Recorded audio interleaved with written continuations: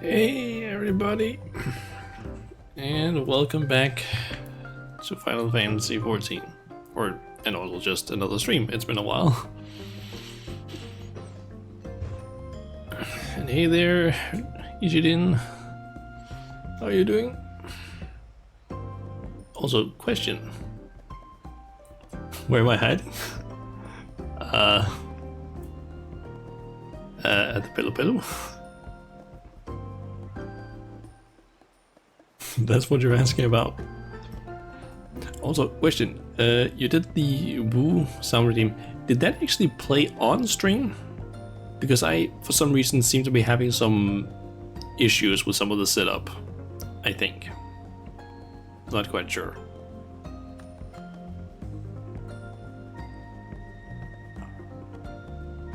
You didn't hear it? Okay. Because I have changed a little bit of the, as you can see, I changed up the,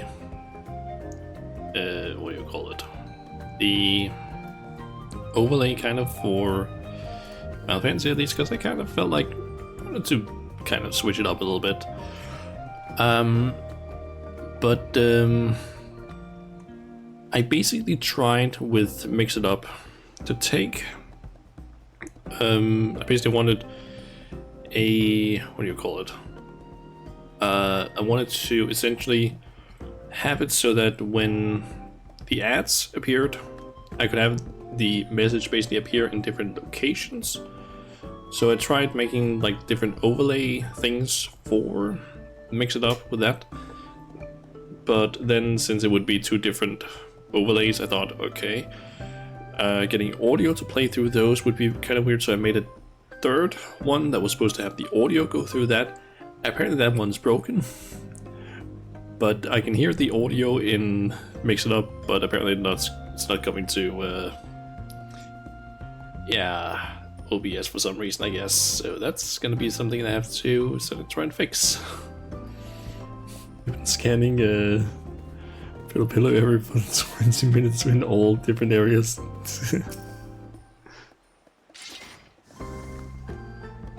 But yeah, Fabo, apparently the audio redeems are kind of broken right now. And I don't really know how to fix them exactly.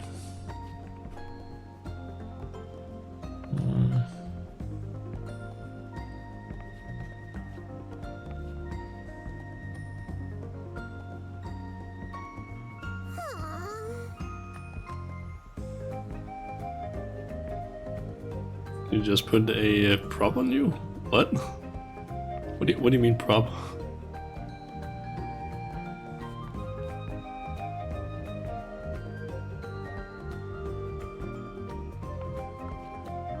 I don't think I put a prop or anything like that.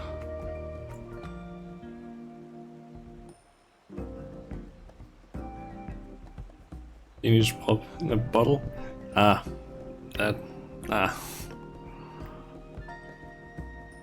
Ooh, I see that Ishin has gotten some of the relic weapons. But yeah, finally got my new PC here like almost 2 weeks ago. Shall not parts that heavy. I mean, I do want the audio stuff to work, but apparently that's broken. I'm gonna have to like maybe look up a tutorial or something like that on how to like set up like multiple channel things for like Mix It Up, I guess.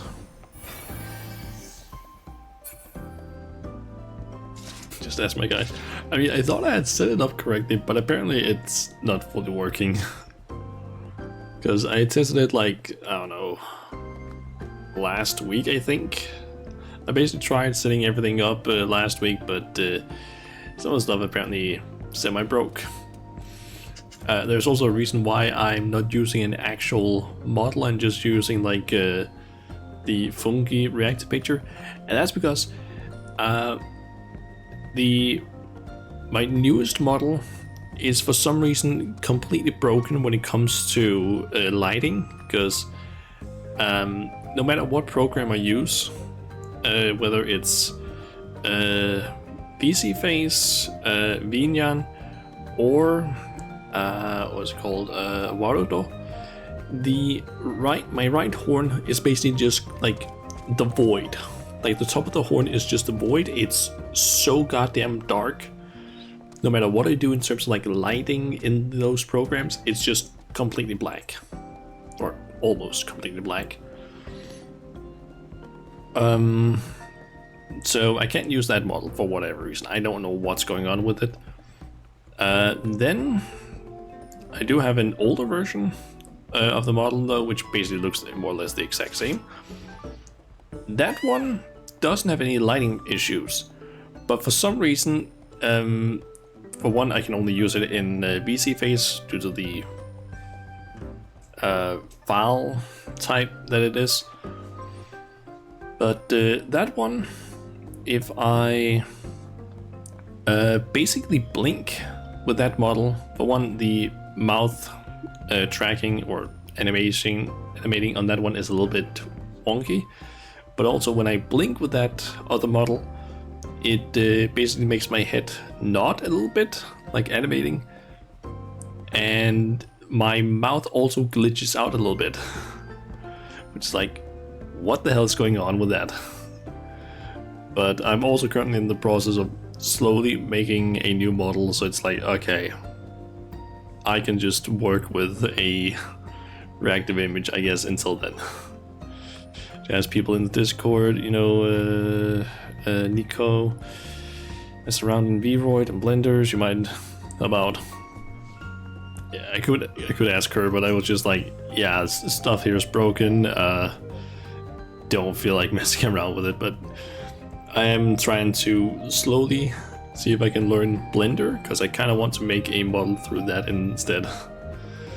Because I feel I have seen that it's possible to make a whole lot of like very advanced stuff in Vroid.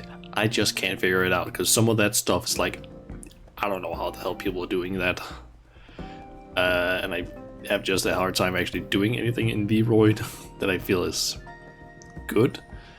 So I'm thinking I can maybe do it a bit better in Blender. The problem is just Blender is confusing as shit. So I'm thinking of maybe trying to just make like a, I don't know, slightly simple, scuffed version of my model, and then work on from there. In the same area, but you learned a lot from Bolkit in his tutorials. Well, advanced Vroid is just Blender again, yeah. It's just, I have seen that there is, like, you can do a lot of stuff with just Vroid apparently, but you need to really know what the hell you're doing with, like, all of the slider stuff, which I can't figure out what is, like, how to actually make certain things look correct, because I feel like some things are just missing sliders. Like, for example, if you want to make an actual, like, let's say slightly muscular or something body in basically just not look like a straight up like twink, I guess, in with Vroid, you need to apparently pull in some, like, set certain sliders to, I don't know, like -1000 or something like that, and I can't figure out how to do that. Not your words, mate. I mean, I wouldn't say that I'm like a big muscular guy, but it's like I'm also not like a thin twink.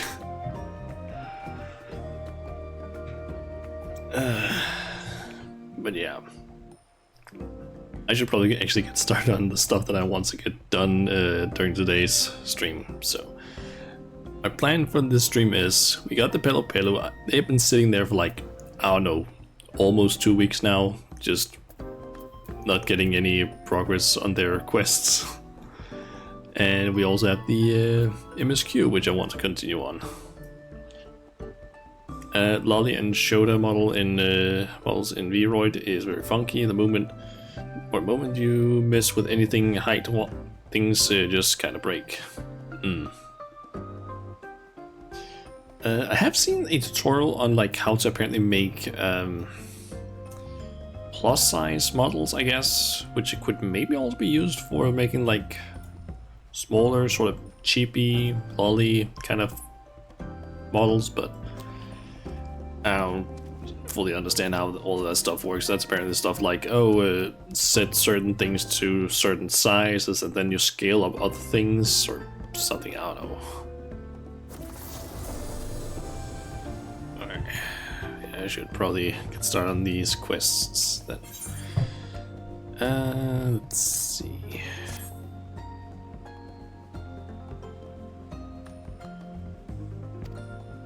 Oh, shit. Damn it, apparently I can't get... Did I break a keybind or something? Because the voice, text-to-speech stuff isn't working now, damn it.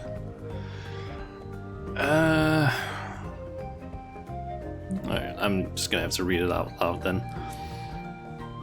Oh, Shanna, you have a wonderful habit of appearing exactly when I need you. Got a problem on my hands.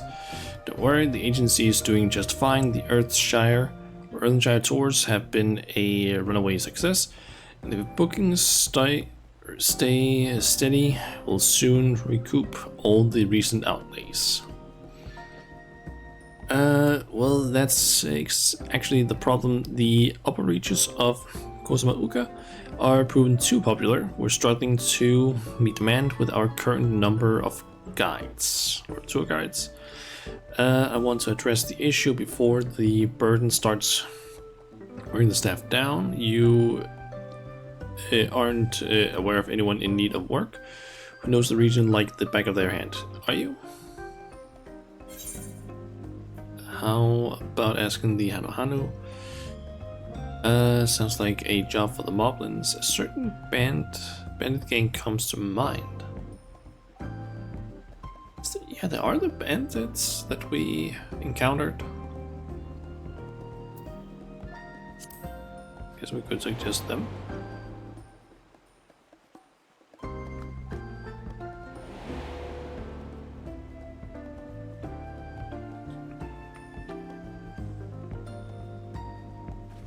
Don't mean the bandits who kidnapped the Dawn servant Wuklamat during the Rite of Succession.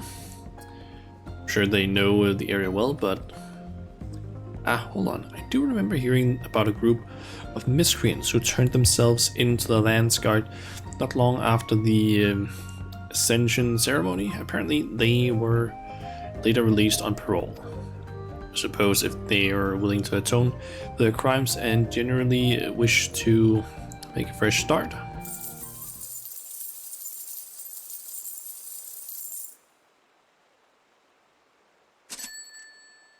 In Agabus, or Abacus, is clanging away. It says we should speak with them at the least, or at the very least.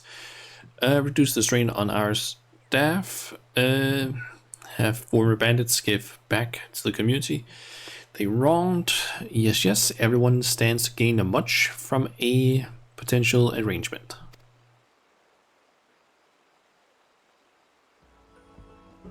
You'll be willing to help track down these bandits? I knew I could count on you. Let's head to Many Fires and see what we can glean from the locals.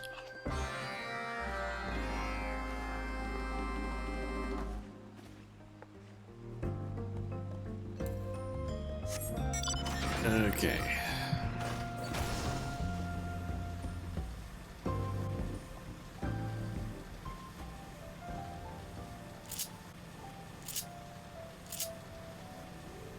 I forget what the damn keybind was, or is that keybind just broken now?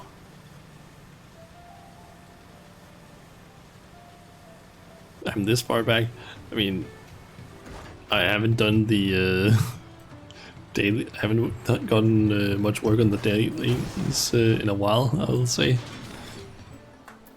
Alright, give me a second. I need to quickly deal with some settings here. Getting this stuff to work. Hope.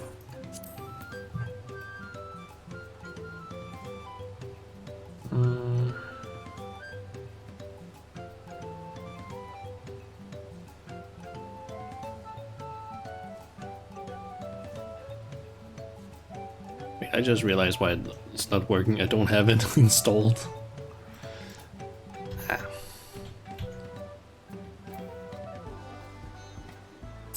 That makes a lot more sense then.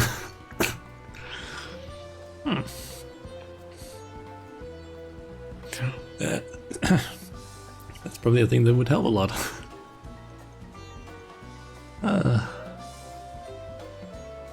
Let's see. Where's the keybind stuff? Keybinds. There we go.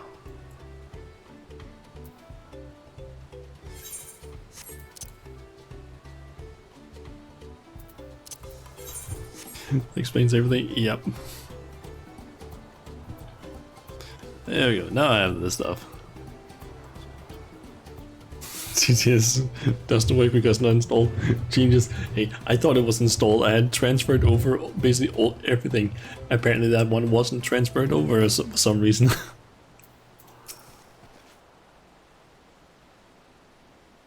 Has Mobby heard wind talk of bandits? I'm afraid not. These parts have been peaceful of late. Plenty of time to fish. I've got to switch over to the scene. There we go. Although I catch a scrawny fisher in the woods not far from Deceiver's Mantle. A Tonawada with crazy hair as bright as jingly shine. I wonder who he was. Transfer these nuts, my guy. I mean, I am sitting here eating almonds on the side, so...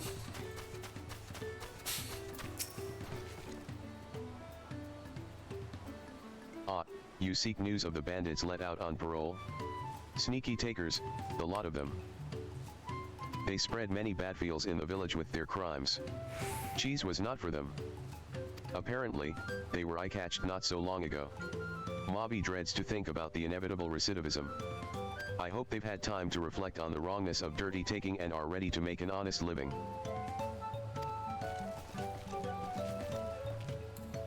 Okay, so it's the last one. I'm guessing we're gonna go and see that fisher that was talked about.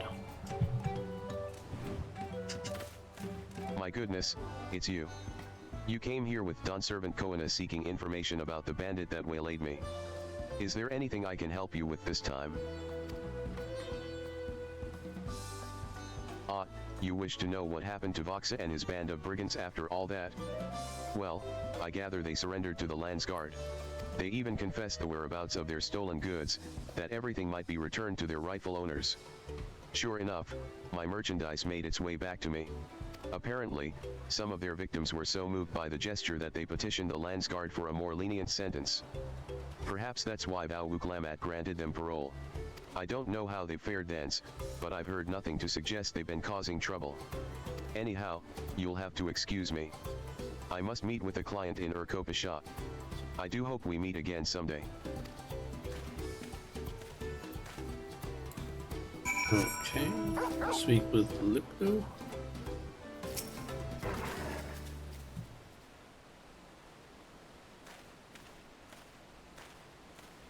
Any news of our bandits?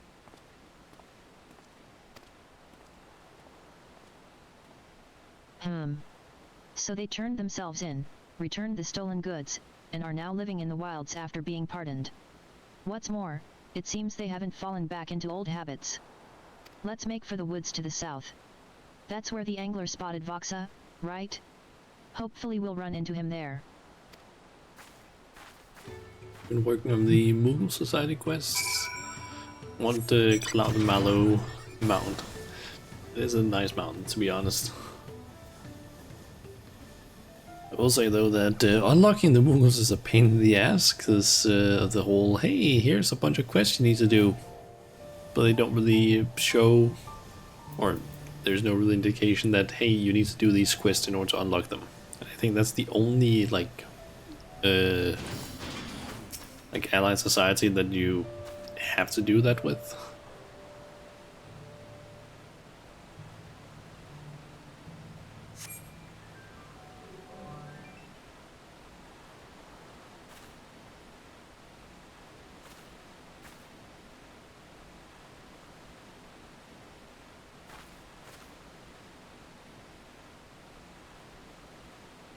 Kind of same with the Namasu. Oh yeah, I guess they do also have something along those lines. But it's not very common that like, any of them have that sort of Starting thing. to think I'm not cut out for fishing, and a man can't live off scrounging berries forever. What to do?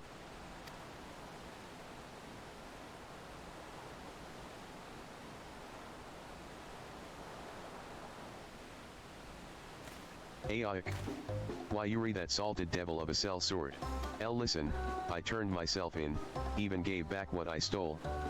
Put that life behind me for good. What more could you possibly want from me? Right, this part.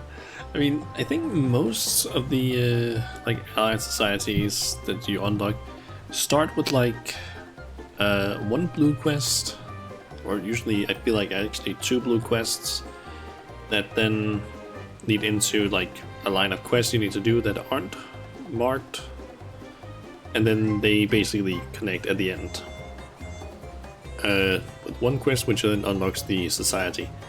Although sometimes I think they actually change those lead-up quests to blue quests, but I feel like I think the Mughals are one of the only ones that have it be only yellow quests all the way up. But I could be wrong though. It's also just a shit ton of quests you need to do compared to any of the others, I feel like. I have a proposition for you. I came to personally ensure that you got what you deserve. Oh, I don't want anything from you. Let's go with that. You're Voxa, yes? My name's Liplu, and I have an exciting business proposal for you. I'll get straight to the point. If you're serious about keeping to the straight and narrow, and making amends for your past crimes, perhaps you'd like to work with us, at the Turali Travel Agency. Work for you? Ha, I see your scheme. Plotting to haul me off to the mines under the guise of employment, aren't you? Curse you black hearts. I ate dirt to survive after I escaped. I won't set foot inside another mine while there's still breath in my lungs. Wait.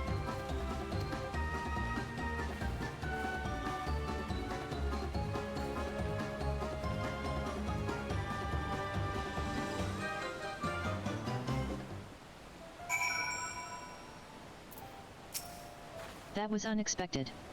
And all that talk of mines. He seemed genuinely traumatized. Shauna, I want to find out what happened to him. Hopefully, that way, we can clear up this misunderstanding and have a proper discussion. I hate to ask, but could you find Voxa and bring him back here?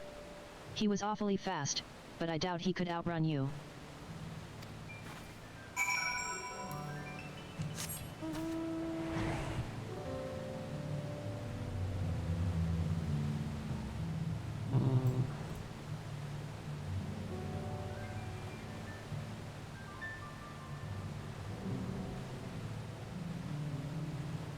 You have reached honored with the Mughals. Nice. I don't care how fast they are. They'll never find me here. What? How? Unbelievable. I ran full pelt, and yet... what's the use? Listen, I know what we did was inexcusable, but after it came to a head, we made an oath to never walk that path again. I won't bother another soul, I'll live out my days on the fringes. Please, just leave me be. You're saying this is all a misunderstanding? Well, it's clear there's no escaping you regardless. Fine, I'll hear her out, and put my fate in your hands.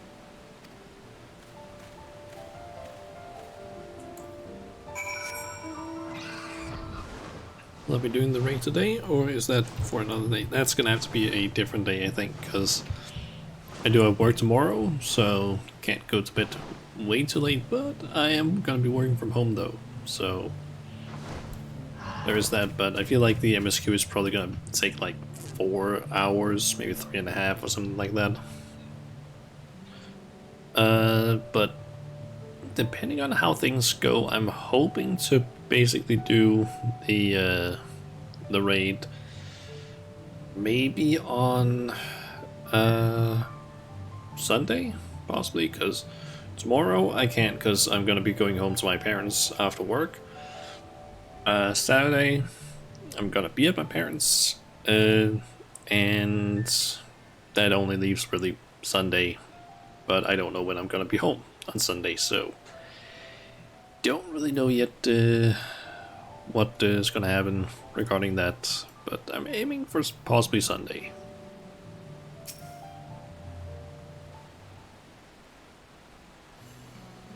I apologize if we frightened you, Voxa. That wasn't our intention. Are you willing to tell us why you fled?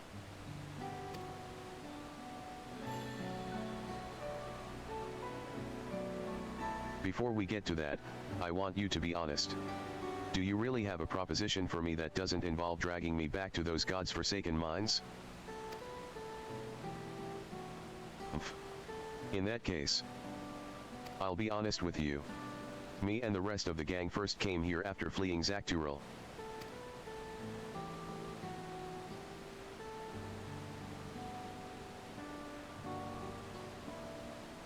I'm sure I don't need to tell you, but Chiloani's been a hotbed of development since they found blue gold beneath the plains. Among the folk that got their hands on a drilling permit, there were more than a few looking to get rich quick.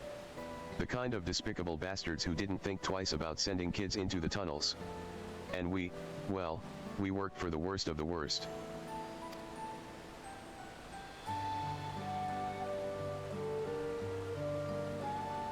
Day after day, toiling and wasting away. Till we died or escaped, we eventually realized. So we smuggled ourselves out in empty ceruleum barrels. You can imagine what happened next. That vitriol of a foreman tried to hunt us down, so we fled to Kozamauka and took to banditry, as much to conceal our identities as to make ends meet. Right or wrong be damned, we would survive. But, when we heard that Don Servant Wuklamat spoke of our plight during the Ascension ceremony, we decided to turn ourselves in. After a time, she showed us mercy and gave us a pardon. Even so, there's still that fear of what might happen if the foreman or his lackeys were to find us.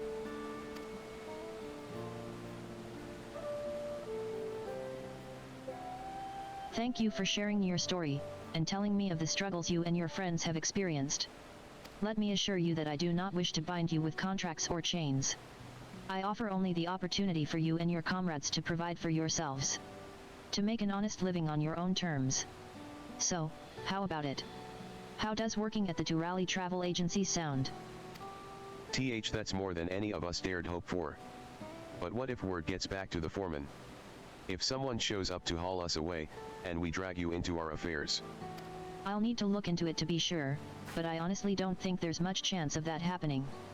Thanks to the efforts of the Dust Watch and the Daybreakers, Chiloani's no longer the lawless place it used to be. Besides, I've been working on a plan to help reintegrate former outlaws into society. I'll be sounding out the wing of reflection to see if they can support the initiative. I'm sure the new Dawn servants will give their blessing.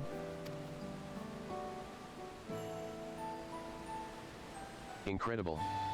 But, you know, it feels like we should be begging you for the opportunity. We burned so many bridges. I'll make damn sure you don't regret this. That said, what exactly are we supposed to do for you? About all we're good for is manual labor and pathfinding. Though I do also know my way around a cook fire after feeding miners for all those years. This wasn't part of the plan, per se, but I think your culinary skills might come in handy. A restaurant on site could be a real earner. As for your comrades, we've been looking for individuals with an intimate knowledge of upstream Kozamauka who are also capable of handling themselves. My plan was to employ them as guides turned protectors after a thorough assessment and proper training. I'd say it's about time we got back and continued preparations. Voxa can meet us back at the agency in Doc Poga once he contacts his friends.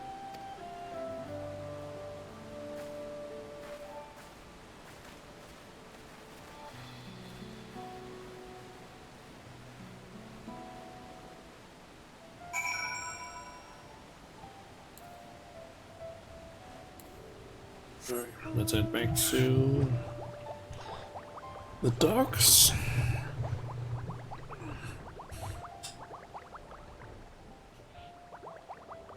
I gotta be honest, this new PC is really nice in terms of like loading times and so on.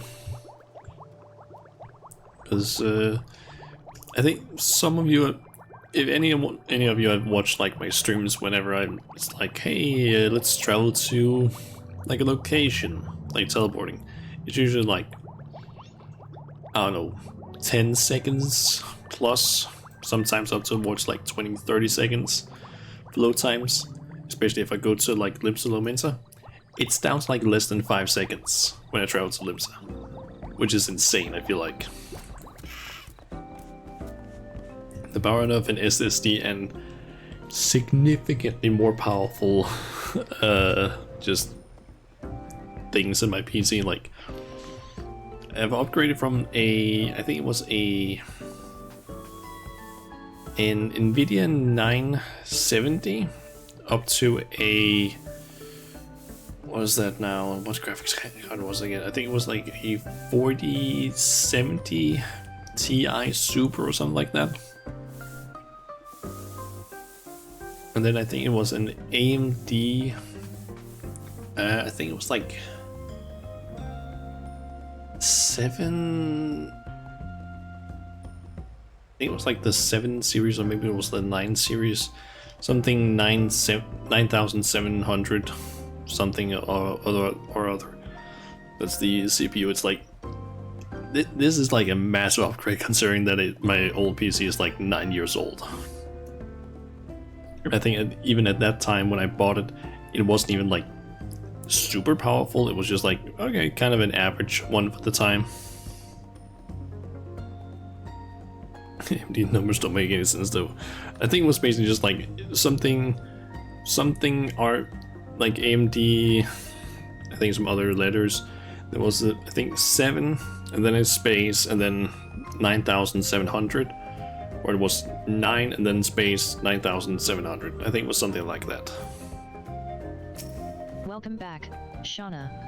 I reached out to the Wing of Reflection, and it was just as I thought. It seems Vox's fears were unfounded. The situation in the Cerulean fields has changed dramatically in the past few years. Groups like the Daybreakers have put an end to the practice of child labor, and the Dust Watch have all but stamped out the violent duels that used to be so common. As for the company you and your comrades worked for, they have long since been shut down by the Daybreakers. For its part, the Wing of Reflection is committed to the restoration and preservation of law and order in Chiloani. Any new unscrupulous drilling operations are swiftly dealt with. You needn't worry about anyone coming after you. Thank the heavens for that. In that case, we can commit to doing our part and repaying our debts. We've decided to set aside some of our earnings and repay folk for all the hurt we caused, you see. Wonderful. Simply wonderful. It's a pleasure to have you on board. Like, their newest best CPUs are part of the 9 series, but the highest number of series, or best ones are 7, highest number of series is 9. That makes no sense. Like, why is the better newer ones of a lower series number? That doesn't make sense to me.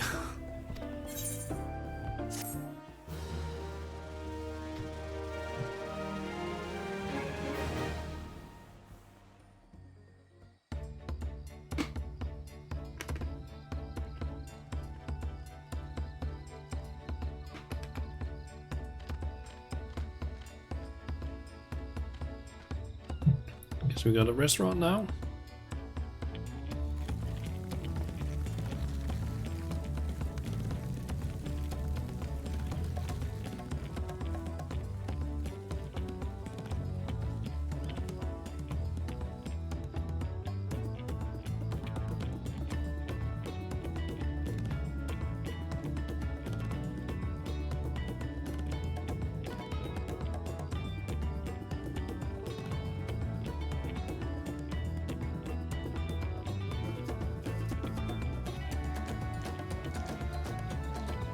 Thanks to the efforts of Liplu and her special advisor, Voxa, and his comrades have agreed to join the Durali Travel Agency. With this influx of new recruits, the shortage of staff that had threatened to curtail expansion into Earthenshire has been resolved. While his former crewmates begin their training as guides, Voxa himself will be devising a menu of delicious local dishes as head chef of the agency's brand new eatery. Be sure to assist him and his crew of former brigands on their road to rehabilitation.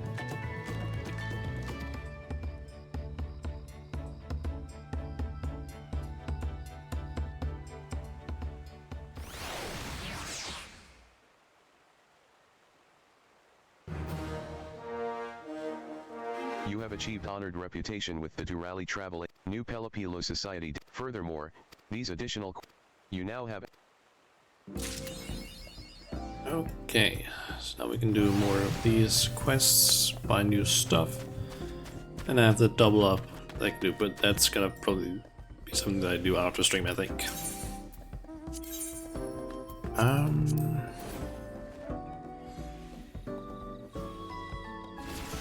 Ooh, mail pack. Guess that's the new thing.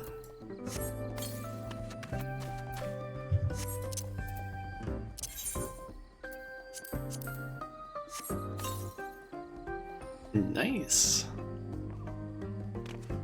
I still kind of wish that we could equip some of these things, like I understand the umbrellas that they're like, you can't really do a whole lot of stuff while you're holding those, but like the wings / back items, I kind of wish that you could have like that equipped and still just do stuff. Like just walk around, just have them like as accessories, kind of like with the face wear stuff. Like have like a back slot or something like that here. That would be nice. I guess they really want to get rid of the 9 series ones, but they don't sell because the older 9 or older 7s are way cheaper for 5 to 10 or 10 to 15% less power. Okay, it's basically just that. Hey, these like the 7 series are basically cheaper, and you only lose like a little bit of power compared to the 9 series. Makes sense.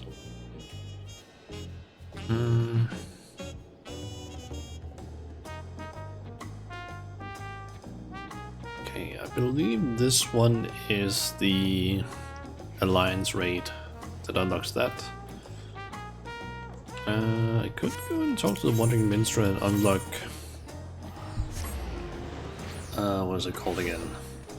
The extreme version of,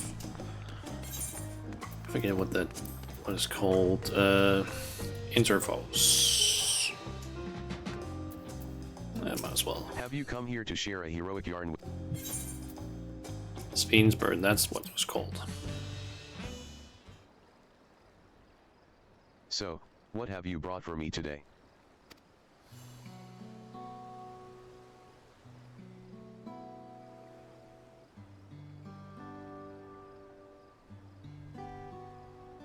The trials and tribulations of Queen Sphene, who was confronted with many a difficult decision as she sought to protect the citizens of her nation, Alexandria. In that realm, people regard souls as merely a resource. And when they die, the ether of their memories is used to create the endless simulacra of the departed that can only be sustained with life force harvested from the living. Being so very different from what we know, such a way of life is difficult for us to accept. Indeed, it seemed only inevitable that you should come into conflict with Sphene.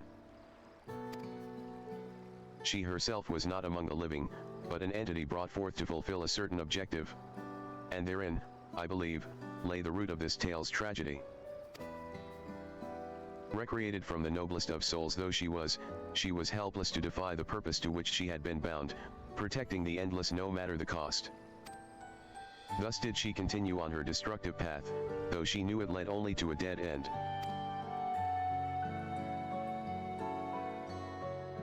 A question if you may, my friend. Deep in your heart, do you believe that the Sphene whom you met was alive? She was alive in her own way. Though she was many things, she wasn't alive. Not sure. I'm actually not sure, fully, because She was basically just a, like, kind of an, I don't know, AI to an extent, like the memories of Sveen, like the actual Sveen, but she seemed alive at least. Kind of. Look at what, I'm not sure.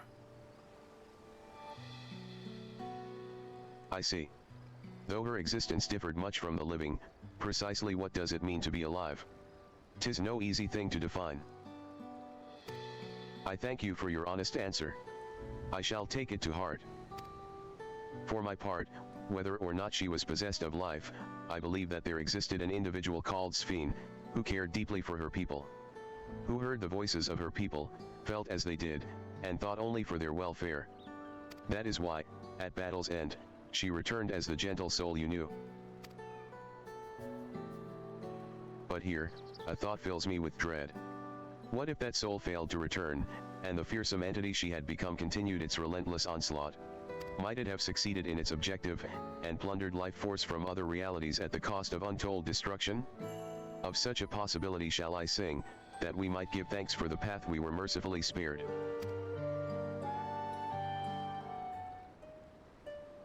By golden light 2 rulers walked their paths in conflict, lying one bound to slay, one sworn to save, they forged ahead untiring. The rise of departed days endure as fate and fetters for keepers staunch, a blessed warmth oblivion for the breakers. The text to speech does not work for this. Okay, Sveen's burden has been undocked.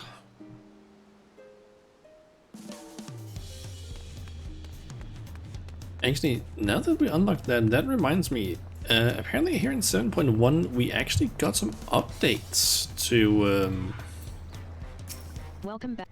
to some of the cutscenes. Certainly. Kind of want to see, do we have unending journey over here? Oh wait, it's on the other side. I'm also unsure if I actually have access to that cutscene from here even.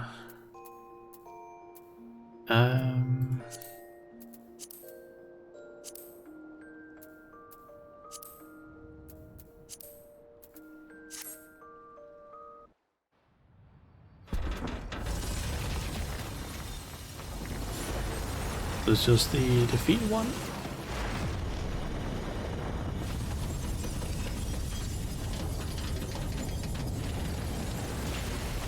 Yep. Is that cutscene not available through this?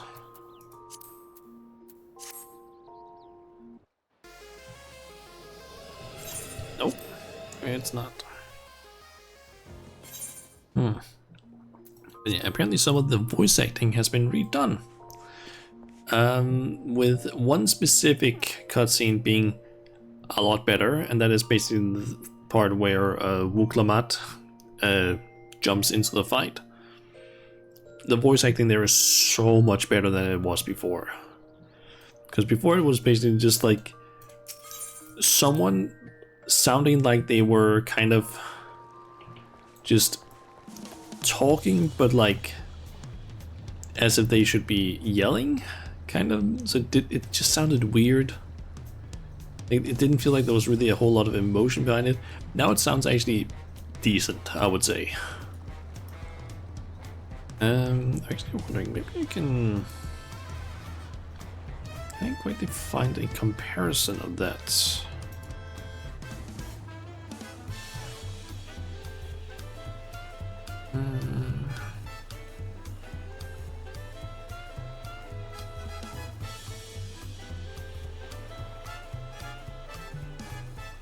I think I have one here that works.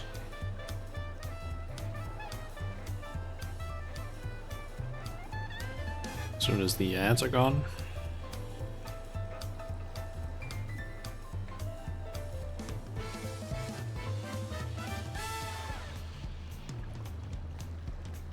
Okay, yes. It's big. Properties.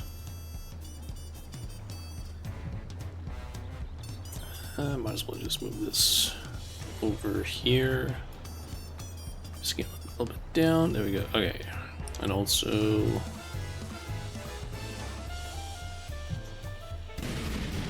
Is this... turn that down a little bit. And this is basically the a rift in voice reality? acting before. She must control the power? Sting! Listen to me! Like, there's no real emotion there. Also, let me just... kind of forgot about that. I understand. I do. And I know that you won't be swayed from your course. But if there's truly no other way to resolve this, then face me. Not as a machine, but as the real you. And you can probably hear that there's not a whole lot of emotion behind it, it feels like.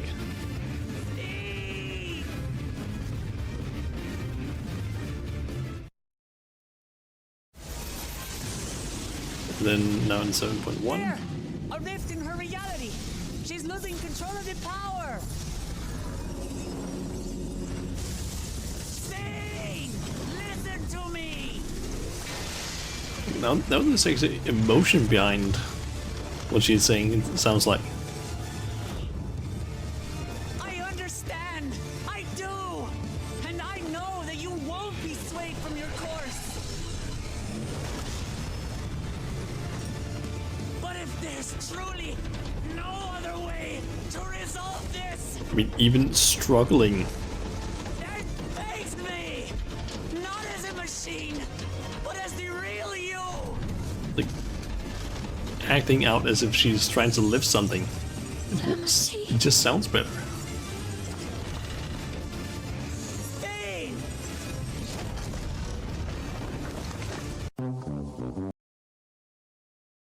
But yeah, it just sounds better. Significantly better than it did before. Which granted, some of the voice acting was pretty good before for some of the other languages. Like the German voice acting, holy shit. Like there's one scene when Soralja basically does the whole attack on the city. When I think it's when Bakul Jaja. Oh wait,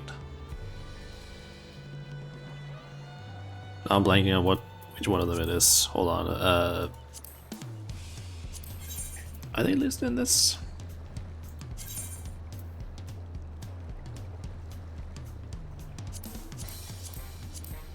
Nope. Shit, I can't remember. Is it Bakul Jaja is the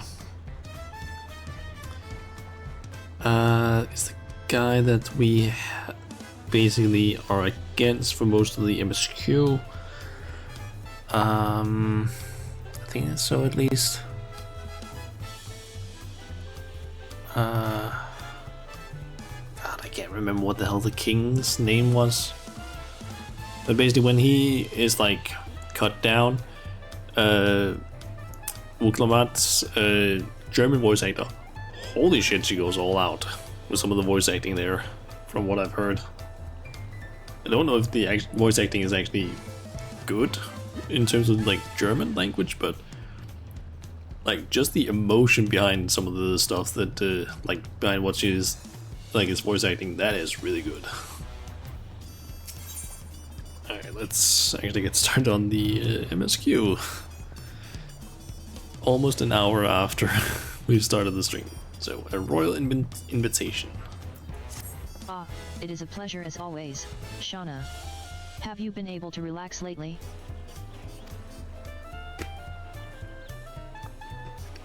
Wonderful. As busy as you have been, with the right of succession among other things, you deserve an opportunity to experience Tulialal at a more leisurely pace. Sampling the tacos at Spalya of Tai is one such way to do so. They're made the traditional way and laden with fillings, and are absolutely sublime. If you have an empty stomach, the owner, XIV, will look after you.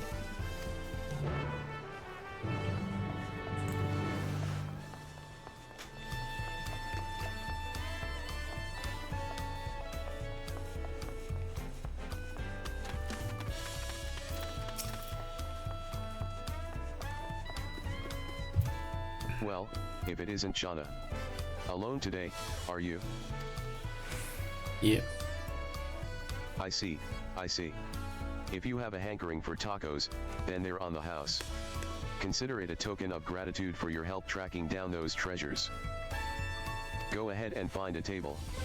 I'll bring you your meal as soon as it's ready. Wait, tracking down those treasures is this supposed to be referring to having done role quests? Because I've only done one of them so far. Finding getting tacos, bro. I guess we can hope so. Also, let's see, the ads are about to start here in like 4.5 minutes. I'm just gonna snooze those for now. It's gonna give us 9 minutes.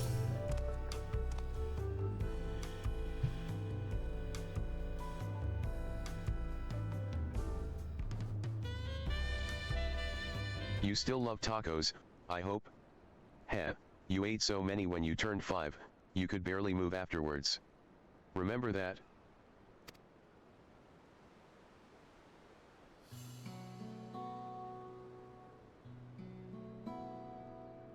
No, not really. That was 30 years ago for me. Right. Sorry, it's still strange for me too. Just the other day you were a little boy, clinging to your mother's skirt as you set off for Ysulani, and now you're a man grown with a face full of hair. Even so, I knew you were my son the instant I saw you. We're still family, and you can always rely on me. Oh, people from the Heritage found, and I guess Lucian 9 have started basically going back here, I guess. Relying. That feels like the only thing I'm doing right now. On you and everyone else. I can't even start a fire without assistance at my new job. Back in Alexandria, we had elect rope. If I needed fire, all I had to do was press a button. Everything was at our fingertips. But here, I'm helpless. A culinarian who can't even light the stove. The way the others in the kitchen stared at me. Gods, I'd never felt so embarrassed. I'm sorry to hear that. I'd been told the tales, but it seems life is really different within the dome. My wife and children, I was thinking I'd have them join me once things had settled, but at this rate. I say you send for them. If they're your family, then they're mine too. I'll do whatever's necessary to make it work.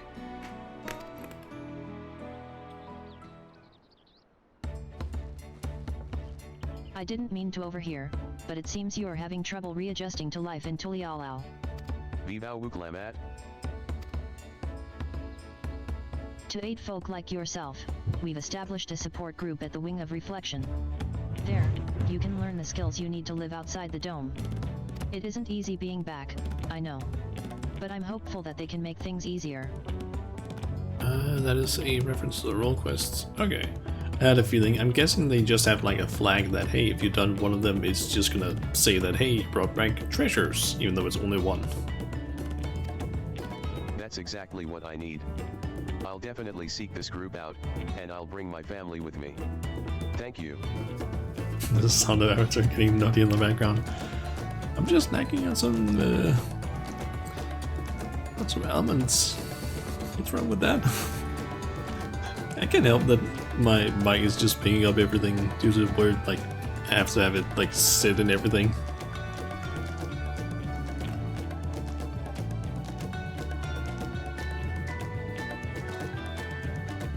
Oh, look who it is. I was just about to go and find you, Shauna. You don't mind the company, I hope? I could use a bite to eat myself.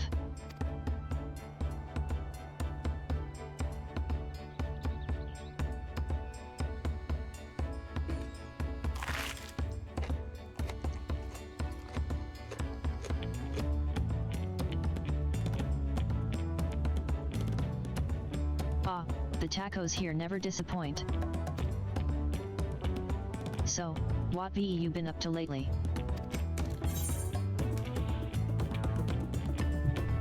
Okay, I have a lot of options. Damn. I've been exploring Toral with my trusty alpaca. I've been catching up on sleep. I've been helping out around Wachumeki Meki. I've been working to recover some of the stolen artifacts. I've been making a name for myself at the Arcadion. I mean, everything is true. Let's go with Arcadion.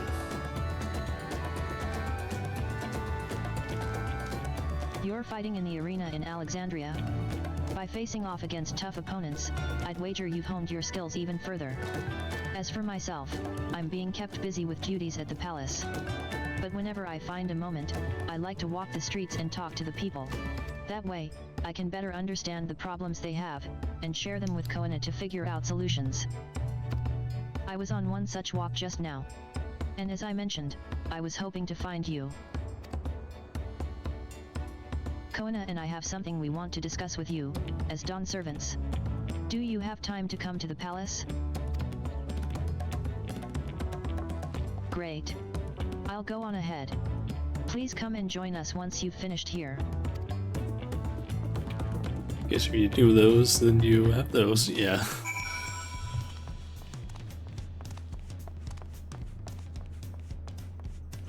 So, let's see. Our talk with the lens guard there. Let's see. Let's teleport up here and let's see. The ads are gonna start here in like 3.5 minutes, but I'm thinking I can just start them right now and then don't have to like try and find a way to spend 3 minutes. I'm just gonna start those ads and then we'll continue. Okay, and it's gonna actually start. Oh, there we go. As you say. I mean, you shouldn't be getting any ads, I guess, because you have turbo.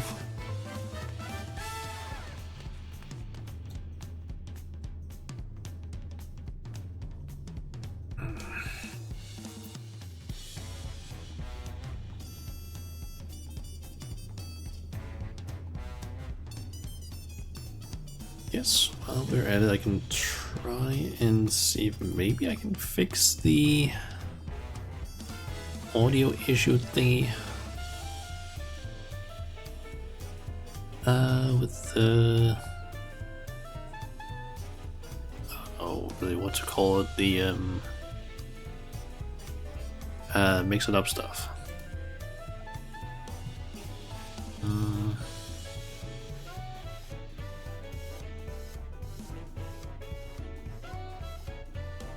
Yeah, it's playing a very dark. It's very dark. Yeah, I know. Let me try something here. Where's that thing again? Overlay languages. There it is.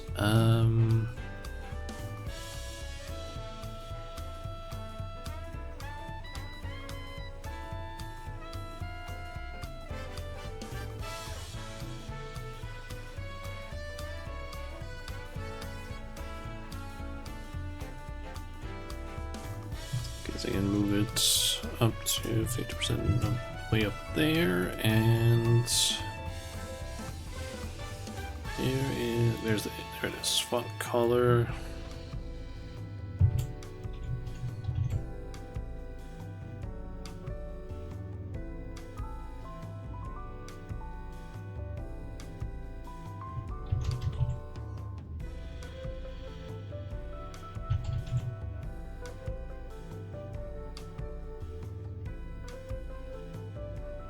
There you go. Bright red. I mean, I can.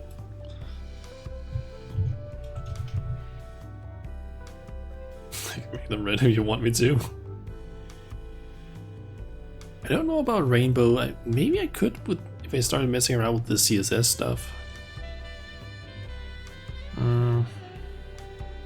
I don't really if I want to start messing with that right now. I think I'll stick with white for now.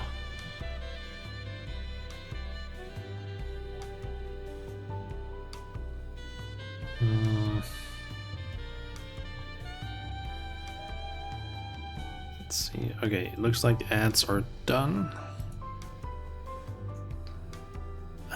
I'm still not entirely sure how I would actually make like audio work necessarily.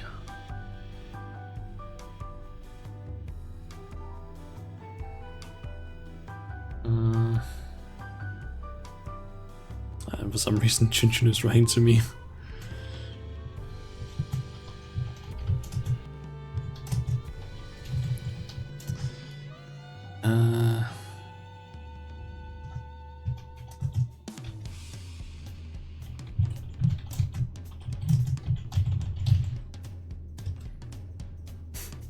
Chinchin is basically just asking me why I'm not using my actual tracking and such. That's right, but like, yeah, it's because my models are fucked for some reason.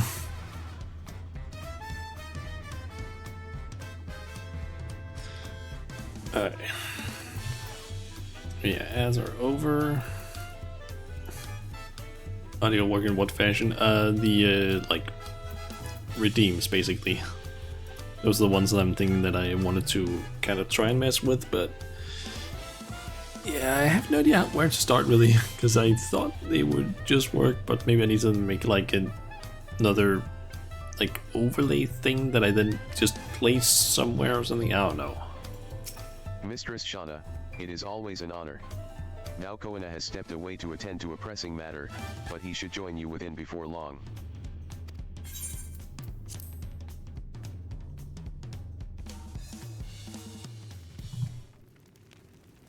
Assuming voiced cutscenes.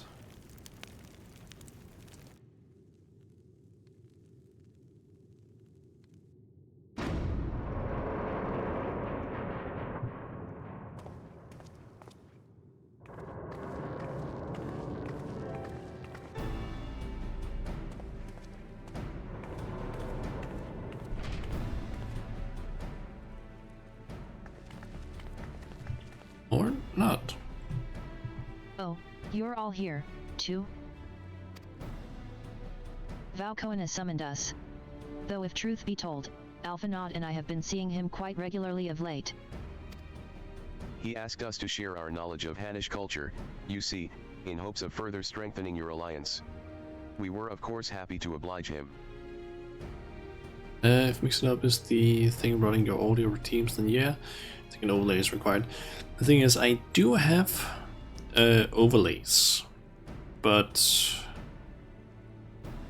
I think I have like 2 overlays. One for when I basically have a game on, like screen, like one for game overlay, and one for when there's no game overlays. But I thought I had set it up correctly with like the audio stuff as well, because I basically use a lot of like nested scenes. And I have one for audio, but I don't have an overlay set or made for that specifically, but I also can't seemingly with the redeems target an overlay that I want to send it to. So I'm a little unsure how exactly that whole thing works, but I'm gonna probably have to just like search a little bit on Google, maybe after the stream, or maybe ask Fireball. Kryl and I were likewise summoned. Otherwise we've been carrying on with our work, compiling information on the Golden City. My grandfather embarked on his investigation 20 years ago. With our report, we shall finish what he started.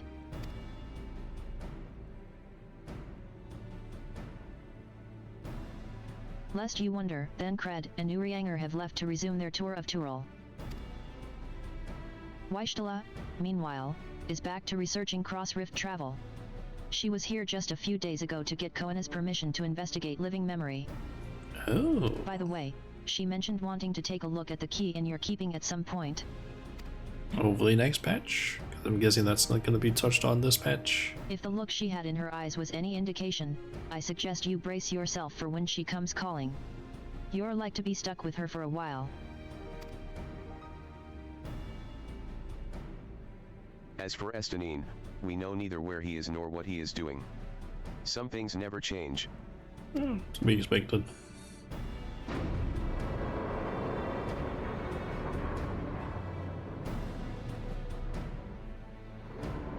There's the Nian. Nope. I was kind of expecting him to just show up like, oh, he's also been summoned. My apologies for the delay.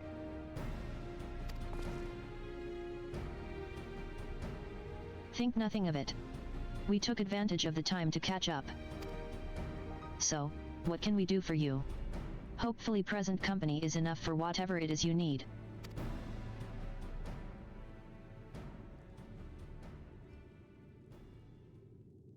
The matter for which I have summoned you pertains to Alexandria.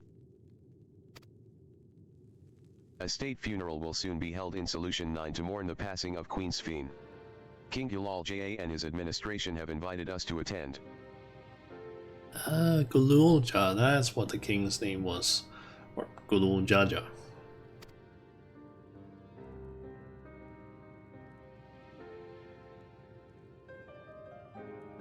While certain issues remain unresolved between our nations, such as the treatment of Ysulani, I see no reason not to attend. For generations, the Alexandrians lived without even the awareness of death. I wouldn't have expected them to have funeral rites still. Apparently, the members of Oblivion unearthed records of ceremonies that were conducted in the Alexandria of old. It was they who put forth the proposal that the queen be thus honored. Leave it to that lot to think of such things. The people of Alexandria no longer forget the departed. They're being confronted with the idea of death for the first time. I suspect our friends wanted to do something for them. Missed the way TTS pronounces the name. Yeah. Apparently, you do have some up. Though Sphene was but a simulacrum, she was nonetheless a pillar for her people. The pain of her passing must run deep. I have been told that there are some better options, possibly for the text-to-speech, which actually use like somewhat better voices.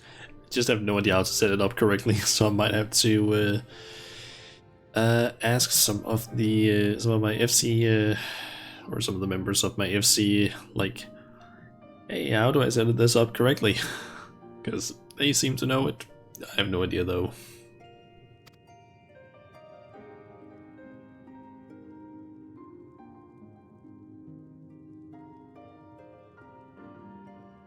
Indeed. A funeral will give Alexandrians the chance to come together to express their grief, that they might overcome it. I wasn't sure at first, but I've decided to go. Not only to be there for Gulal Ja, but to put this chapter behind us.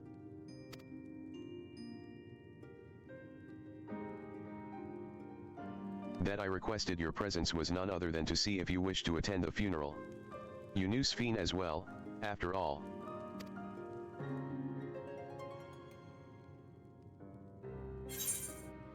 I think I should go too. Sometimes I wonder if there wasn't another way. It would be inappropriate. I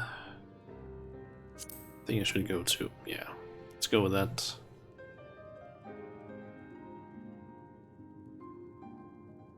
Because you consider yourself responsible for her demise, I take it. But that's not a burden you bear alone. Here's my idea. As vow, I'll attend the funeral as a representative of Tulialal. Meanwhile, you can go in a personal capacity, and watch over the people as they mourn.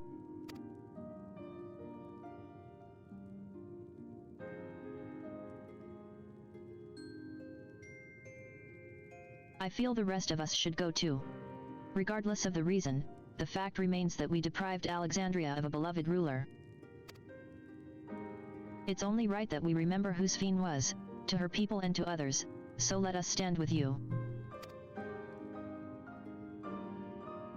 Then it's decided. Let's head to Solution 9 and look for Gulal JA in the back room.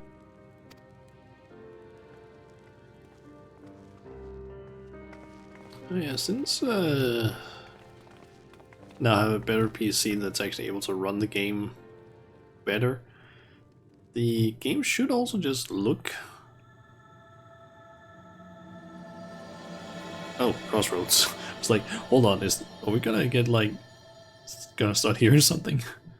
But yeah, the game should look better as well, since I'm now able to run it on like max settings. Like, I'm not even kidding, like, maximum. Isn't time for an echo just yet. I wasn't thinking necessarily echo, but more just like I don't know, what's it really called, like, vision something or other. It basically just sounded like there was, like, the sort of, I don't know, sort of thing that I could hear. Made me think that, oh, are we gonna have like some sort of vision or hear some just random voice thing, but guess not.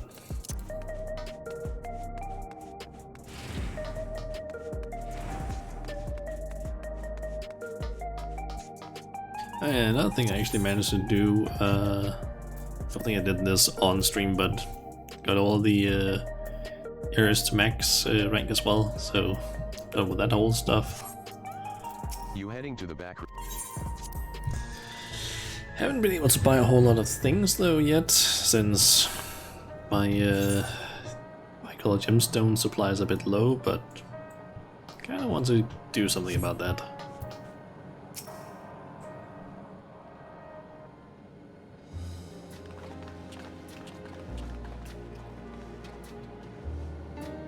You came for the funeral. Of course. I'm the only one who will officially take part, though. The others will watch over the proceedings. So, how have you been? It's been a while since my last visit. I'm good. Shale is always teaching me new things. Recently, I've learned about Everkeep systems and the mechanical soldiers. It's knowledge I'll need to use my authority properly. Studious as always, I see. By way of a treat, I've brought you Gato chocolate. It's a kind of cake. I think you'll like it. Thank you, Lamadiot. And thank you for coming. I've never been to a funeral before, so I feel less nervous having you here. Out of curiosity, what's the custom in Alexandria? In our world, it's common to offer flowers to the departed. It's much the same here according to the records. Flowers will be distributed to all attendees. Considering that all the worlds used to be one, the practice of offering flowers may well share the same ancient origin.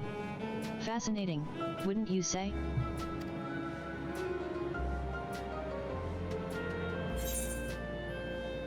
Let's see. I'll just go with money. Oh, good little Jar. Jar has been added. Tral. It looks like it's a lot of stuff. Actually, only 3 things. Xandria mourns. The flowers are being handed out at Praxis Park. I'm thinking of heading over there now. We'll join you. There's a man I would like to speak with, Gossin. He was apparently Sfien's aide, and the one who sent us the invitation. Come on, let's go.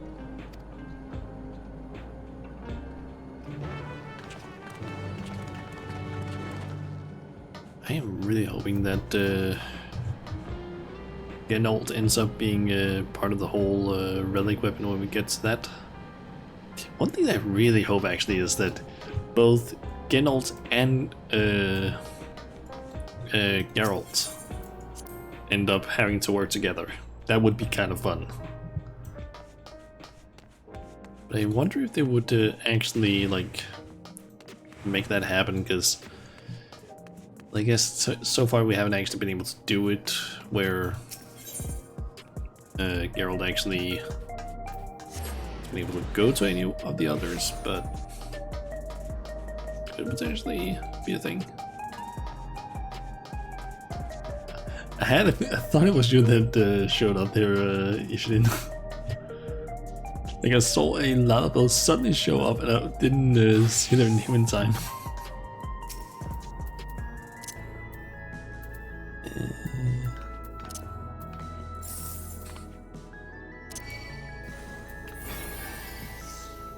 You and Clemency constantly. Alright, let's get our flowers. Why, you're... I'm Val Wuklamat of Tulialau. Thank you for extending us an invitation to Queen Spheen's funeral. We are honored, truly. I had seen you before from a distance, but never had the pleasure. I am Gossin, former chief aide to the Queen. Since her passing, I have been responsible for administering affairs of state. The secret green tank. Can we get our flowers here? Yes, Your Majesty. The flowers are being handed out at the counter yonder, alongside the regulators. What? We need to wear regulators for the funeral? Rest assured they are not a requirement. We're aware your people do not use them. You see, people in the Alexandria of old wore tokens of mourning upon their persons when attending funerals. As such tokens were black, it was suggested that we might wear regulators painted the same color. We've yet to produce enough for everyone, but we're distributing them as we are able. I see. Yet regulator or no, the important thing is that we remember Queen Spheen. Remember her and her kindness as you make an offering of your flower. I will. The proceedings will soon begin in this plaza. Please take your place once you have your flower.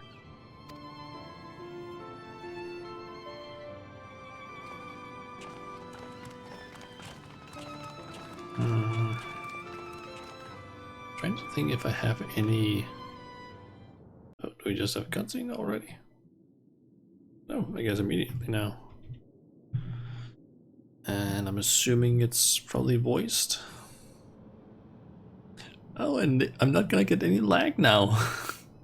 Because my PC can actually handle this. I would assume, at least.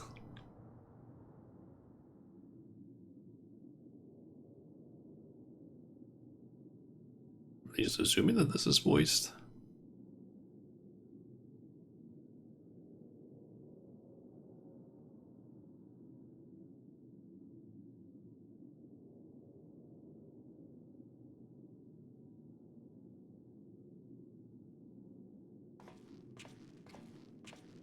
It's really weird when there's like no audio. Very little audio, at least. Although we are gathered here for the same reason, we hail from different lands. Some were born and raised in the Alexandria of old, while others came to us from Tuliolal. It was from this union of diverse peoples that a new Alexandria was born. The only home that our younger generation knows. How did we overcome the barriers between us? What moved us to join hands in common purpose beneath crackling skies? You know the answer. We survived. We thrived because Queen Spheen brought us together.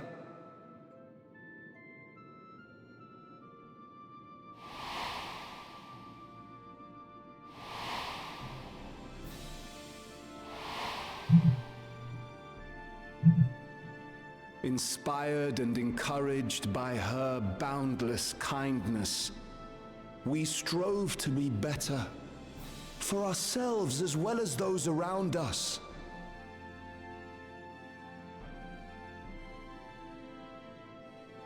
And in Her Majesty's absence, there is a sadness beyond words. Yet we will remember her. remember all the good that she has done for us. So let us pray, as the people of the Old Kingdom once did, for the peaceful repose of the departed. And let us keep our beloved Queen forever in our hearts, that her memory might guide us unto the morrow.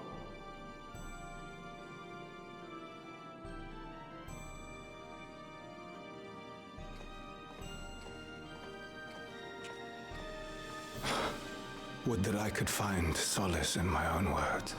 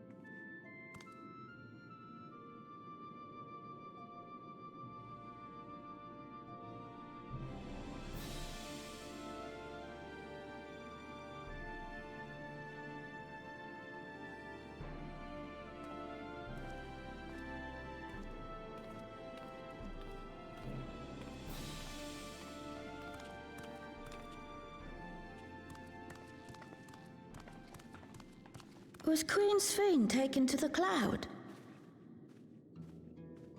She must have been. To still remember her is strange, isn't it, darling? I miss her. She would always cheer me up when I was down. But even though I remember her, I'll never see her again. That doesn't make sense.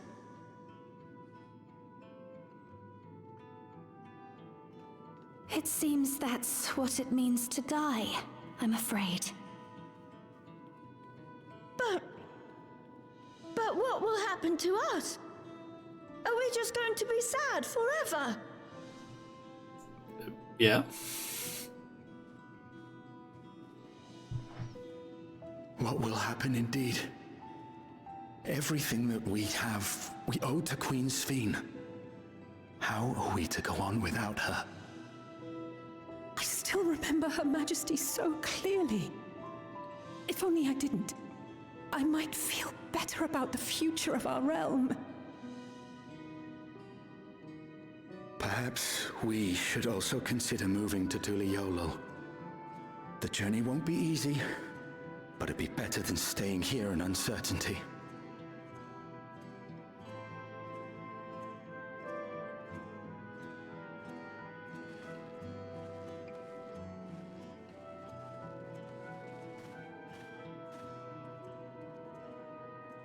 In times like these, I take comfort in the beliefs of a Turali people called the Yokui.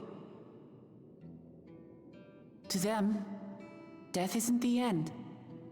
So long as we're remembered, we never truly die. It could be the same for Queen Sphene, you know? If you keep her alive in your hearts, she'll always be with you.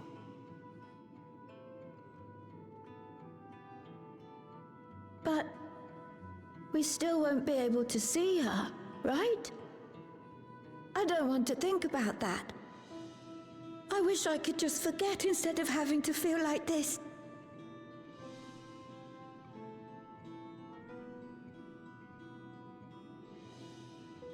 I'm sorry. I didn't mean to impose. Please, mourn your queen however you see fit.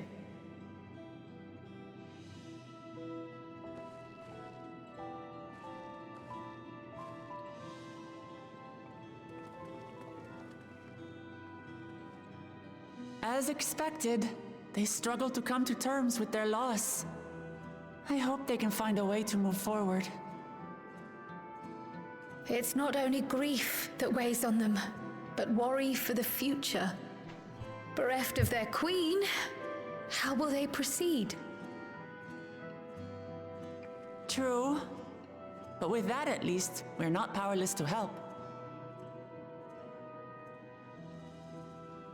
What is it, Guloja? I was wondering, is it better to remember or forget someone when they're dead?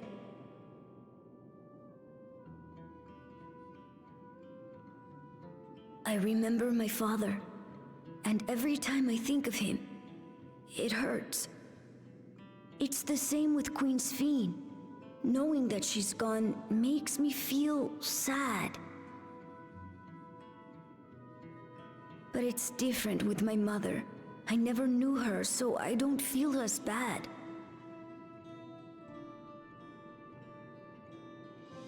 I want to remember my father, but maybe I'd be better off forgetting him. Guloja.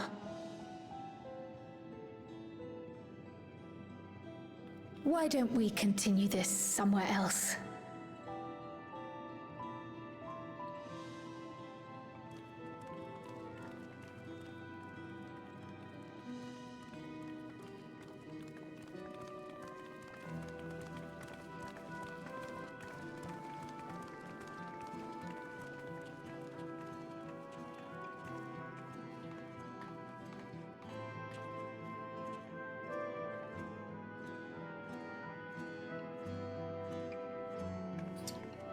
Regularly just gonna do something, or...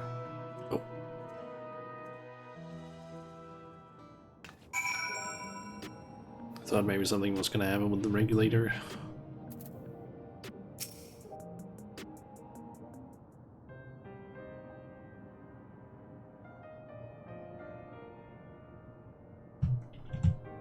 Hey, Gilal J.A. Do you really know nothing at all about your mother? Shale searched the system for information on residents, but the only Mamul JA she found listed were my father and me. Even if she died and was erased from people's memories, she should have been there. But she wasn't. Well, that you're here means she was here too, inside the dome. There can't be any other way about it.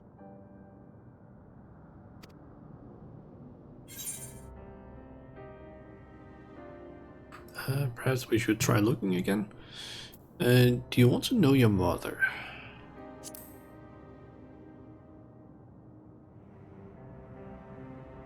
I think so.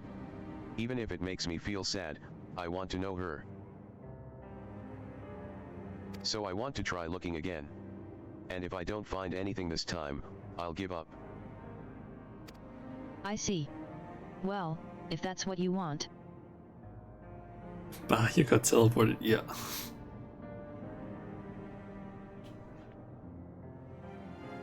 Then I'll help you. I'd like to help as well, and I believe I speak for the others too. I'm guessing you were standing where the cutscene had started and was just waiting for me.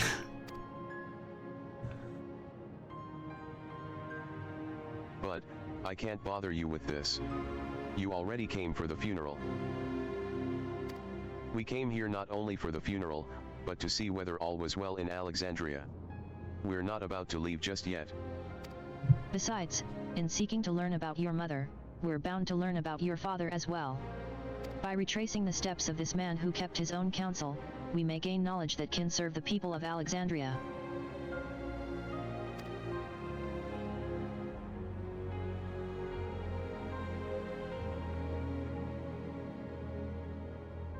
All right. Thank you, everyone.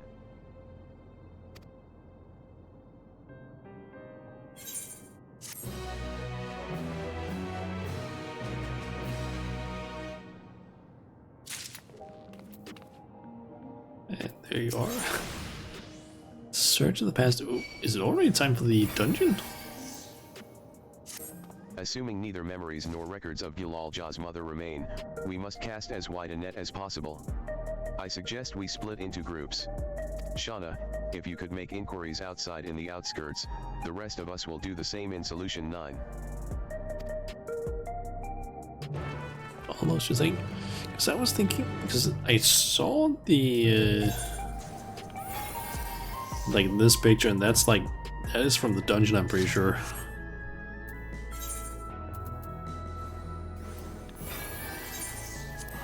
To the outskirts.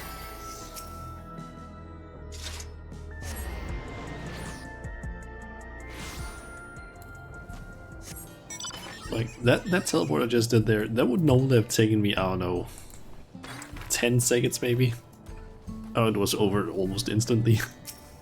Sorry, but I've never heard of a Mamul Ja woman living in these parts, much less one connected to Zoral Ja. You might have better luck talking to the people over at Atonawatan settlement to the north of Everkeep, in a place called Yawayawata.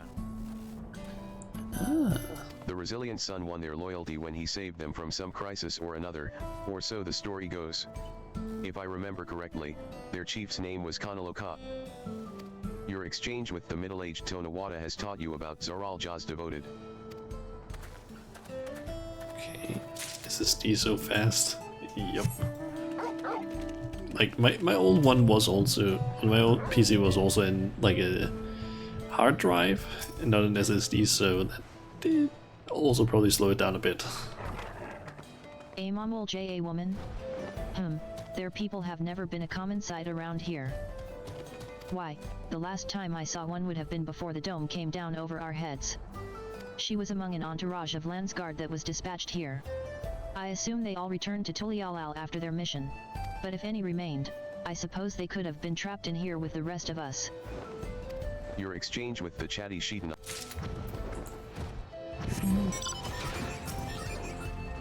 That is the Fate Whipper, isn't it?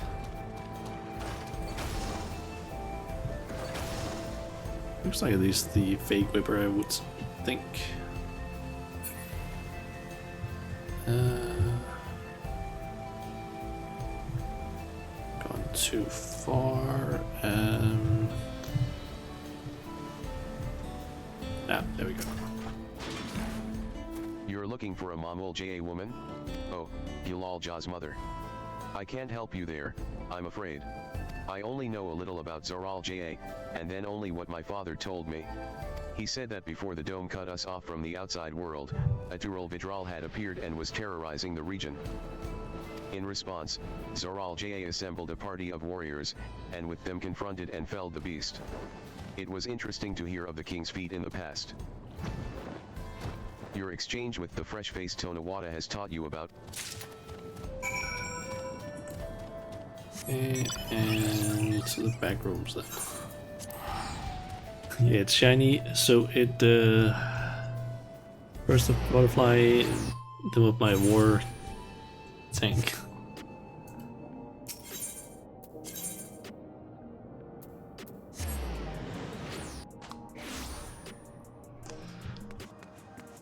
Let's see. To the back rooms. You had... Don't know why it always goes to the no when you have these dialogue boxes. Gilal Ja has told me all. We've previously tried to track down records of his mother, but came up empty-handed. With everyone's help, hopefully we can get somewhere this time.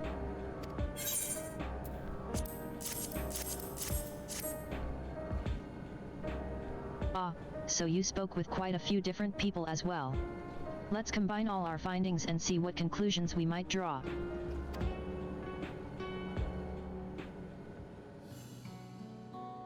So, Zoral Ja brought a retinue of Landsguard to Ysolini, among whom was a female Mamul Ja. His mission was to rid the region of Atural Vidral, and I believe it's safe to say that that was the crisis in Yawayawata he resolved. If some of his troops stuck around for a time, perhaps to assist the villagers with recovery efforts, then they could have indeed gotten trapped in the dome. We also heard stories about the settlement in Yawayawata. People lived there until nearly a decade ago, and Zoral Ja made regular visits. If he required secrecy, a location home to his most loyal followers would be ideal. And if this Mamul Ja woman had remained there, they would have had occasion to come in contact.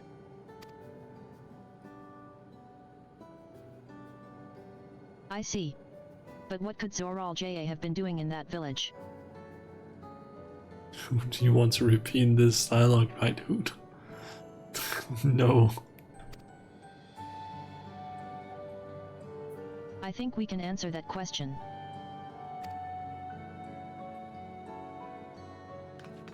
In order to retrace Zoral Ja's steps, Ruha and I spoke with a researcher who worked at Orogenics. He said that, approximately 20 years ago, a number of his colleagues were transferred to a research facility outside Everkeep, per the king's direct order. This is the first I've heard of such a facility. Only Vanguard was believed to have been under the king's jurisdiction. It was apparently being used to develop a new kind of weapon, but I'm afraid that was all we could learn. It's plenty to go on. Even if the work there was classified, any materials and equipment needed would have been manufactured within Everkeep. So if we look into transportation records,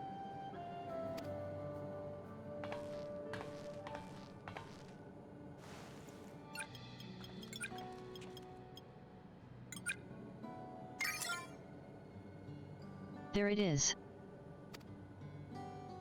The routes are full of detours and attempts at obfuscation, but large deliveries were being made to Yawayawata. Far too large for a mere village. There hasn't been any activity for years, though. It's likely the facility has been decommissioned. Do you think that's where my mother was? We can't say for certain just yet, but I reckon there's a good chance. This is amazing. Even though no one remembers her, you managed to figure all of this out? Each piece of the puzzle may reveal little on its own, but when we put several together, a picture begins to form. And even should memories fade, footprints remain to mark the path of those who walked before. A lesson I learned in another life. So we'll be investigating this secret facility in Yawayawata, then. And this time, I want you to come along, Gilal Ja.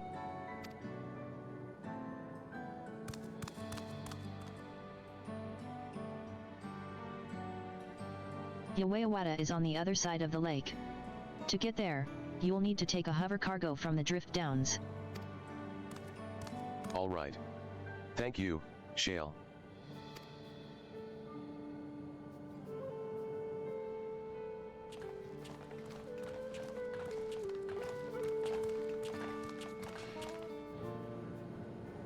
Okay. Drift down, so back here.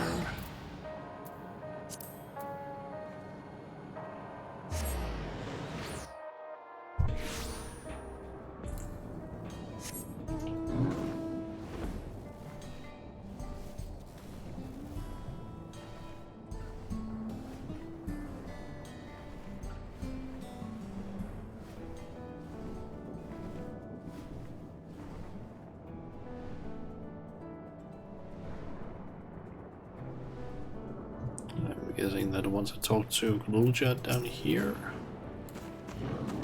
I'll unlock the dungeon, maybe? Maybe we get taken to somewhere, then we unlock it over there. So the Oh, hover no. cargo will take us across the lake.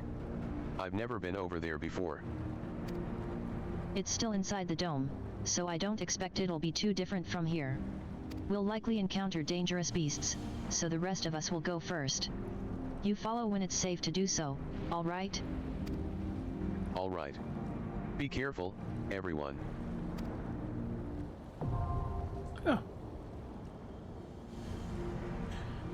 There we go, there's the dungeon.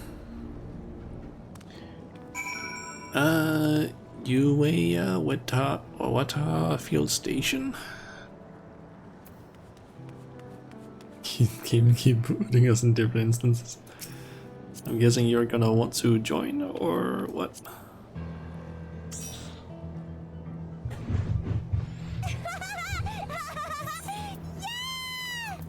Okay, let's see. Weta? Does they have a minimum requirement? Marriage 690. Is that the same as these? Nope, it's actually slightly higher.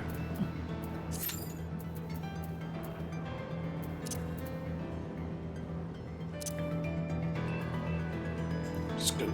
Actually, I think probably maybe we'll figure it out during the dungeon.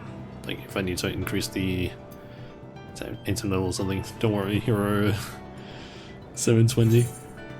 My machine is 707, and I think war is actually slightly higher. Yeah, 709.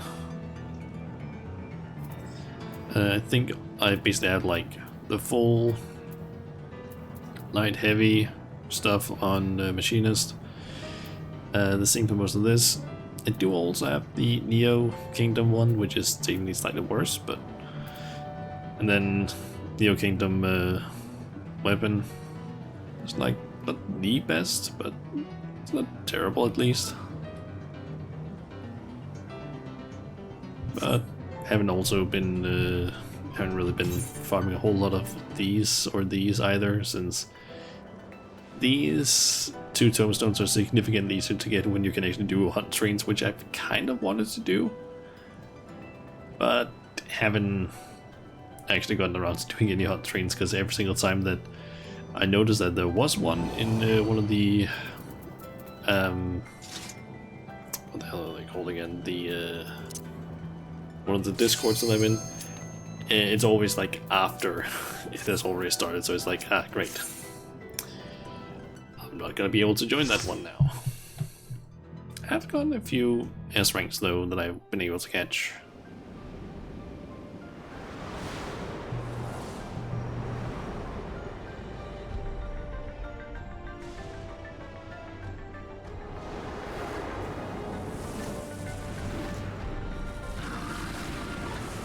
Like a lot of lightly infused enemies.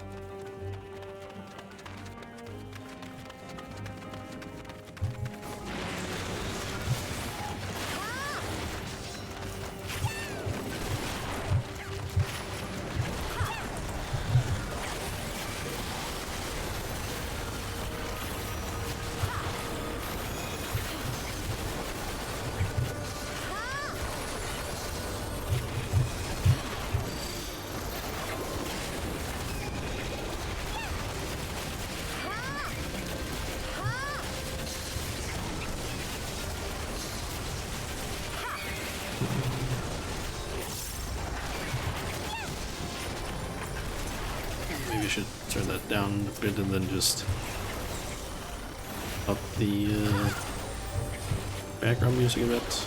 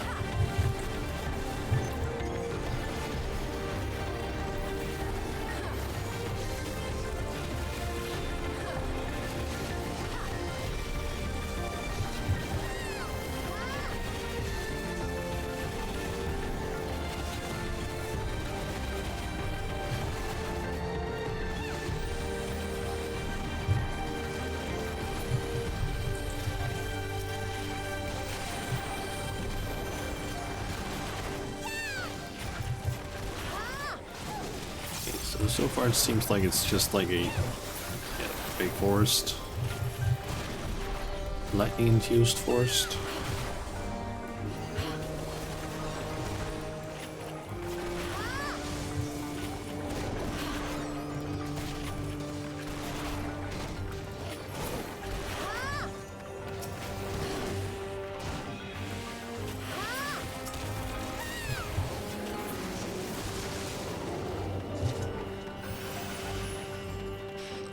Okay. It looks like I'm not sure. It just looks like a weird creature of some sort.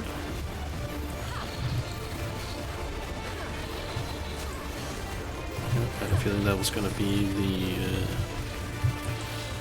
raid wide start. Door. Okay.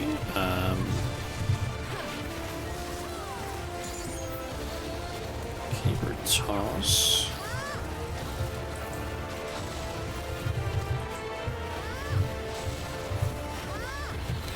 I do have the feeling that it's gonna basically. That's an indicator there.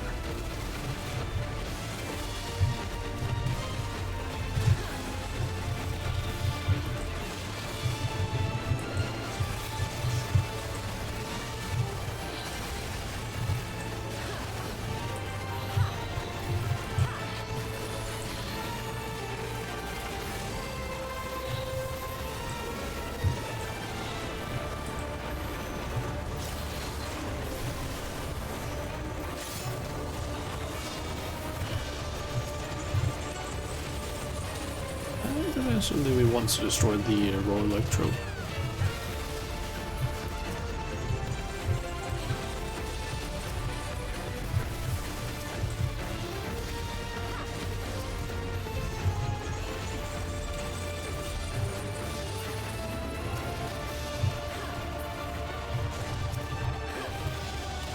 Sparking Fisher. No. Okay, that was just a raid wide. Okay.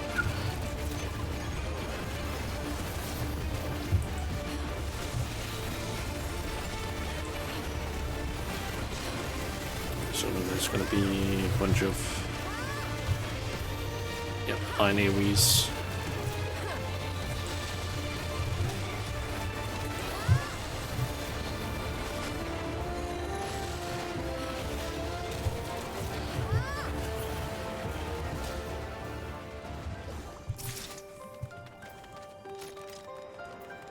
Okay, is that level 5 gear? Not bad.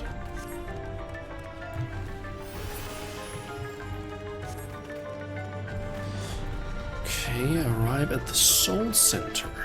Is the next objective. I might actually go through this place once we're done here. Just look around. If that's even possible.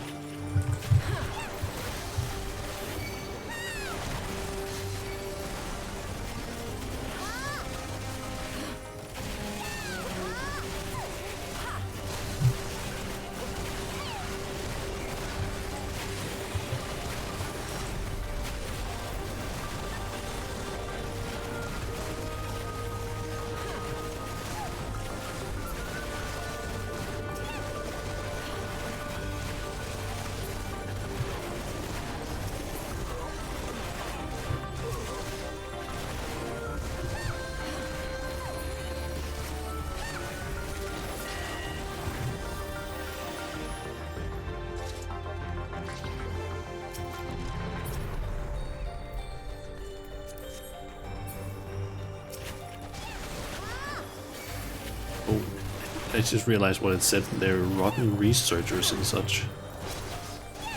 Station Spectre.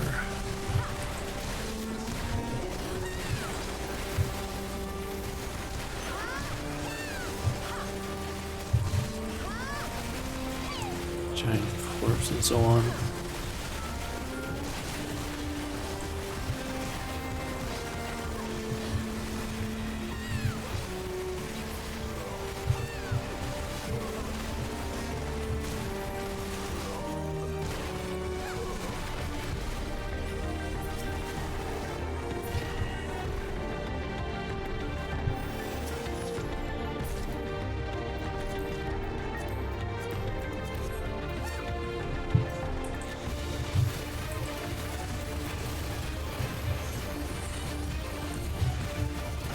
Overseer Kaniloka.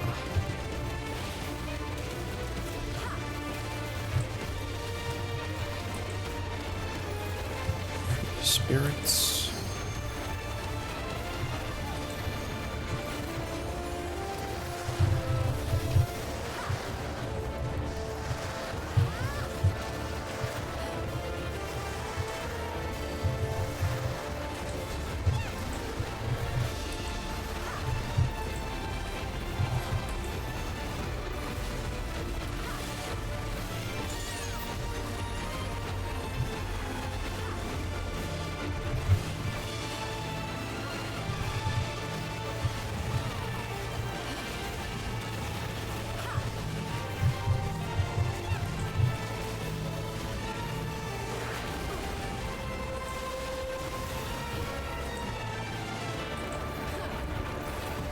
Lost Hope.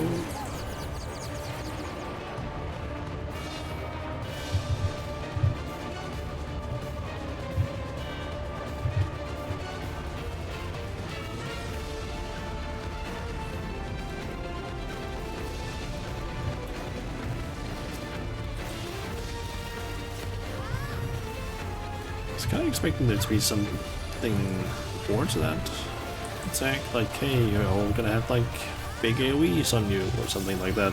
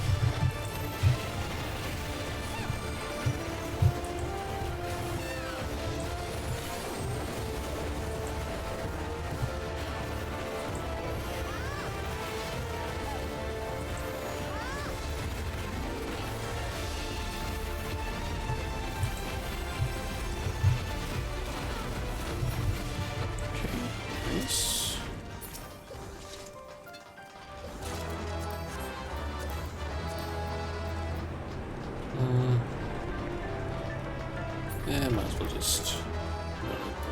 What the fuck is going on there? I was just looking at blue and then like, what the hell? Okay, this is slightly more earth-based rather than lightning.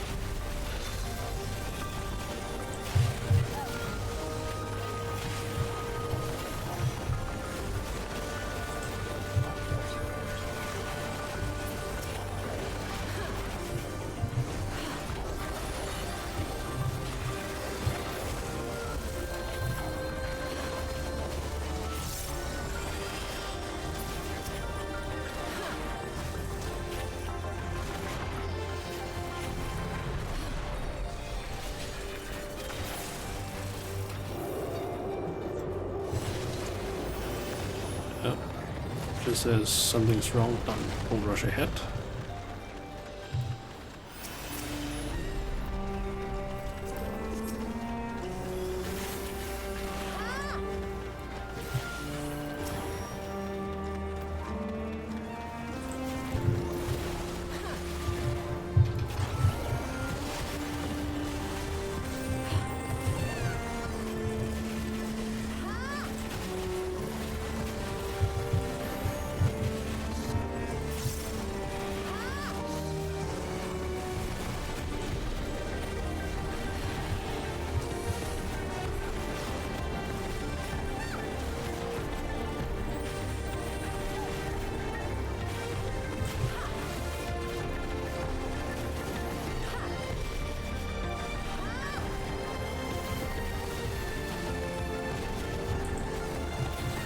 I just got the hey, ads are starting a little bit message now.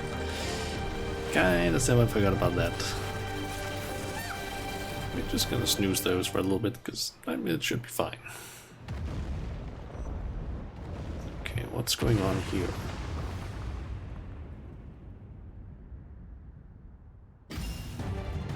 What the fuck? Is that a bunny? That's some sort of rabbit. Tural Ritral. Looney something?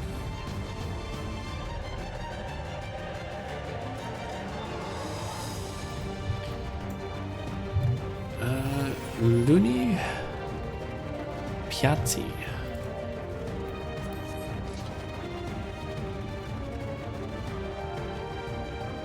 Pretty cool arena, I gotta say.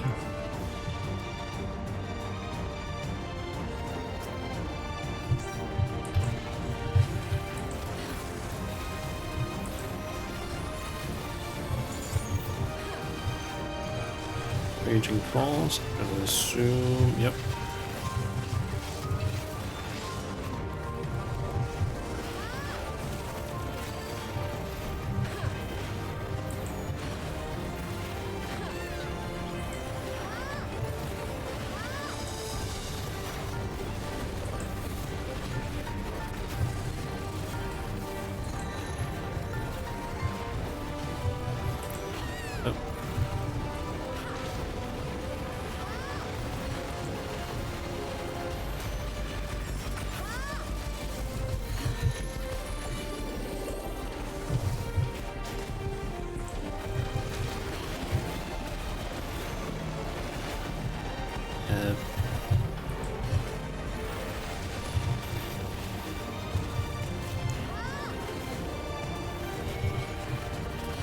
Oh, is that going to be similar to... yeah. Okay. Nice. I think this is somewhat similar to... what's that one called again? Ruby Weapon.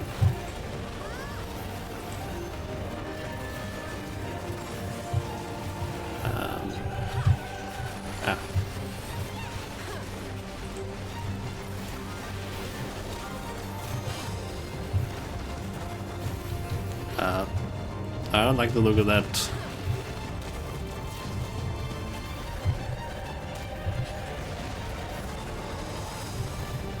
Oh!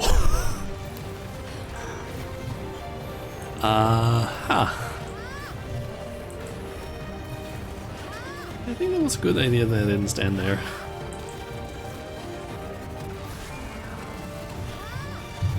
Oh.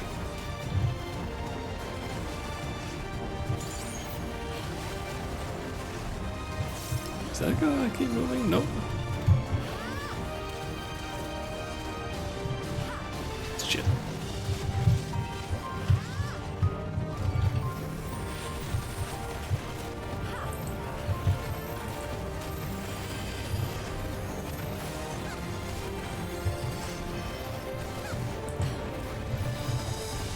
Sonic Howl. Okay, that was just straight wide. Same again.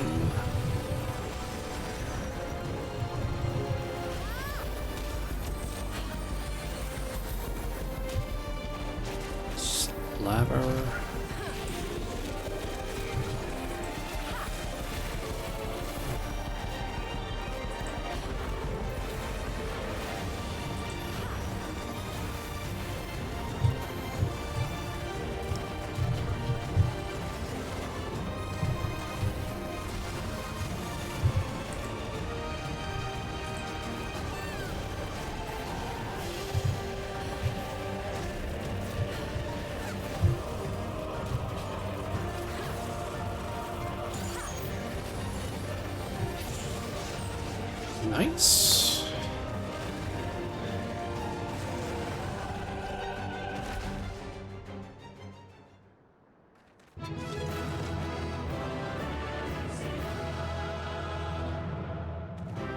I think that was a pretty decent fight, actually.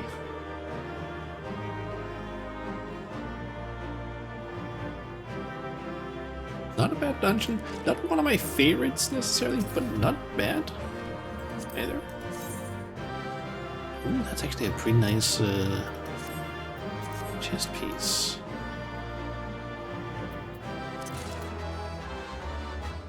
Okay, so let's see. We're here at the end.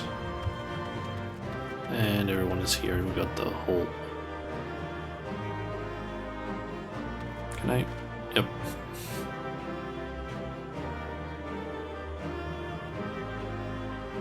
Oh, it doesn't actually kill me. Okay. I'm gonna head back to the start of the dungeon then. Because I saw that there were some research notices, and I actually kind of want to watch those. I'd say it's holy. Yeah. Okay, this also gives me a chance to actually look around a bit more. So we have those sort of, I don't know, power line things that I'm guessing are supposed to basically get hit by electricity, that absorbs it and uses just energy.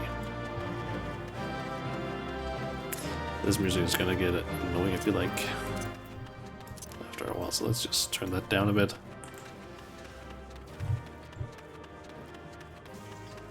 So I can see we're gonna get some ads here in a bit, but let's see if I can maybe get through here.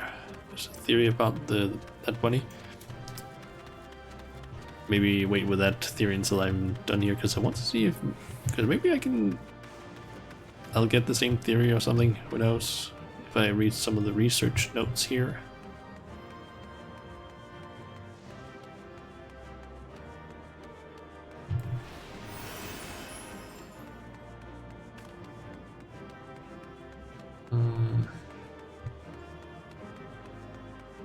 Yeah, there's some of the research note.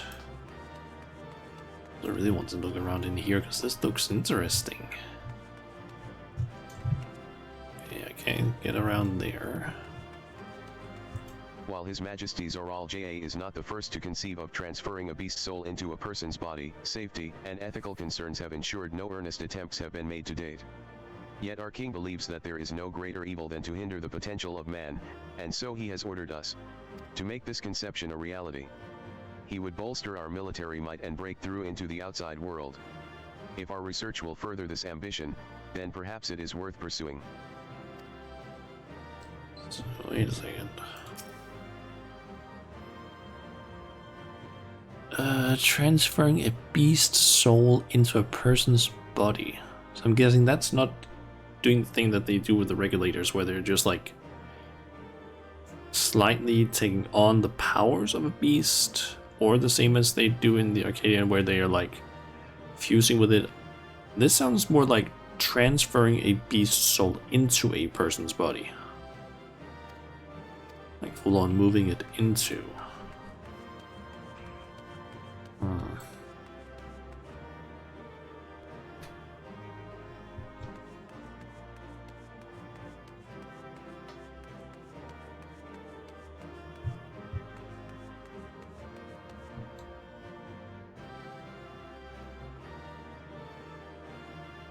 Why does that kind of look like a person almost?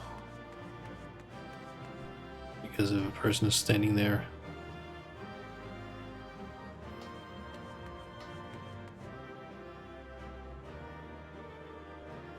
So that doesn't. There seems to be a lot of blood in there.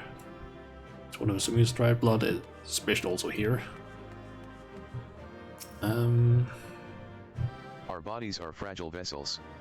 Although the infusion of another person's soul confers strength and vitality, the soul of a beast yields mixed results.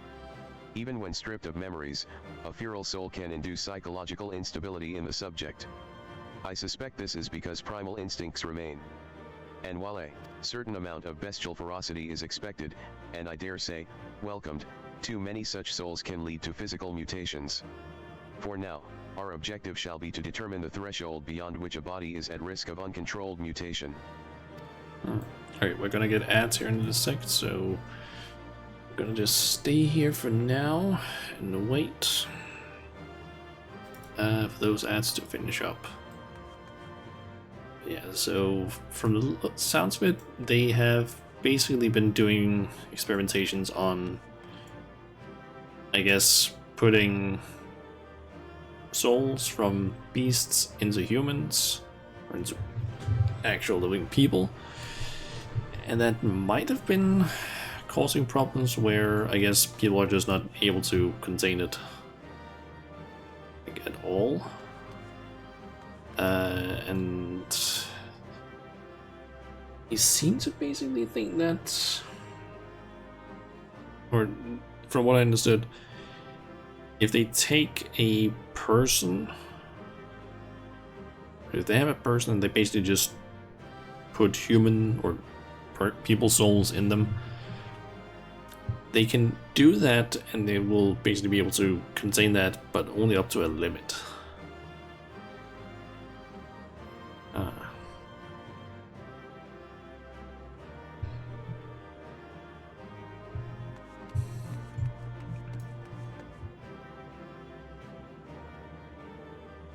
These things still seem to be possibly active.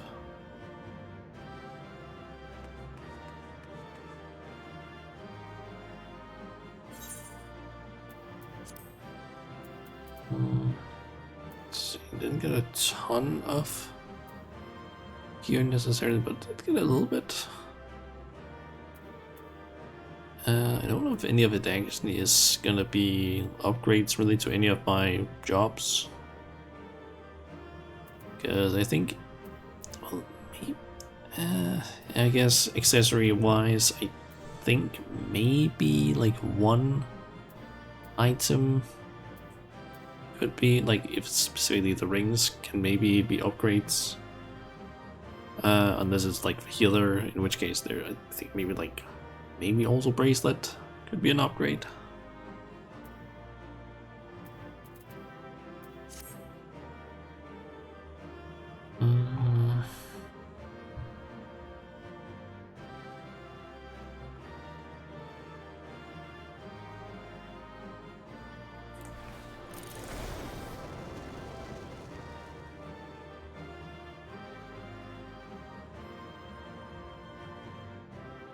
I actually did a little bit of research, I think, a couple of weeks ago on flamethrower for machinist.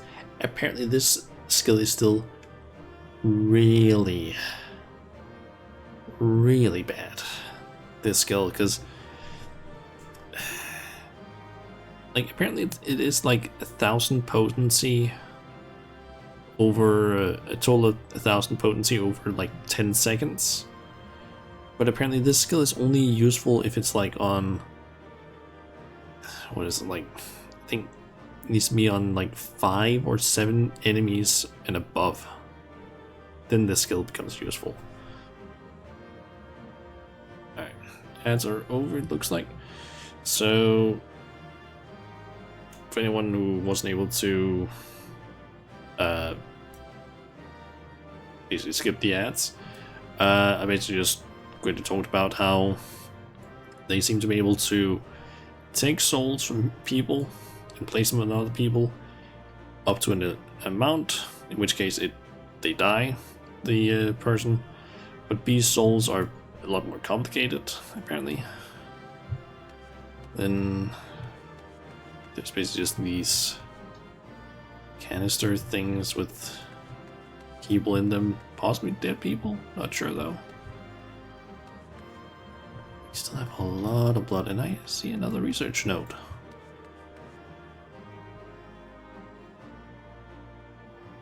Oh. There's a door down there that opens and closes.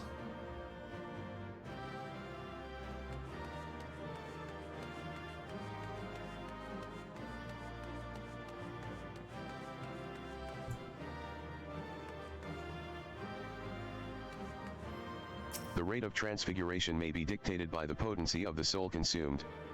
We've experimented with fiends of great power, but mutations were observed after the infusion of merely a single soul. No better was this phenomenon illustrated than with poor Atticus. His body was altered. irreparably, and he lost all capacity for rational thought. While the primary objective of this research was to utilize the soul of Aturul Vitral, I struggle to see a path forward. An alternative approach must be considered.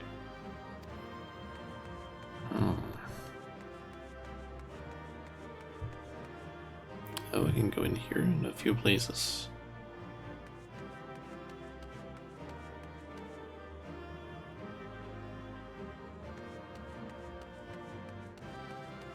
It looks like it's just the same stuff in most of them.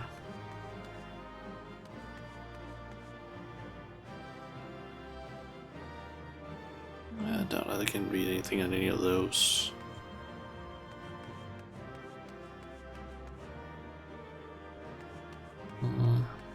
If the source of our failures thus far has been the inability of our bodies to contain feral souls, what if we were to reverse the process?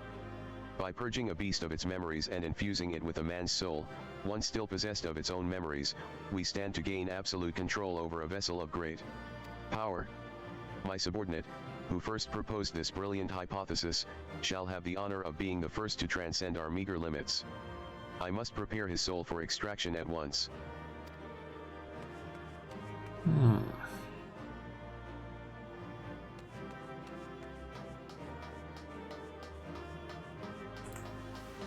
Do we have more research notes around here, I wonder? Wait, those are tanks for these, like those people, I think.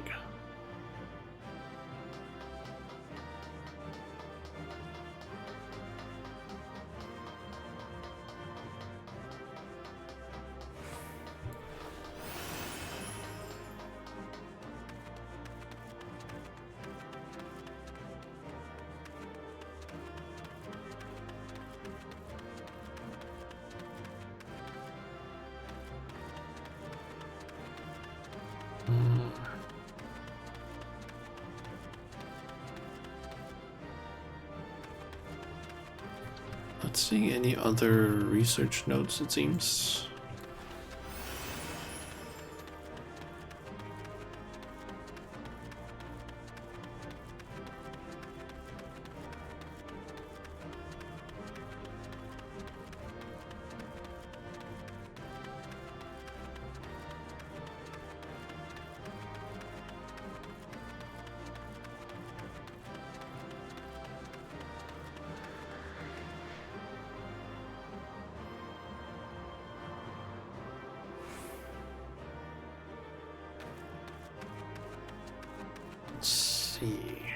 Say that there's apparently a theory about the bunny.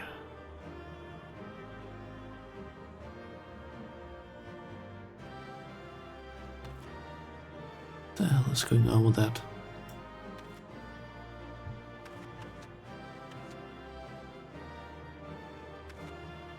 Why does it look like it has braided hair?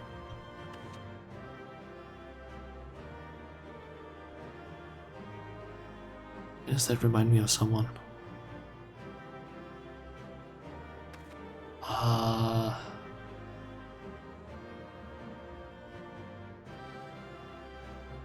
else has braided hair like that? I feel like it's a era.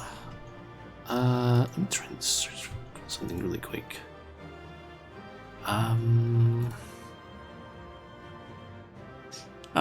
Look at me. When I actually pulled up my browser, she was actually on the thumbnail. Erin Bill Mom, I can't remember her name. There it is. Kaguya or something like that. Yeah, when I look at her picture of her, she does have yellow braids, although these are only yellow at the end.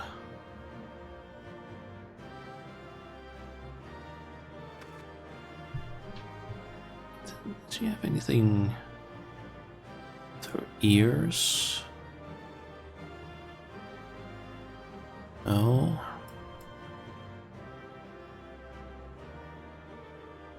Okay, I'm wondering if the theory is that the way Kivkuiwa died is that she was infused, either the Torah Vitral's soul was infused into her, or her soul was infused into it. Because, if I'm not mistaken, Biera lived for a very long time. I think it's like, what is it, like 300 years or something like that is like the average lifespan of for them. So let's see. She was still alive like 20 years ago when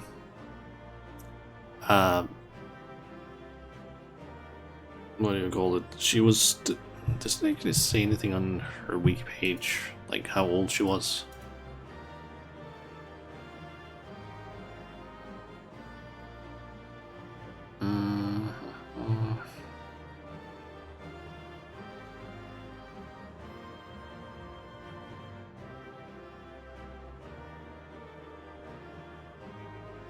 I don't remember if there was anything about that.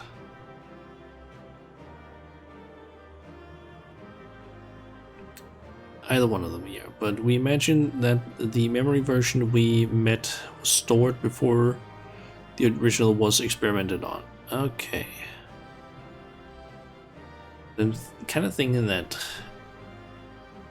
basically, what do you call it? The era lived for a very long time. She was still like at least decently young when like she was still young, I guess, by the era standard, when she basically traveled with Gulul Jaja. Like, what was it, 20 years ago, when he was basically doing his tour of Tural. Then, that's basically 20 years to now, then she would still be, like, I guess, relatively young, because I don't know, maybe she was like 100 years then. Then that's another 30 years from this time skip with, from basically being in the dome. If she was 100 years old when she went to the dome, she would have been 130 years old. That's still not even like half of a lifespan of a Viera. So I doubt she would have died of old age. So there's a chance that maybe, yeah, she could have been experimented on for this, because who knows, maybe at that time her hair would maybe have gone gray, which is why the braids are gray, maybe. Maybe that's just due to the color pattern or something. Because we can't base it off the Endless in Living Memory, like what they look like, because they can basically choose whatever look they want. So there is a chance that she had gray hair potentially when she died, or when this experiment happened. I guess we don't have a concrete proof that that did happen. I guess it's more just of a theory. Anyway, let's get out of the dungeon.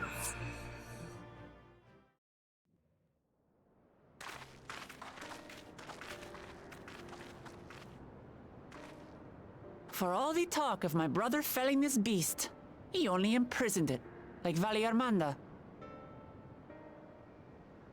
It looks like it's still alive. From what I could tell, they sought to transfer people's souls and memories into bestial vessels at that facility.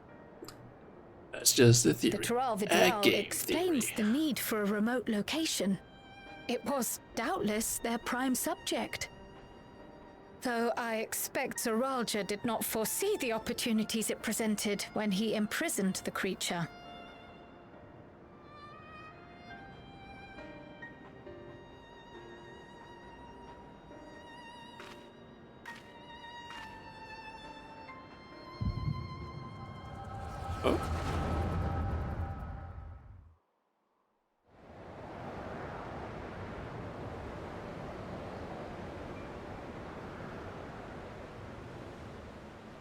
And so, in order to prevent the breakdown of the individual, I instead seek to transfer their soul into the body of the beast.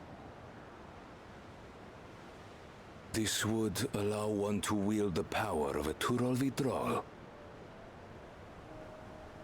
In theory, our initial experiments will involve lesser creatures.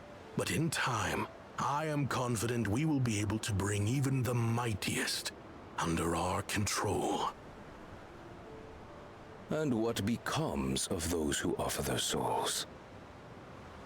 As they won't be able to return to their original forms, we must consider them lost. But the sacrifice will be worthwhile, for the army you stand to gain will far surpass any composed of mechanical soldiers.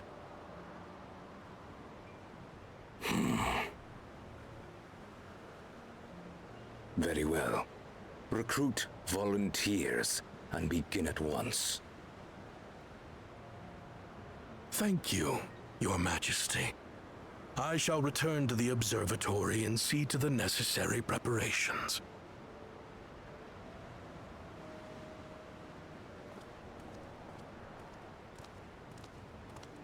I think he was the second boss, that guy.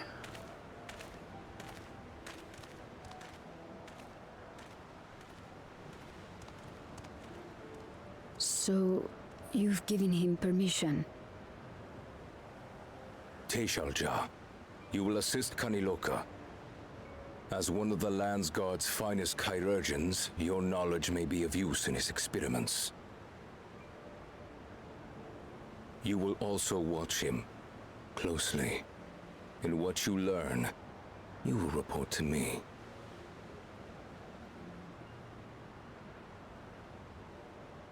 You object to his project? Or are you incapable of performing this duty? No, Your Majesty.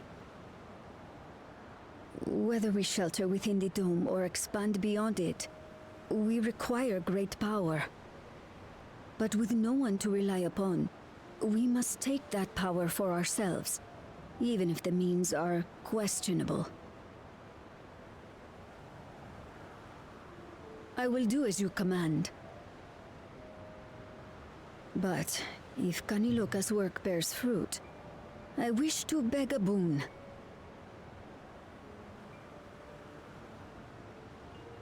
What do you desire? Something that I had accepted I would never have in Tuliolal. That I believed would forever be beyond me. That it was foolish to covet. But here and now, it is close. So very, very close. He wanted his child or something? Is that it? Perform your duty to my satisfaction, and anything you desire is yours.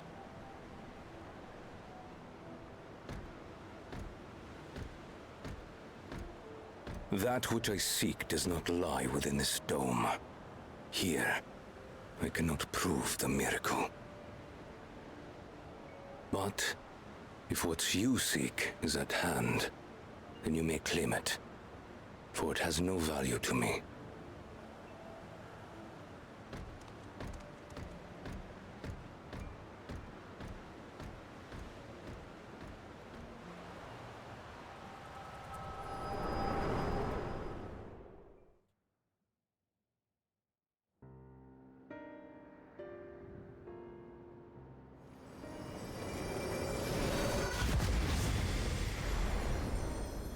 Are you all right?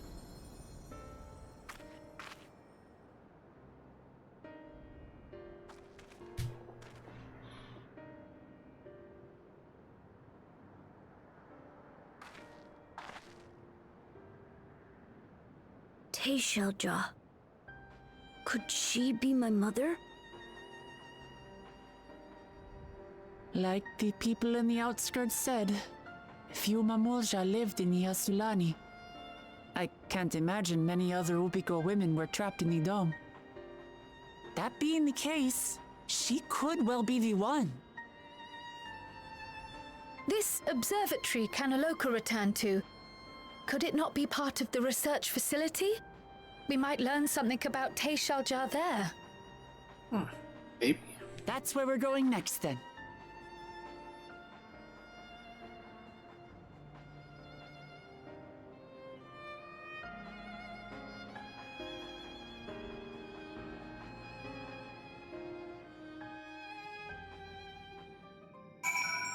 Oh, we actually stay inside here. Yes, nice. I wish I could see into the past like you. Then I could see people who are gone. Because there aren't any other Mamul JA women here, for a long time I couldn't even imagine what my mother looked like. But when I visited Tulialal and saw some, I was finally able to picture her in my mind. And one day, I hope I can see what she actually looked like as well.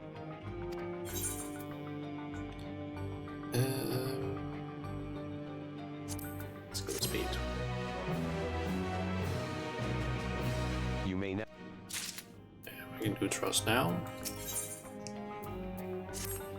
While we've discerned the purpose of the research conducted here, the traces of it that remain might afford us greater insight into what came of it. Let us take a look around, for information as well as a way to the upper level.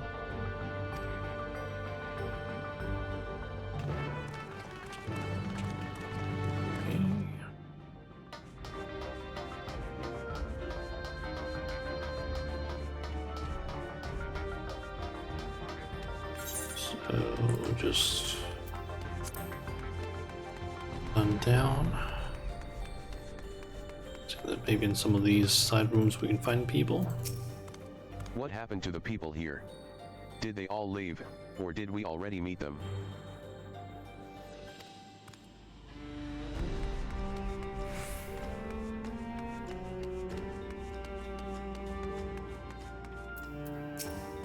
To think that people actually volunteered their souls for these experiments.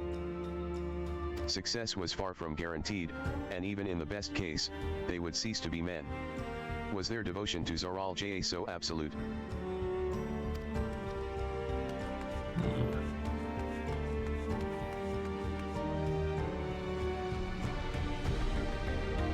Facing wrought iron gate? Just look around a bit more, because I can see both Gra and Kral there. I wonder what Beglug would make of this research into transferring souls. True, she would probably be interested. The researchers likely moved between the upper and lower levels. Perhaps we can find a key among their belongings.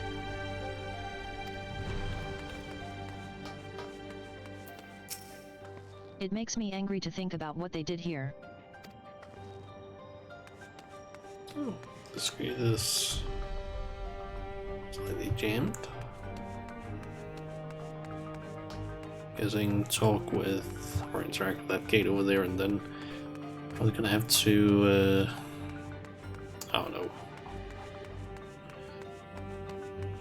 Oh, would it be go and look around maybe?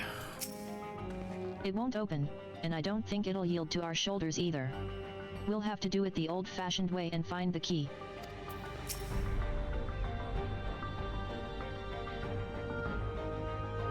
A lift can be seen behind the wrought iron gate. As sturdy as it appears, the gate will likely resist attempts to force it open. A security panel is nearby. Perhaps a verification key will open the way.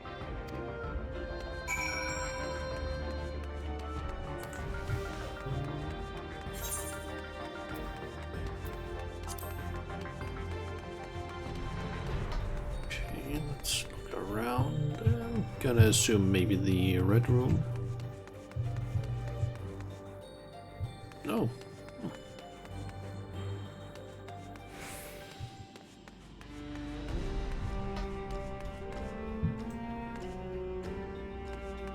Gonna assume that I would maybe at least something around here that would then tell me that, hey, it's not here.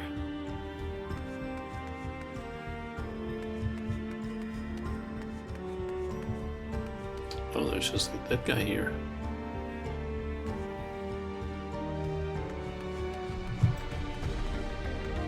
Oh.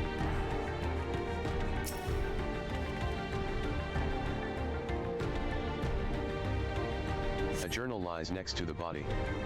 I was transferred to Yawayawata Station in order to train the villagers in the use of electro technology. While a child can quickly learn to operate common contraptions, it will be no easy thing for them to attain the requisite skill to develop new weapons, ones which require no less than the manipulation of souls. Thankfully, 2 of my pupils have demonstrated great aptitude in the field, Kanalo Ka, the village chief, and Tishal Ja, a field chirurgeon. Further driven by their loyalty to our king, their growth has been remarkable. I dare to hope that, before long, they will be able to carry out their duties without further instruction, and I may be relieved of my duty. You find nothing that resembles a verification key. Okay, let's look elsewhere.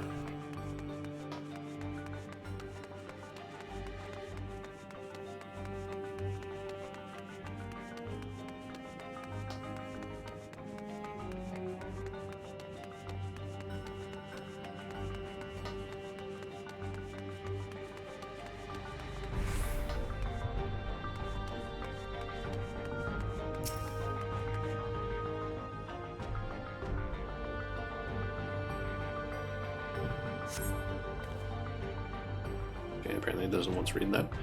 They're recruiting volunteers for a new experiment. I know I'm not as bright as the others, but they wouldn't laugh at me if I was stronger than them. And this might be my chance. Soul transferred a few days ago. I can write. Can write good? Yes, I'm good. Very good. Getting hard to control strength. Today a bit off. Hand of feeder, or a bit off. Today bit off hand of feeder. Cannot help it. So strong. Hungry, always hungry. Cannot control. Eat, I must eat. Am eater, must eat. You find nothing that resembles a verification key.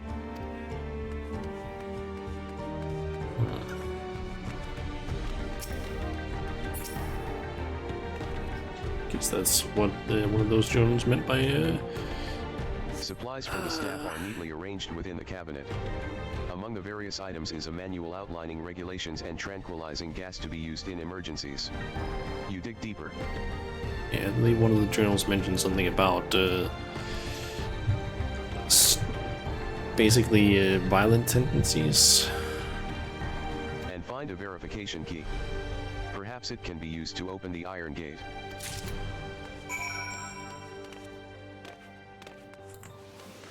Okay, let's head over to the gate then and see where that leads.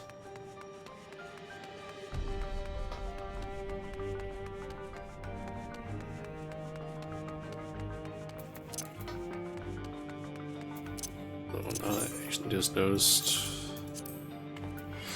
I get several material right now.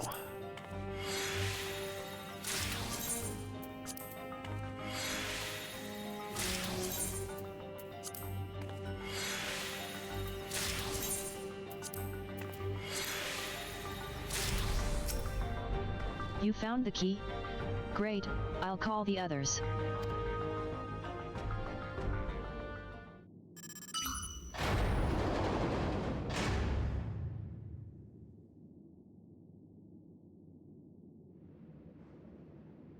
It seems the key can be used to operate the lift as well. Up we go.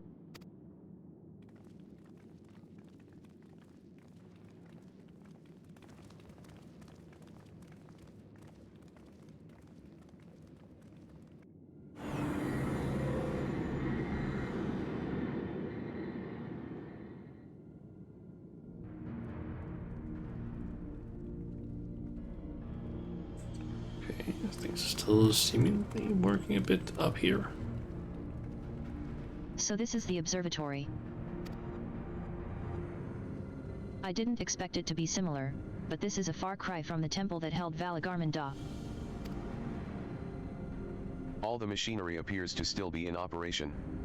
I expect there are auxiliary systems in place to ensure that monitoring can continue even in emergencies. The warnings indicate various anomalies, related to the seal's failure, most likely.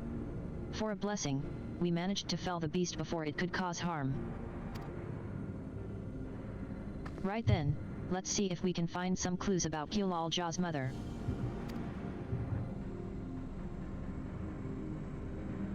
I think I can use this terminal. Shale taught me how.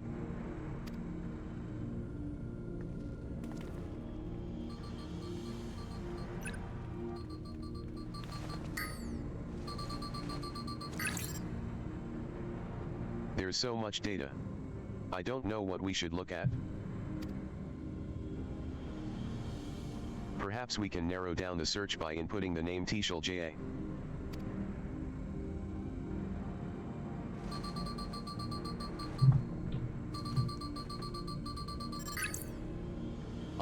It brought up a lot of results. They all seem to say the same thing. XIV, Administrator of Experimental Treatments, Research Logs. This sounds good, doesn't it? Chances are the data is encrypted. And even if not, it will take considerable time to go through it all. Then let us take it with us to the back room and have Shale analyze it. Agreed. All right. I'll transfer it to the storage device I brought.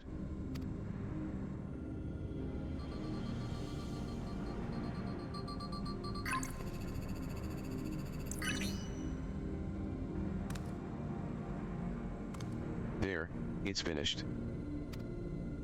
Thank you so much for bringing me all the way here, everyone. If you're happy, then so am I.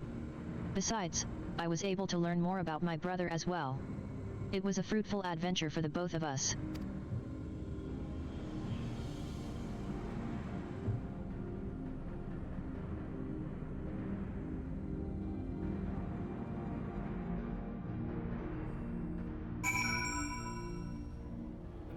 Okay. Now we're back here. And here we are. The authorities will doubtless wish to be informed about the facility and its contents. But first things first, let us deliver the data to Shale. Okay.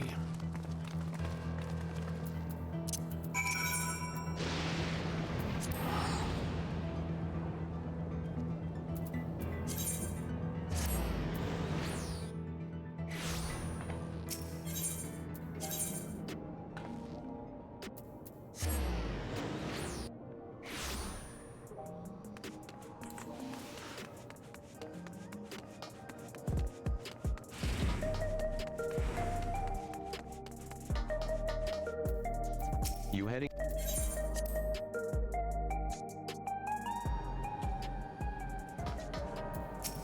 Welcome back. Kyulalja has already given me the storage device. There looks to be a wealth of data, all of which is encrypted, so I'll need time to process everything. In that case, Alisai and I might take ourselves around the city and check on the people. Their mood has us a bit worried. I don't know if there's anything we can do to help, but we'll see. Understood. I'll let you know as soon as I've finished my work. Thank you. We'll see you again soon.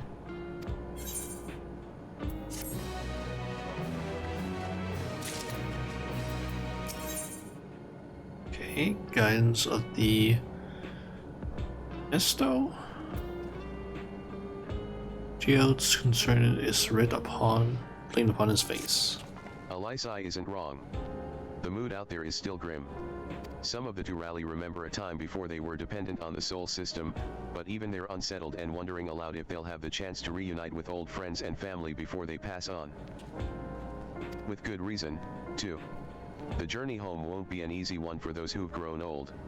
That's why it's mostly been younger folk who've been leaving for Tural, ones with no elders to care for. Word of that problem has reached us in Tulialau. My brother is doing all he can to see the Zaktural Railroad restored to operation, so that people may come and go more freely. Unfortunately, the tracks only go as far as Vanguard, so some traveling by foot will still be necessary. Even so, the railroad would make things a sight easier. How long before it's back in service? I couldn't say. When I left for this visit, Koana seemed reluctant to make promises. But while Shale's working on the data, we could go and see the state of it for ourselves. To Shiloani Station, then. I'll make sure to keep Koana informed. Okay.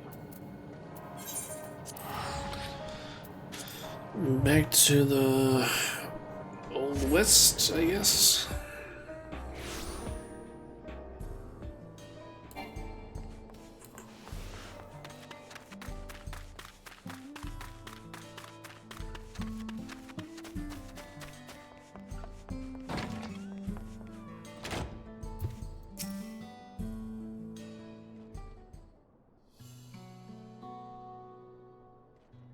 Vow of Resolve. And Shauna Majula to boot. What can I do you for? Back to Texas. Yeah. We're hoping for some good news about the railroad. There's an increasing number of people looking to return to Tyrol that can't make the journey on foot. I see. As it happens, the Vow of Reason is also on his way here to take stock of the situation. Speaking of the devil. Scratch that on his way.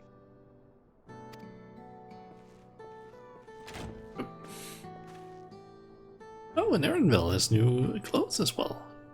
Nice.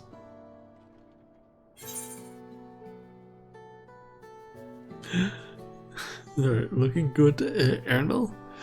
Did our little Bun Bun finally outgrow his old clothes? I gotta go with that one. I need to go with the silly one. Gotta Stop go. that. As you well know, my previous attire was that of a gleaner, and I have chosen a different path. It was time for a change. Let's call him our little Bun Bun. 'Cause that's what he is. You're here about the railroad too? It was in part for my sake that the original Dawn Blazer was sacrificed, so I felt it only right that I assist with its replacement. Speaking of which, I assume Lamati I has explained the growing urgency of the need. What have you to report? The new locomotive was on track for completion, but we're having difficulty pulling her into the station, in a manner of speaking. You see, when we used the Dawn Blazer to get into the dome, urgency outweighed all other considerations, but now we're back to our original problem, how to run the railroad without upsetting the inhabitants of Merlahetson. That is, the Ronique. Though the Hetsaro that follow them are none too pleased about their Hetso being spooked by the noise of the locomotive, either. The solution I've devised to quieten the railroad should address that complaint. But a silent train presents a different danger. The Ronique will need to be deterred from wandering across the tracks. And I suppose we can't just blow the whistle at them, or they'll panic and be put off their grazing again. Weren't the rail routes plotted to avoid the Ronique's preferred grazing areas, though? It's odd that they're getting so close in the first place. The Ronique's grazing patterns have shifted since the tracks were laid. I am not certain why, but I intend to ask the people of Merlahetson for their insight. As a major proponent of the railroad, I have a duty to assist in this matter, and I too would hear what the Hetsaro have to say about it. They are the ones most affected, after all. I believe it would be best to begin by consulting their leader, Hawato. The rest of you can accompany us to the Hetsaro encampment if you like. Okay.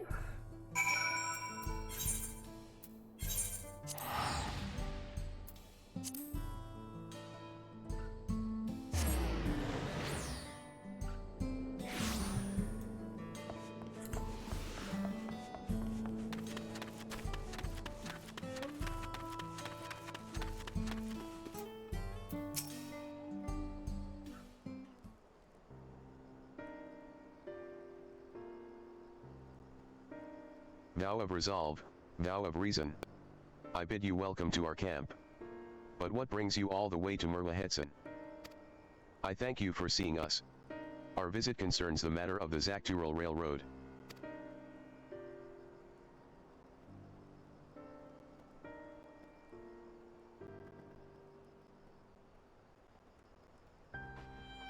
You too have noted the Ronique's unexpected change in behavior, then. My son, Shepito, has been looking into this matter. Shepito. Normally, we'd expect the Ronique to keep to their favorite grounds nearby for a while yet. And despite a thorough search, we haven't found anything wrong with the quantity or quality of the grazing in Area. Yet they refuse to keep to where they usually would, instead pushing westward toward the railroad. I certainly see no cause for this unseasonal migration. Nevertheless, should they continue to move west, we will follow. Suddenly laggy audio or sound? Huh. Is it still bad, or is it better now?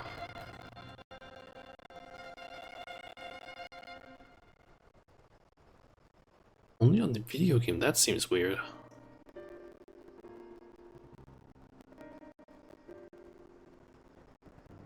I'm gonna try and basically progress the dialogue, but tell me if it still sounds weird.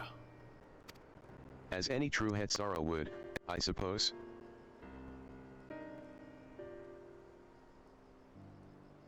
Is it still weird?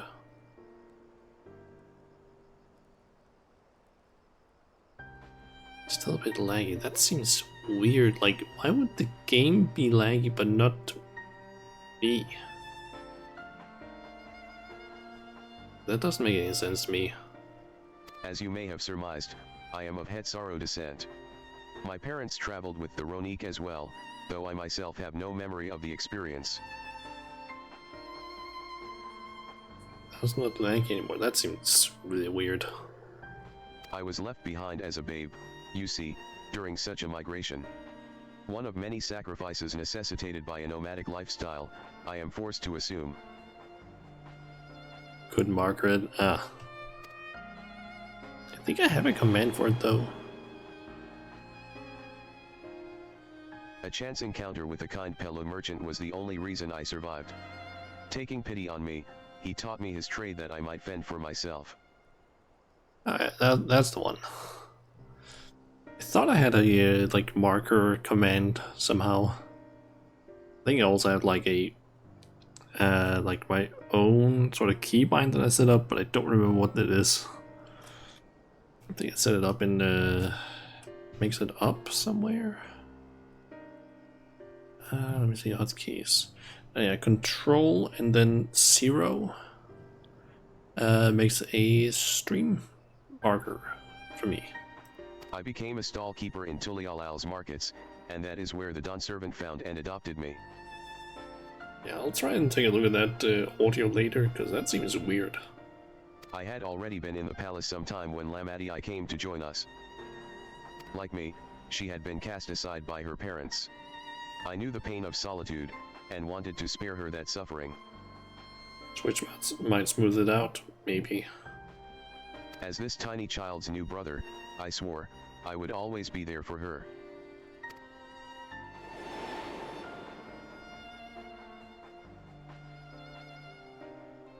Truly. I have never heard of the Ronique choosing a path so arduous as to force such a terrible decision. Nor of any Hetsaro willingly leaving their own flesh and blood behind. There must have been some exceptional circumstance. I cannot say. The idea of following in their footsteps that I might better make excuses for their actions never much appealed to me. If they had good reason, wouldn't you want to know? Even if it might help you better understand the Ronique's current behavior? It could help with that. As is so often the case, you are correct. Though my discomfort with the Hetsaro way may arise from fear of reopening old wounds rather than blind fervor for innovation, it would nevertheless see me repeat past mistakes. And to refuse to learn one of our country's treasured traditions would make me a poor Don servant indeed. Please, teach me of the Ronique, and what they mean to you. I promise to listen with an open mind. We would be delighted. In the meantime, your companions are welcome to look around. Will you learn of Hetsaro culture with me? I should like to approach this with the fervent curiosity that you and my sister share, but it would be useful to know whether I am, doing it correctly. Then it's settled. You'll learn more of the Ronique, and we'll have a look around the plains. And perhaps, in the process, we'll find the answers we seek.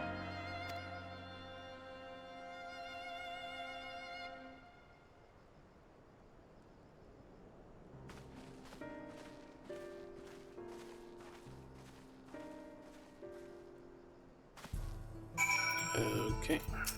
The quickest way to learn about our way of life is to do as we do. I hope you're not above manual labor. I am not the most experienced, I'm ashamed to admit. But I shall put forth every effort. That's all we ask. Take these tools.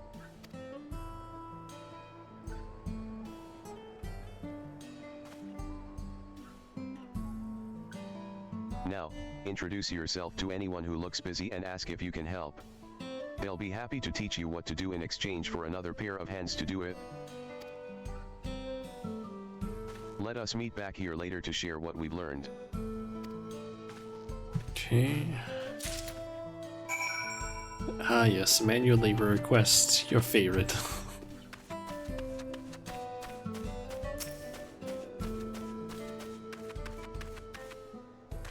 I'm afraid I've finished with my tasks for the time being. But since you're so eager to learn about our way of life, why don't I tell you a bit about our migration customs? If you're here, you likely already know that the Ronique are our Hetzo, our guides, that we travel with through the turning of the seasons. We trust them to lead us to fertile lands with all we need to survive. But you may not know that sometimes, the herd splits into two, bound for different paths. On those occasions, we Hetsaro must also part with half of our number. You may think it a strange and stressful custom, but over the years, it has seen us visit new lands and broaden our horizons as a people. This, too, is the wisdom of the Hetzo.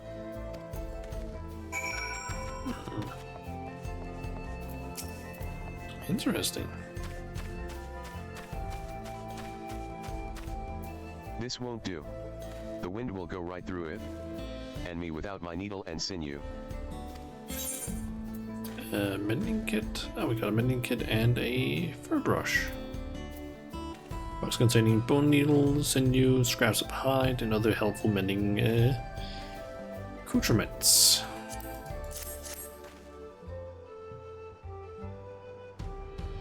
Oh, these are precisely what I needed. I should be able to patch up the covering now.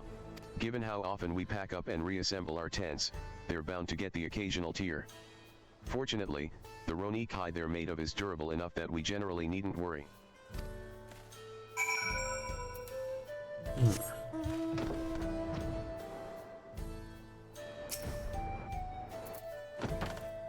You're learning about the Hetsaro way of life, are you? I may have a thing or two to share. But rather than talking your ear off, let me test your powers of deduction. I find answers much easier to recall later if I arrived at them myself. Ahem. Our Hetzo provide us with something that we use in medicines, poultices, and soap, to drive away pests, and to sustain our fires. What is it? Bones, hooves, or hooves, bones? Is it dung again? Meat and organs? I'm assuming dung. It sounds like there's a story there, but that is indeed the correct answer. We've discovered myriad uses for Ronique chips over time, each a boon to our way of life. Where there is a need, our Hetzo always provide.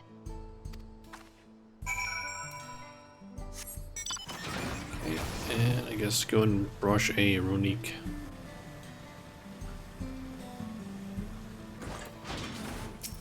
As you stroke the Ronique's coat, you note that many portions are shaggy and tangled. This one's fur is a bit overgrown, but a good brushing should thin it out. Would you like to give it a try? You'll need the right tool for the job, mind you. A comb of the type you're used to would just get lost in the tangle, like as not. A fur brush, a sturdy brush is suitable for grooming even the fluffiest of Ronique. Ah, Shepeto sent a Ronique brush with you, did he? How like him? Now, just run it through one little patch at a time. Gently.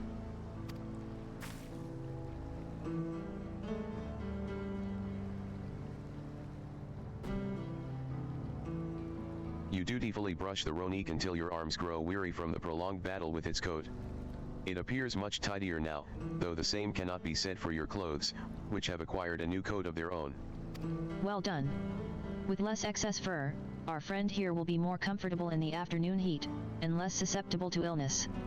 A combed coat also makes it easier for us to identify injuries, should the need arise.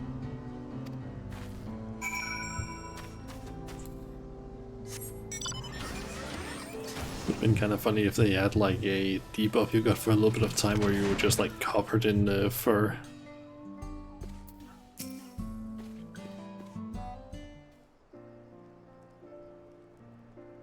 You smell of the grass and the wind. Which is a good thing, I promise. You could nearly be mistaken for one of us, and with the horns of a Ronique, to boot. I have to wonder how Valkoina is getting on. I assumed he would be reluctant to get his hands dirty, but it seems his wish to understand us was sincere.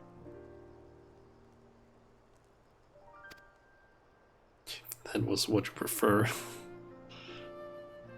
Ah, there he is now.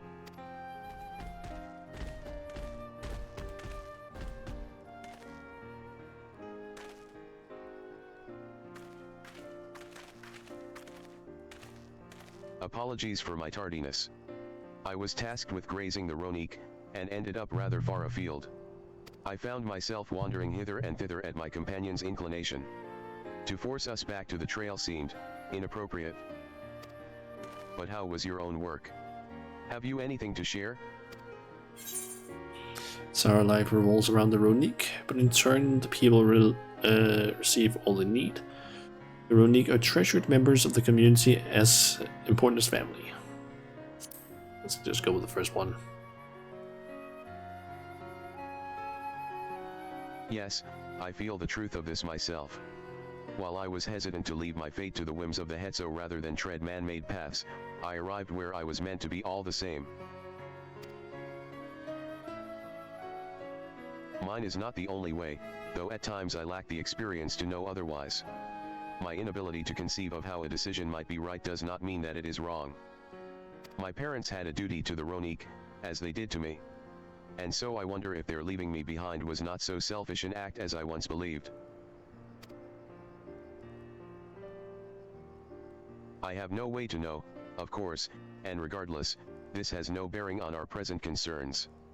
We are here in service of the people of Tyrol, after all. Nevertheless, I thank you for helping me find deeper meaning in what we've done today. And I will endeavor to remain curious, especially where the Hetzo are concerned. I'm glad to hear that, Valkoina. You're welcome among our herd anytime.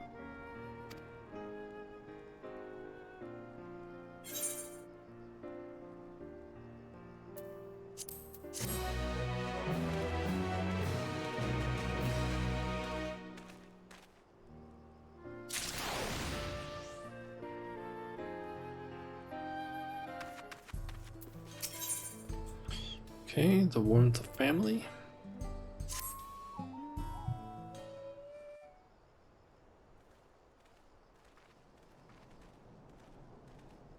That looks like it could be potentially voiced.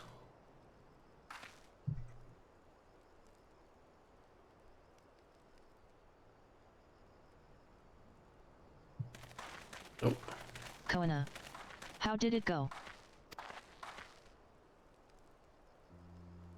I believe I finally understand the significance of the Hetzo. They nourish the Hetzaro as they grow, and provide warmth and companionship in a harsh and unpredictable world. They are the equal of any man, not beasts to be tamed. Moreover, Ronique are sensitive. Though we may treat their injuries or brush their coats to keep them hale, they must ever be free to follow their instincts and seek lands where they might thrive. The Hetzaro would never cage them, and neither should we. To control their migratory patterns or capture those who wander too close to the tracks is out of the question. Then it is particularly important to advance our original line of inquiry. Fortunately, we were able to visit the Ronique's once favored grazing grounds. As we were told, the grass looks fine. But the place is too quiet. It's not just the Ronique, even the birds and field mice have fled. We did encounter one pack of Ceratoraptors, but they looked to be passing through in a hurry. Typically, that sort of behavior in the fauna would be associated with natural disasters. Earthquakes, landslides, and the like. Or something dangerous there. Though the Hetsaro would have surely put 2 and 2 together were the cause geological, I measured the area's ether to be certain. There was indeed nothing to suggest recent environmental disruption, but I did notice one anomaly. A strong etheric signature to the east. Moving across the plain, albeit slowly.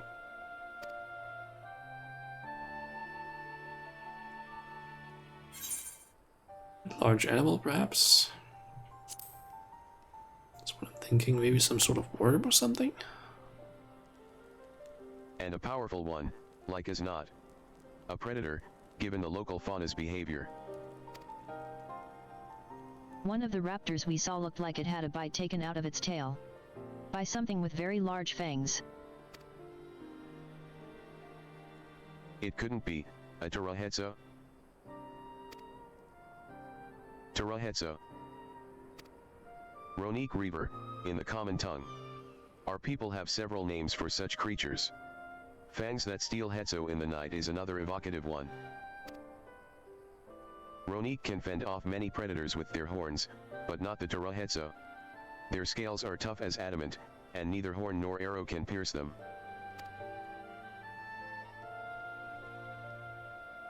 A well-toothed carnivore with an unusually tough hide.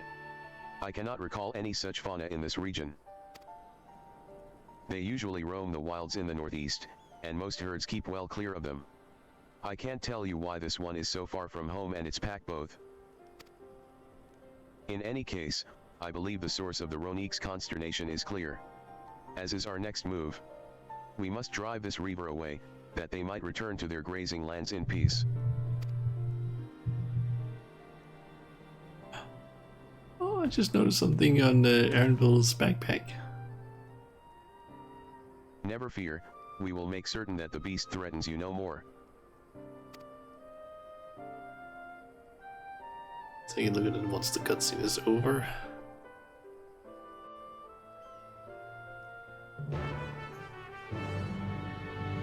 He is still here at least. It's a small one of the things that his mother was controlling for a long time. Oh, that's cute. Little memento of her, I guess. Alright, I can see that ads are gonna start here in like a minute and a half, and this is thing is probably gonna take a while, so let's just start the ad, like run the 3-minute ads, and then do the fight. Or do the instance thingy.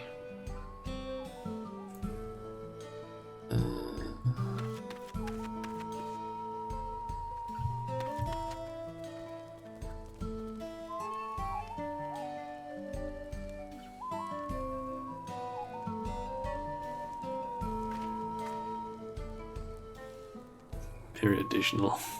Yeah. Oh, the aura. Or aura. Ah, she has the full Crampton thing. Not the upgraded one though. Never played. Ooh, that's a nice one. Nice picture. I'm not sure what book that is though. That is...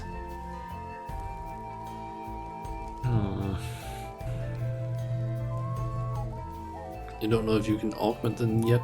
I think you can in the Solution 9, if I'm not mistaken. Like, I feel like I spotted that at least. I think it's, I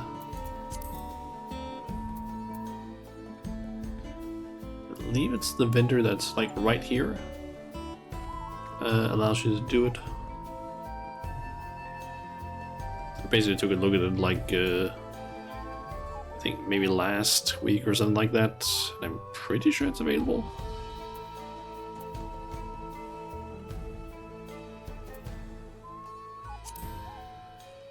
And I believe in order to upgrade it, you just need like a bunch of tomestones of aesthetics. I think it's like 100 per thing you need, in addition to the certificate things you get from handing in the gear. I've honestly been considering maybe just crafting like a full set of that, like all the different classes. As I have made the new gear set after all, the Everseeker. I think I made that during the weekend. Still can't make any accessories though, because there isn't anything better, but everything else craft, I just need to like throw in the right materia and such. And of course I also have it for the gatherers.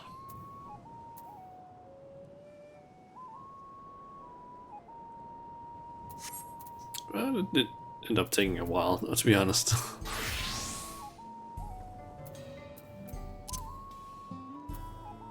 Okay, that should more or less be done now, I think.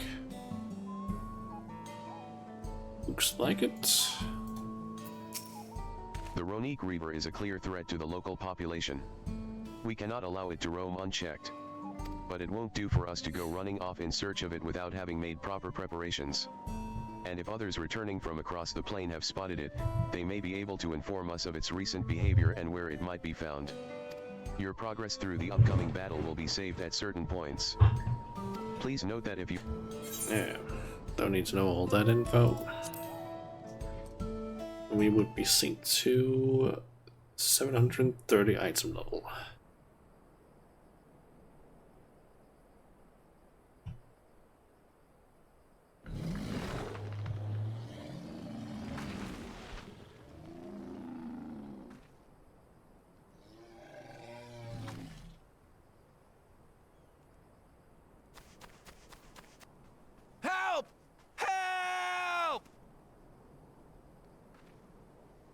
Hetsu is coming this way!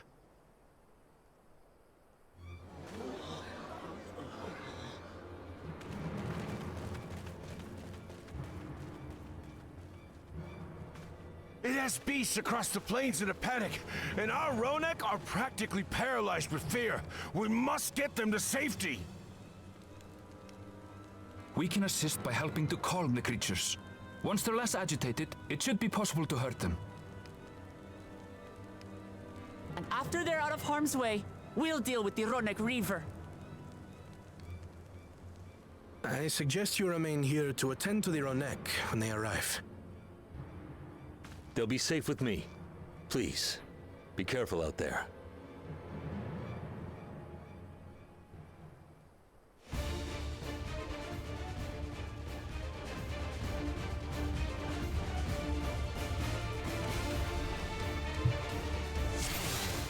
Okay.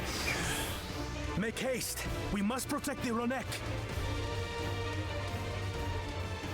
Then let Don't me worry, move. we're right behind you.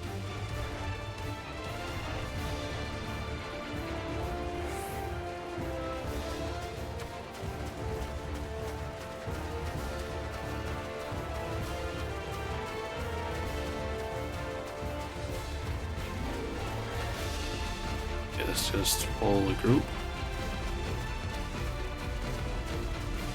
Oh yeah. There they are!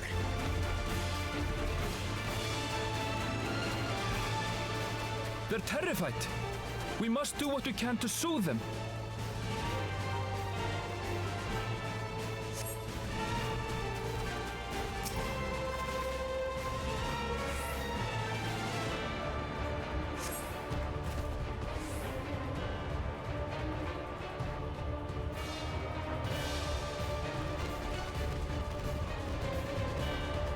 That herd should be all right.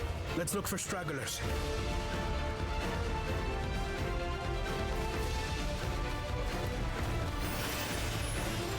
Ronek are to rally too.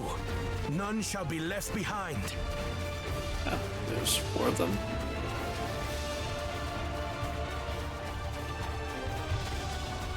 Oh. There must be something up ahead. Come! There!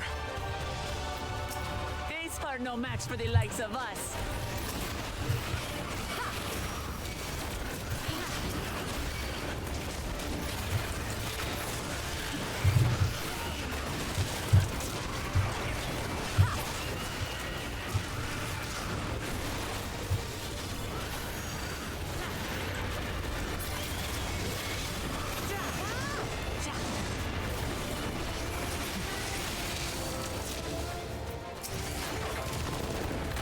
In a panic was clearly an understatement.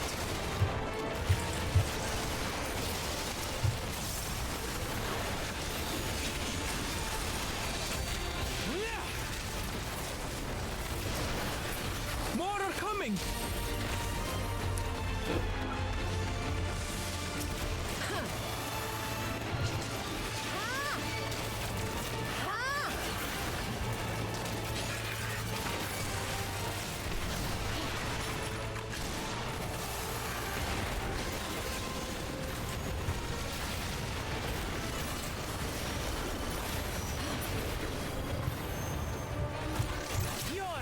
Elf alligator.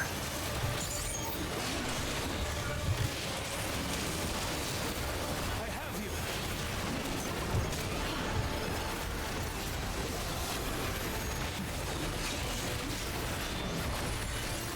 Right on the mark!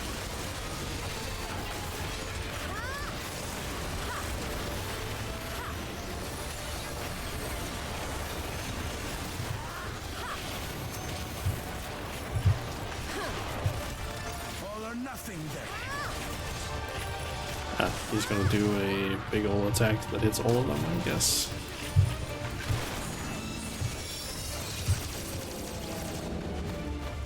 Yep.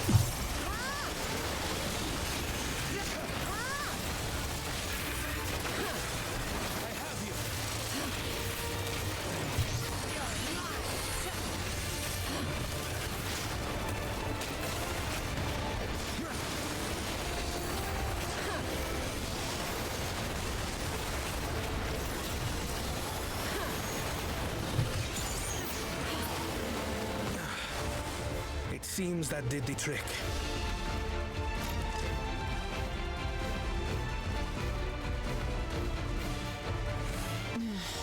For the fodder, at least. But where's... The big one?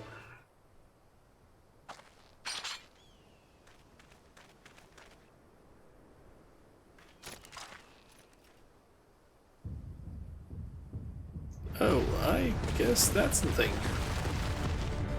Look there! We've got a big one coming!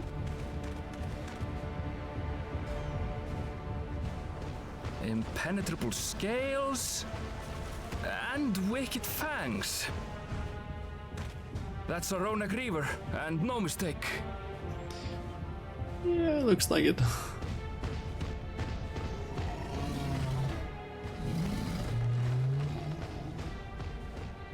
There! That one there!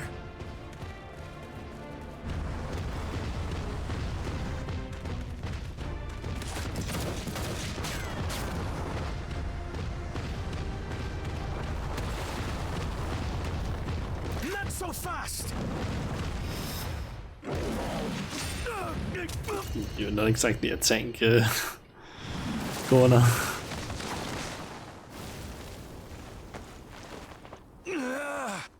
Maybe leave that for Wuklabat.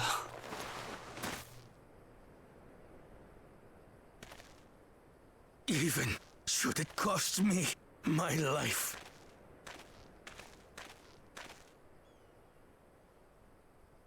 I will save the Hetzo!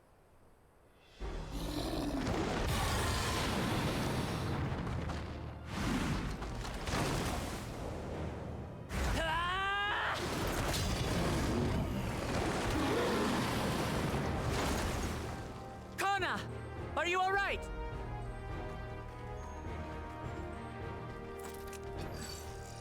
Do not concern yourself with me. Get the Ronek to safety! There. You've nothing to fear.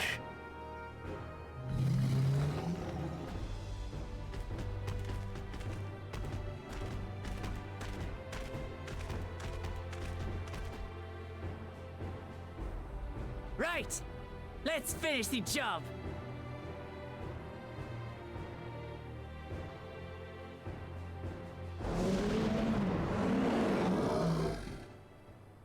I made a vow to our people. You shall plague them no longer! Okay, boss fight, I guess.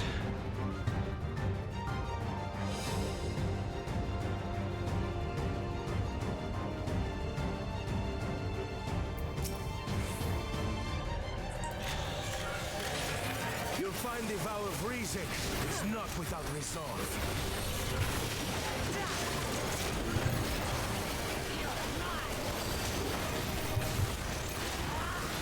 Damn it! Not even a scratch! Buy me some time to think, will you? Reckon in mind.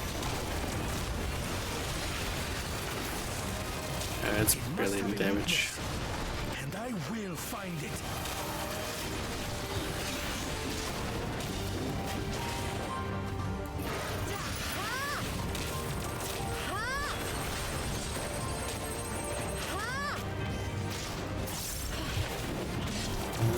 Keep it busy. I need time.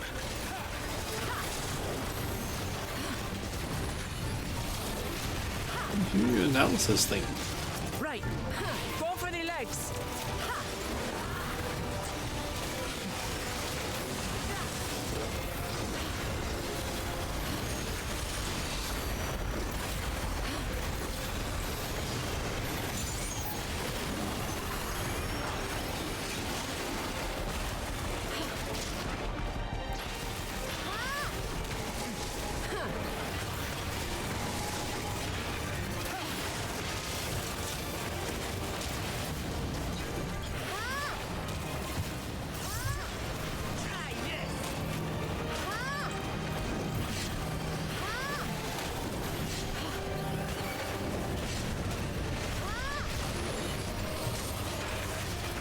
Oh, it's taking a while to also damage the legs.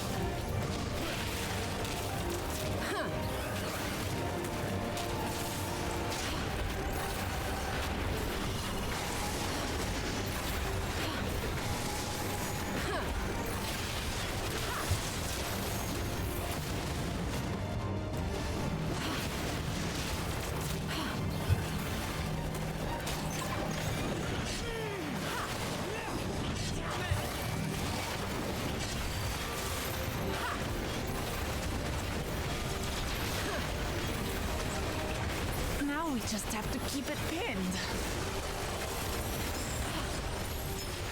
Get thinking, Connor!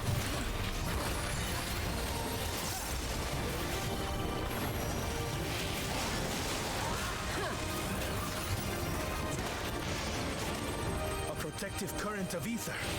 But whence does it flow?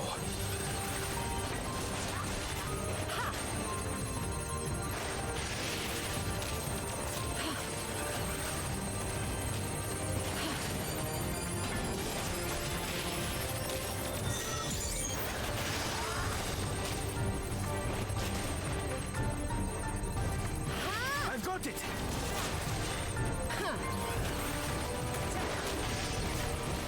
Okay, can you tell us?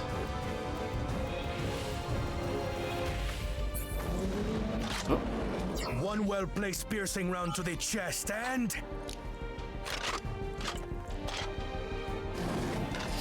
I really wish we actually had. You're done for!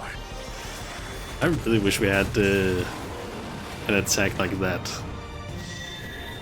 like on Machinist normally, because we only have it in the PvP. That stemmed the flow of protective ether.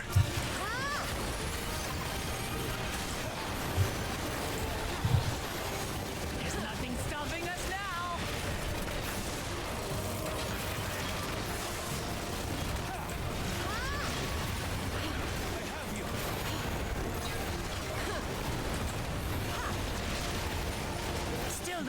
backing down, huh? Fine with me.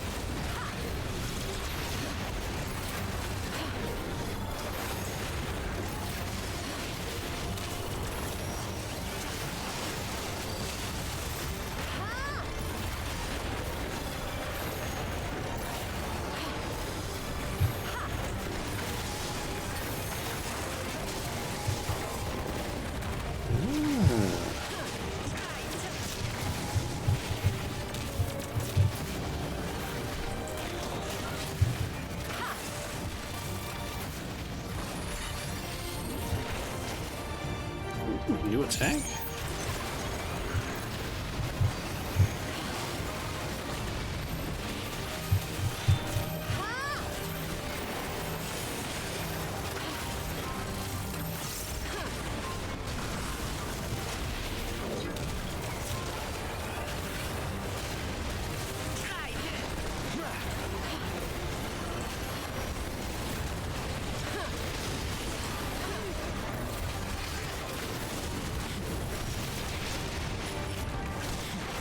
God, this fight is taking a long time.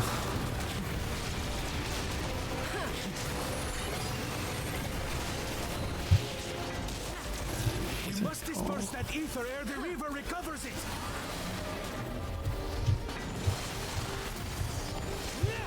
This is going to hurt.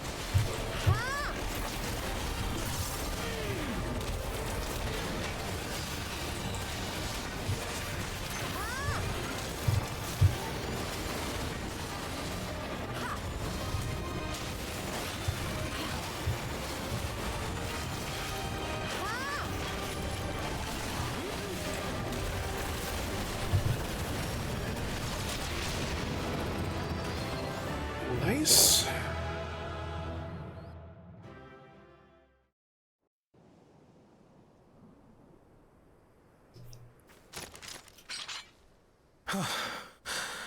We did it. The Etso, are they?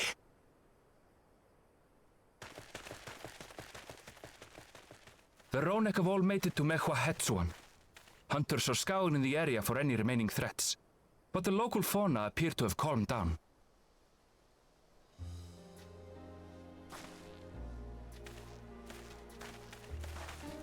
We cannot thank you enough for your timely aid. You, most of all, Bow of Reason. We feared you would be loath to take direct action, yet you didn't hesitate to put your life on the line for our Hetso.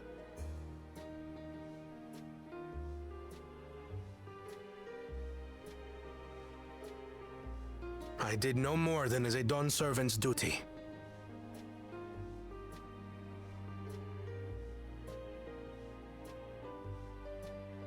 The ethereal conductivity of those scales is astounding. I dare say we could repurpose them to create a device that emits controlled pulses of ether. Ether resembling that of the predator the Ronek fear most. It might work. If we struck the right balance, we would have the means to deter the Ronek from approaching the railroad without causing them undue distress. Incredible! Kona, you've done it again. I must say, I was hoping I'd never have to see one of these again. Still haven't forgotten the last one. And it's been more than 20 years now. I had come as a trader to the camp in Lozeniheta. A camp that was obliterated in an instant by that monster.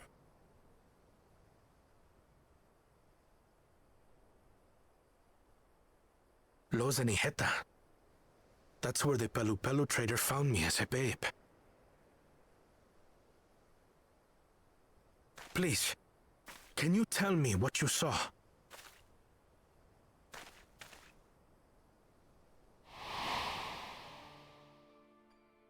As I said, I had traveled there to trade with our fellow Hetzaro.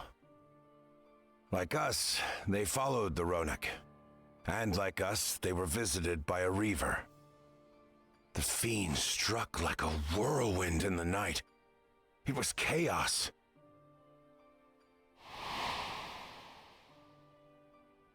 I grabbed some token belongings and bolted in a panic, thinking only of getting as far away as possible. But even in my panicked state, I could not help but notice the young couple racing the other way, toward the fell creature. "We're distracted," I heard one cry. "Save our son! Save the Hetzo!" After that, nothing but the pounding of my heart and feet and Rodak thunder. I ran and ran, and as the sun broke the horizon, I found myself separated from both man and beast.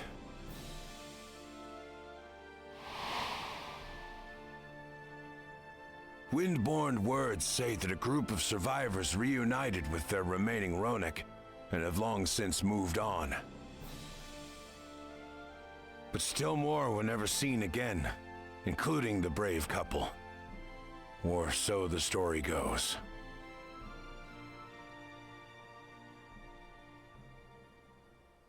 And what became of their child? I'm afraid I don't know. But if he wasn't with the survivors, even if he lived through that night, the wilderness wouldn't have been kind to a little one out on his lonesome.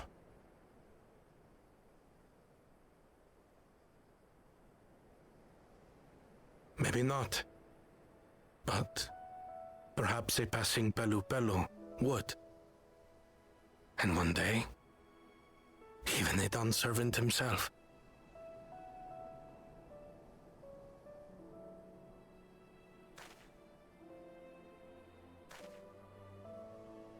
All these years, I was convinced that my parents had left me behind to follow after the Ronek. But now I see, they didn't abandon me. They were trying to keep me safe.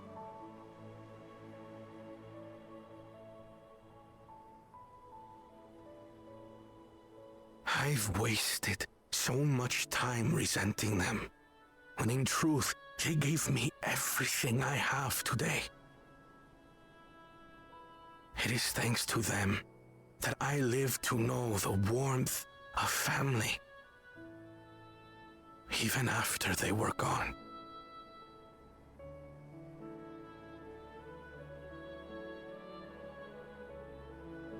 And now that I am done servant, all of Tuliyola is my family. A family I will always protect, as my parents protected me.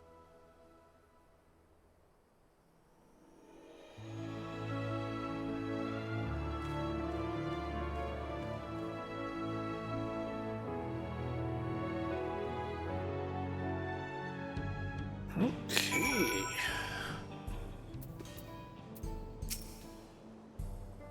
To know that the Hetzo are safe is more than enough.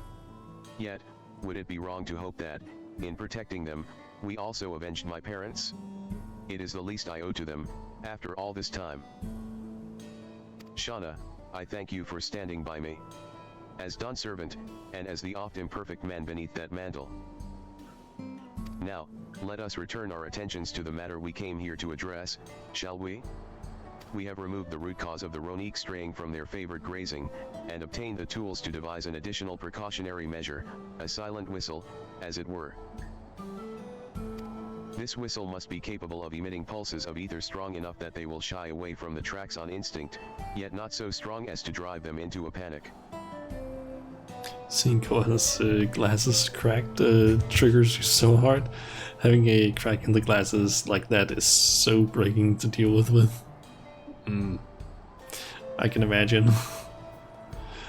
Don't have glasses myself, but I can imagine that being kind of annoying to deal with. If we can achieve this, it will be a far sight better than a traditional whistle. More effective and less stressful for the creatures themselves. Especially because, as far as I understand, glasses are pricey. They can get very expensive from what I understand.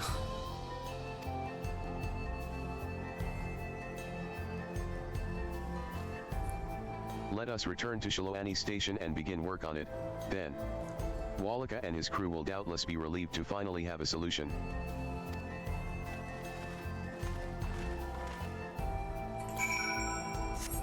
Okay. I also ended up bringing Quay out of the stable. I'm considering maybe trying to color Quay again.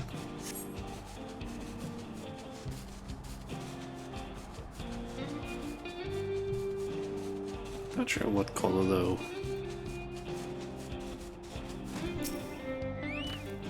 You look pleased about something. Good news for the railroad, I take it? So the Ronique were avoiding a predator. Smart ones, they are. And Valkoan is not too bad himself, what with his whistle idea.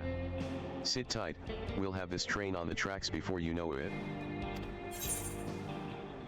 Sit tight, yes.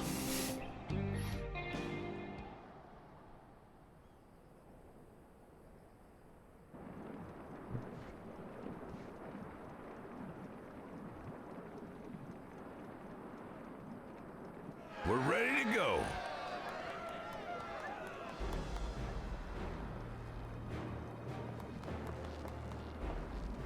Whoa!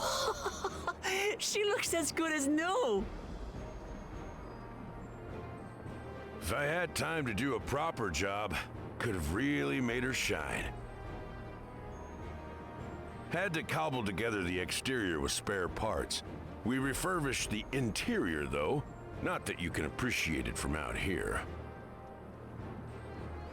But as far as the Ronek are concerned, we've spared no effort.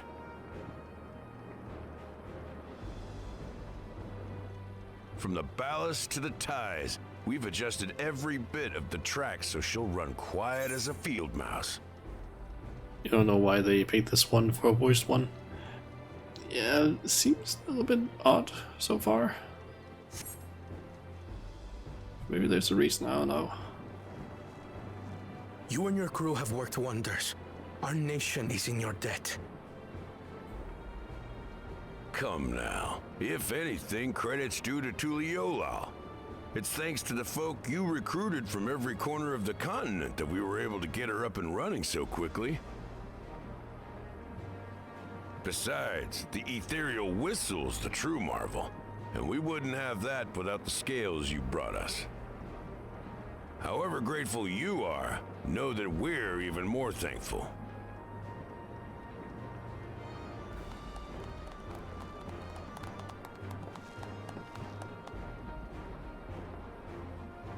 Right, if we're done talking, let's put this train through her paces.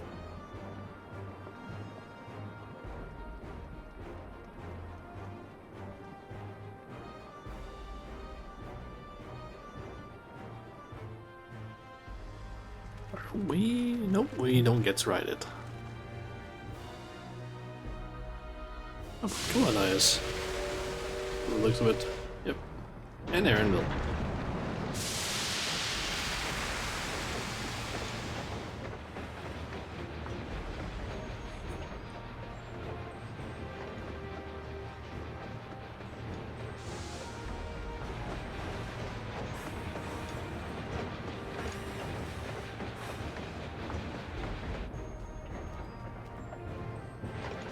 There's a Ronek up ahead.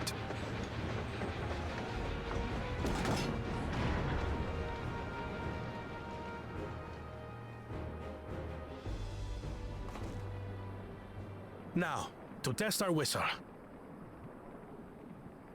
On it. Just point it in the general direction and...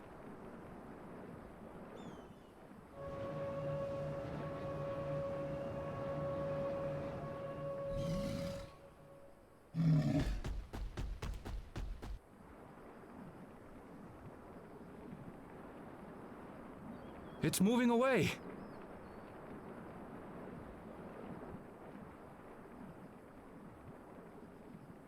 Meanwhile, our friends over there appear wholly unperturbed.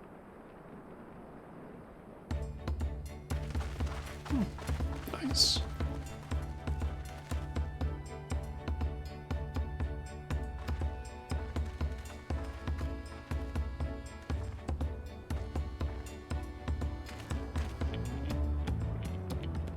With this, we can alert those who wander too close without disturbing the rest of the herd.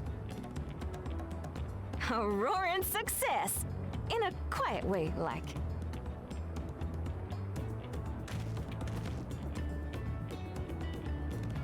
Looks like he has a spare pair of glasses.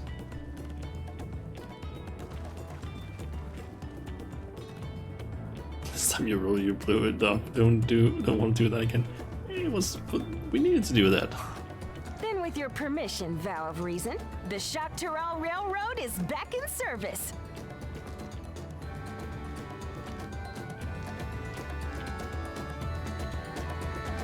Also, we haven't strapped the entire car full of explosives, and we haven't listened to Smile either while building it. It's fine. That's actually a thing I kind of wish that Final Fantasy had more of.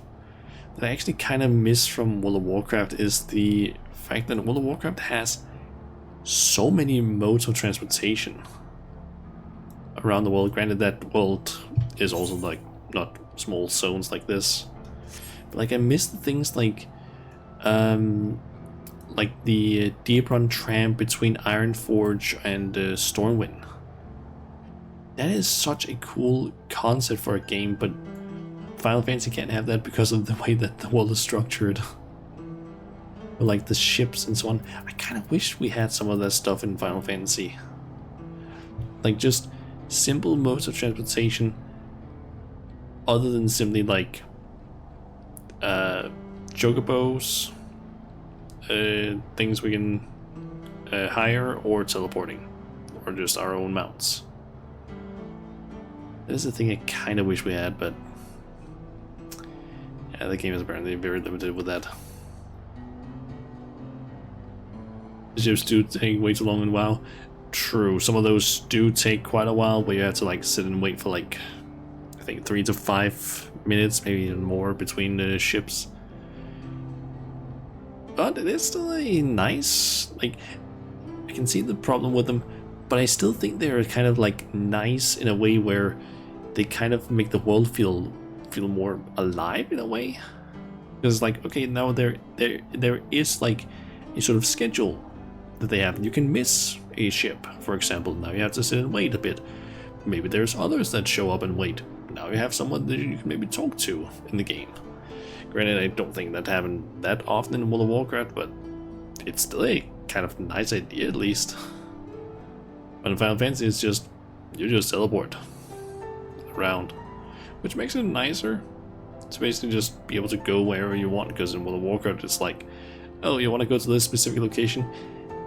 It might be like a, I don't know, 10-15 minute trek if you want to go from like let's say, I don't know, you want to go from, for example, I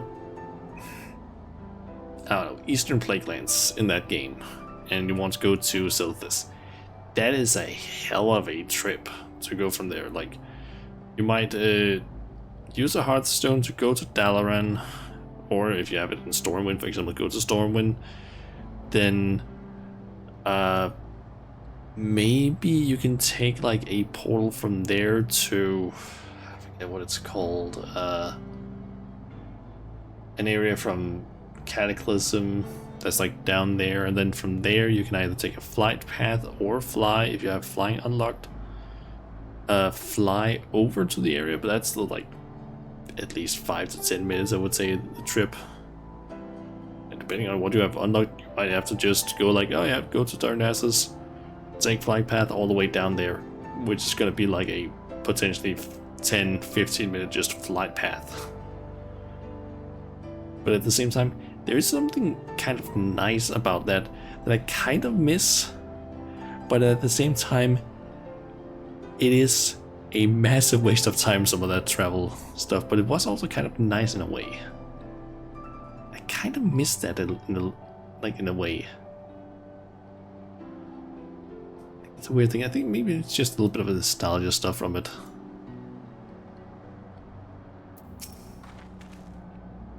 For a while there, we were real worried that we'd never get the railroad running again. But now that the test drive was such a success, we can breathe easy and start hauling people to and from the dome. First Shaloani, and then, the continent. Watch out, Zaktural, here we come. I share the sentiment, but we've got a mountain of work ahead of us to ensure smooth operations. Time to get back to it. The efforts of all here today have not gone unnoticed. Once more, I thank you.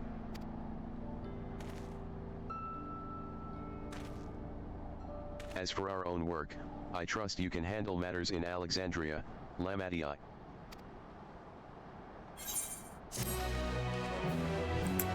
will say Chun has actually been asking a bit about, or has been wanting to try and play Final or World of Warcraft again. And I will say could potentially consider playing it with him if he wanted to. I think apparently he wanted to try maybe the hard, like Iron Man hard mode thingy, where you like have one life, or basically if you die, your character's just dead. However, I'm a little bit like, I don't really want to play on like the official servers that much, because yeah, it's basically pay for another game at the same time. It's like, I don't really know if I want to do that.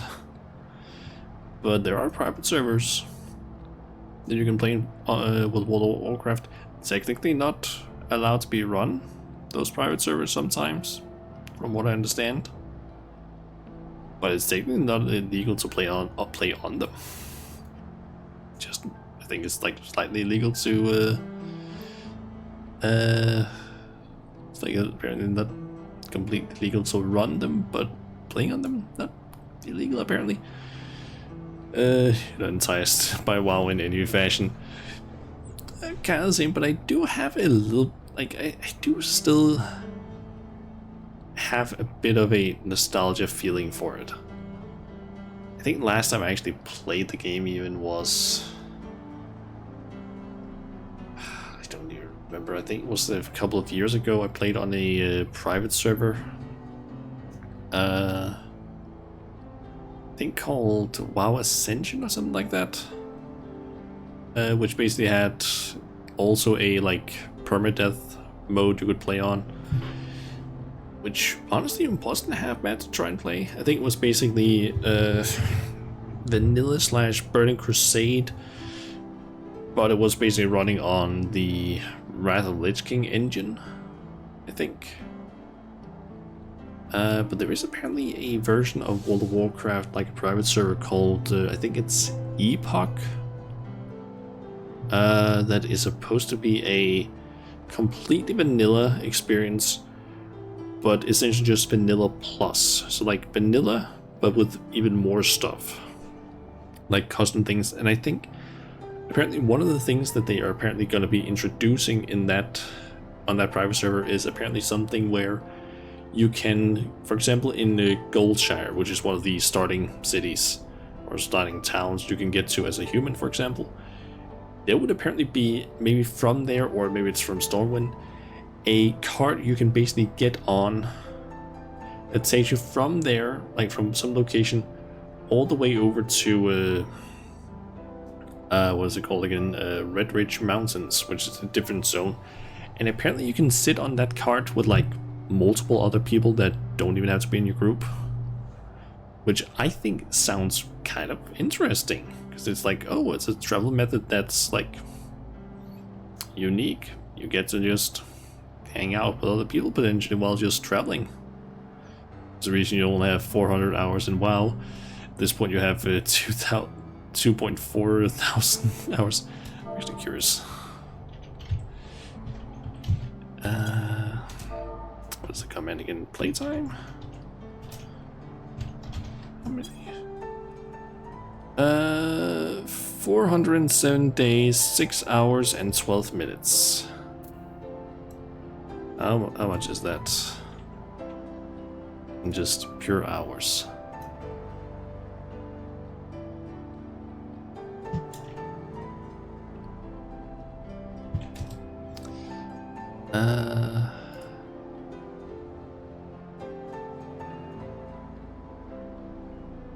Let's see. I have it like calculator thingy here.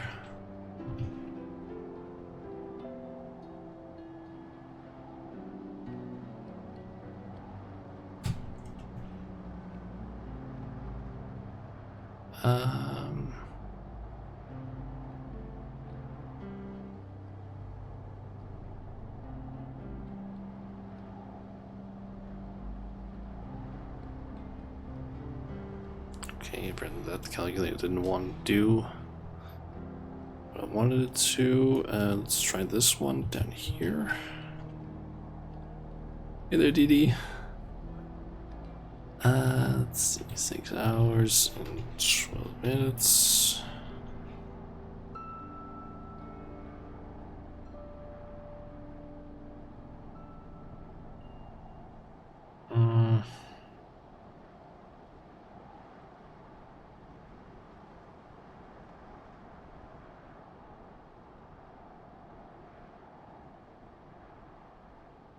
I don't know, these seem to want to calculate things for me correctly.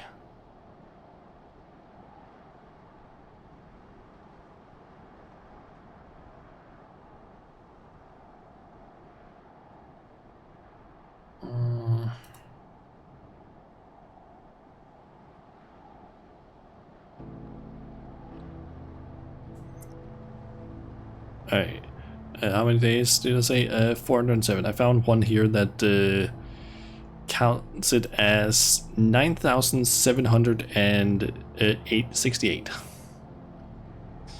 So around 9,774 hours-ish is what I've played, apparently.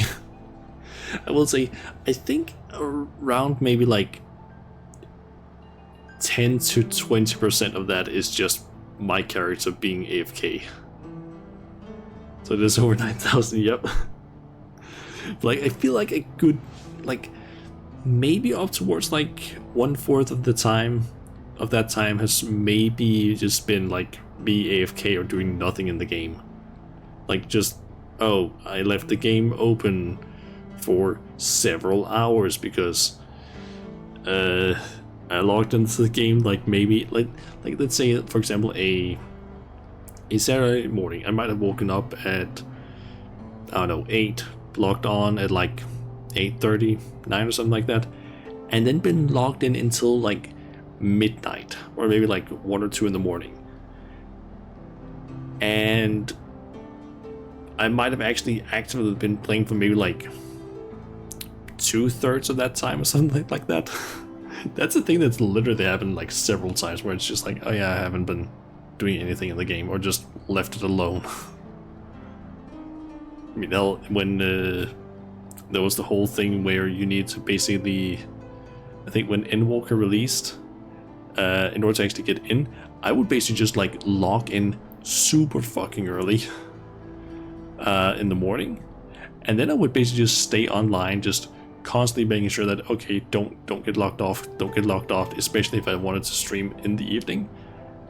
I need to do that stuff, and otherwise I would basically just get like kicked off, and then it was time to go through the 3,000 to 4,000 other players that were in the queue. Basically same, yeah. What was it DD said? DD plays no MMO, DD plays ISO, and it stands for Isolated Single Player Offline. Fair.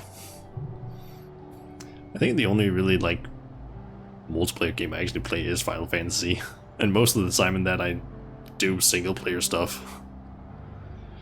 Actually, now that I think about it, when I played World of Warcraft, that was purely single player stuff I did in that game. I never really did like group content. Partially due to the fact that my main character was a warrior, and warriors, or basically warriors could be either tanks or DPS in that game. And I didn't like being that tank. And DPS basically had super fucking bad queue times. I'm talking like I could queue up, I would not get into a dungeon for hours. sometimes I felt like. Which was probably one of the reasons why I had a lot of dungeon anxiety in that game.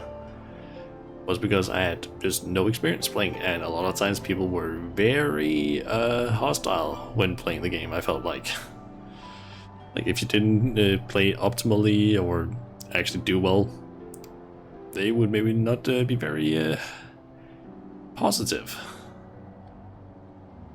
So yeah, that was a bit of a annoyance. Anyway, I should. Ooh, that's the last quest. Because Crossroads, that's the name of the patch. Let's get started on that one then.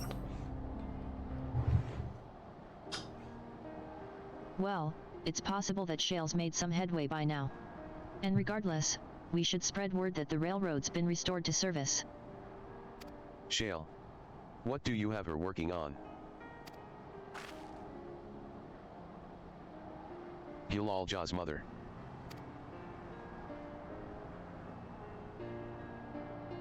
I'd feel the same in his shoes. Have felt the same. Some questions are painful to leave unanswered.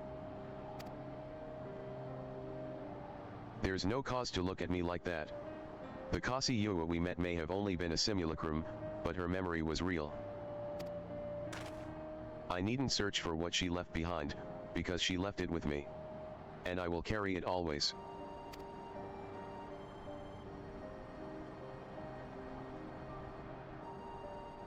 Speaking of things you're carrying. They pay attention, or they make a mention of it. Is that a teeny tiny Kasi Yua? What? No. It is merely a token from Alexandria. Our friends in Oblivion would not take no for an answer, and I thought it as good a souvenir as any. Whatever you say. For what it's worth, I think it's a nice way to bring her with you on your travels.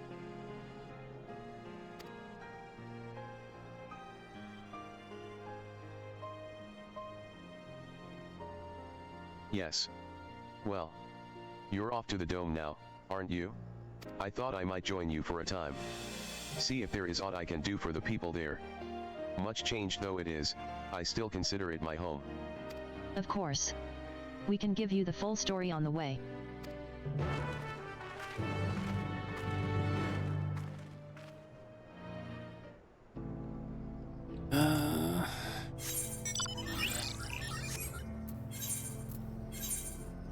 Let's see. You remember getting told that wanting to play and learn the story by playing was a waste of time? That you should just go watch YouTube. That was back in 2007. I'm guessing that was for World of Warcraft, because I can kind of see why. Because honestly, World of Warcraft has a really big problem with certain things, and that's the fact that they have multiple books where some of the story is told in those books. You're not gonna get any of that told unless, learn any of that stuff. You heading to unless you watch or read the books, which you're gonna have to pay for, or they might make small mention of it. But then there's also the problem that sometimes the release books, the information in them are seen as being canon, but then they basically go like, oh yeah, that's not canon anymore, because now they suddenly decide to change their mind.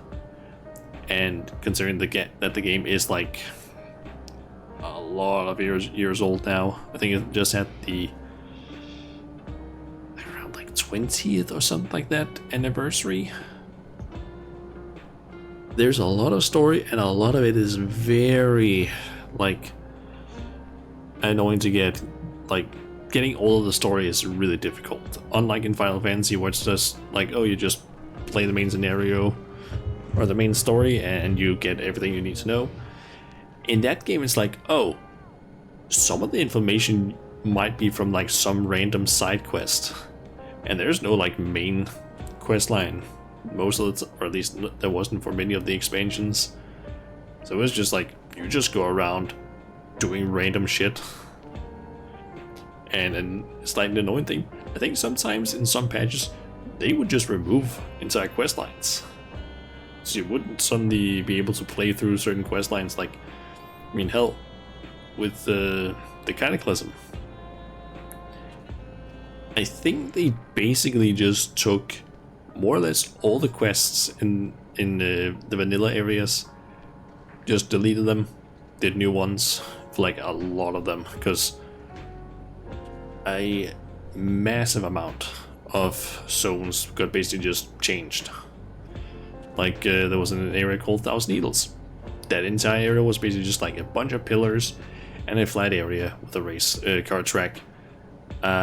That area basically just got flooded in the Cataclysm. So now they had new quests you could do there. But you kind of lost out on a little bit of the story sort of stuff.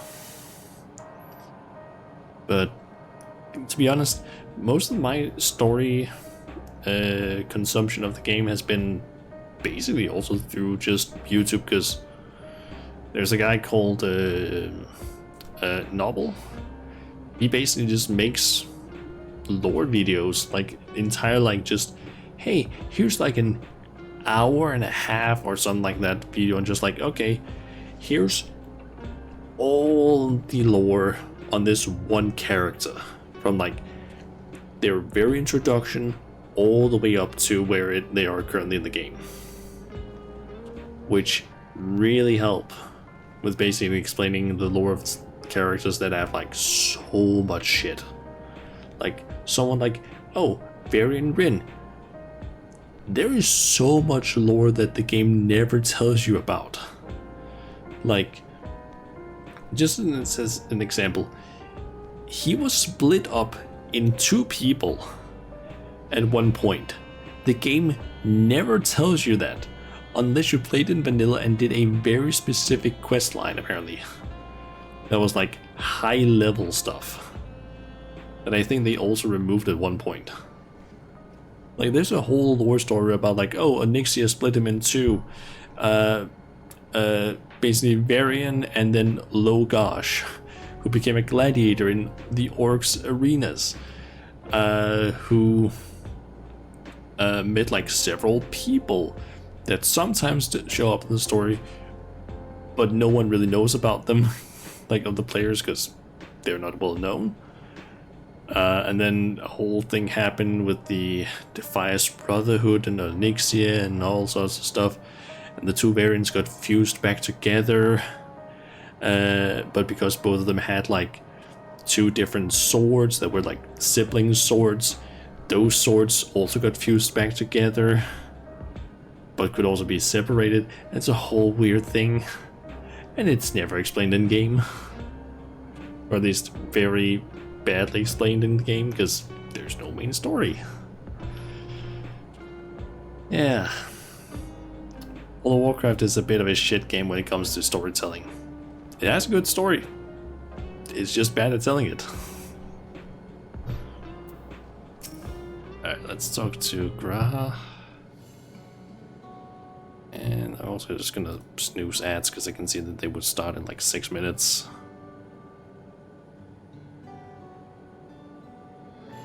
A simple yet elegant solution. And thus is the railroad back in operation. Meanwhile, Shale has nearly finished processing the data. She will be able to share her findings with us imminently. Ooh, you stole her. I'm interrupting something, I gather. I wasn't expecting you. Why, Stella? What brings you here? I've seen enough of the gate in the Sky Deep cenote for now, so I'm shifting my investigation to living memory. While there, I thought I would do well to have the company of an expert on electrope.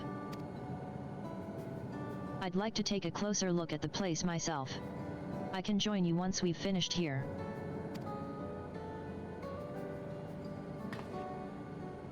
Lest you fear I've forgotten, once I've made headway with living memory, the key in your keeping shall be the next subject of my scrutiny.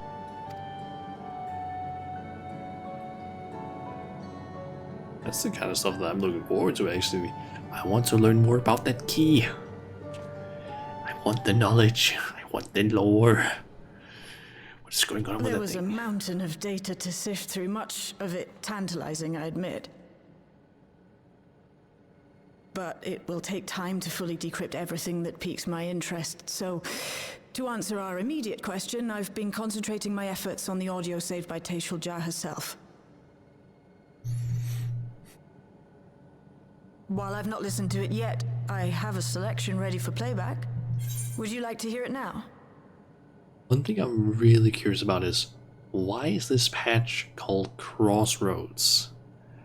And why did Wuklamat in the picture for this quest look a bit worried or angry or something like that? Is there going to be something where Gululja might be going against us somehow or something?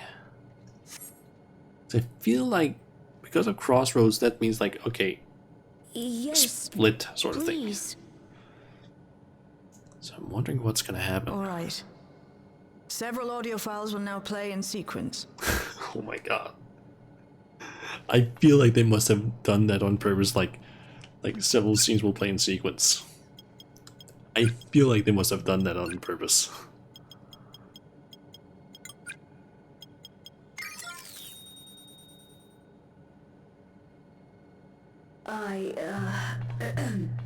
My name is Taishulja, and I decided to record this to help me put my thoughts in order, I suppose. Mother? Officially I was a Virgin with the Lance Guard. I was part of a contingent dispatched to Yasulani to hunt a Tural Vidral that was wreaking havoc. After our mission was complete, I elected to remain. It was the perfect opportunity to document the geographic distribution of medicinal herbs in this region. Or so I said when requesting special dispensation. In truth, I could not bear to return to Tuliolal. I had hoped to aid Commander Zoralja in the right of succession, but he did not so much as look my way. I was never in contention, of course, one of the nameless many in his army. To go back and face that reality was too much for me, so I ran. And in my cowardice, I stumbled upon this path. A path that changed my life. When the dome appeared, I found myself trapped within, and reunited with my commander.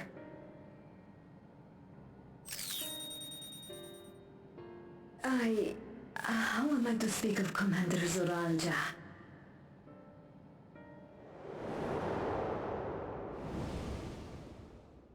I admired him. His incontestable strength, his unwavering focus. He was a man of great passions.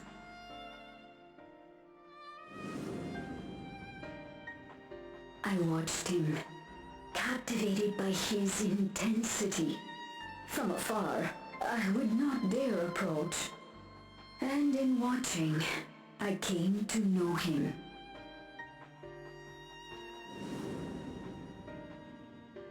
His eyes too sought the distance, but not as mine did. He yearned not for another, but something else, beyond the horizon. That gaze would never fall upon me. I knew.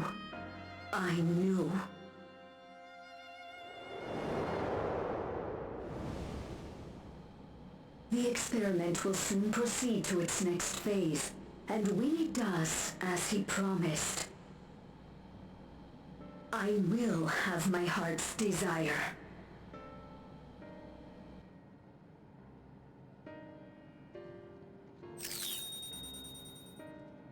Today.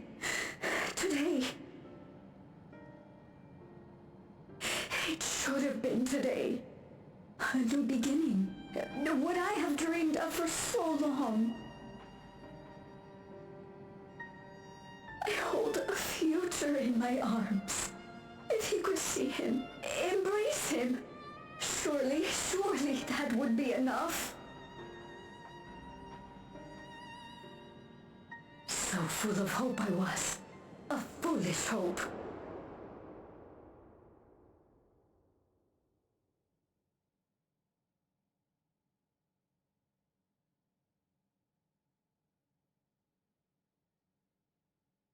Its scales are blue.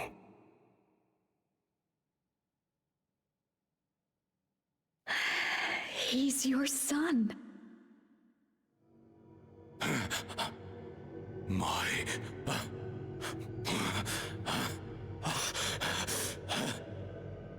No, I can't.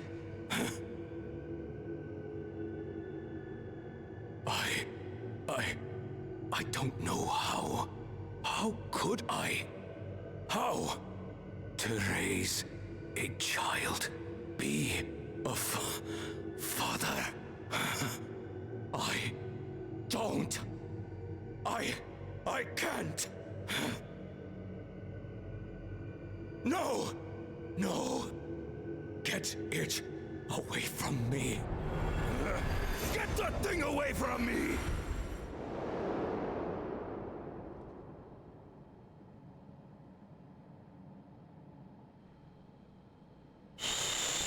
It's all right, little one.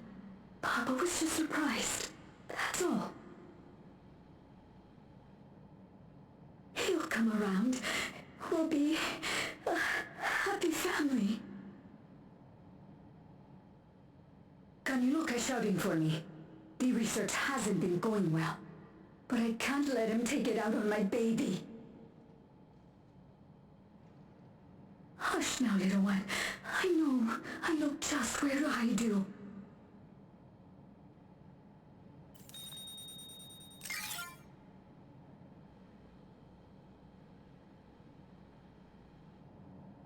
That's all of them.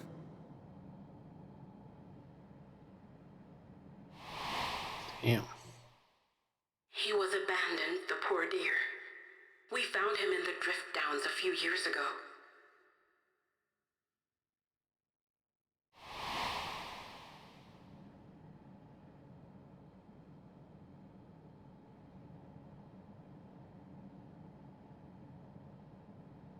We know some manner of accident happened at the facility after this was recorded. Perhaps your mother couldn't come back for you.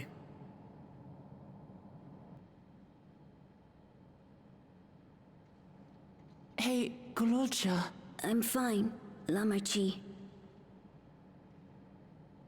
Father and mother, they were both so lonely. If we could have been together, maybe they wouldn't have been. But sometimes things don't work out, no matter how hard you try.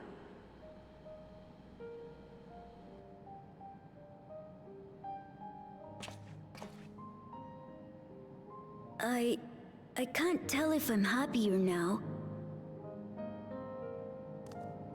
But it's better to know, I think. Thank you, everyone. He's actually taking that pretty well. All things considered.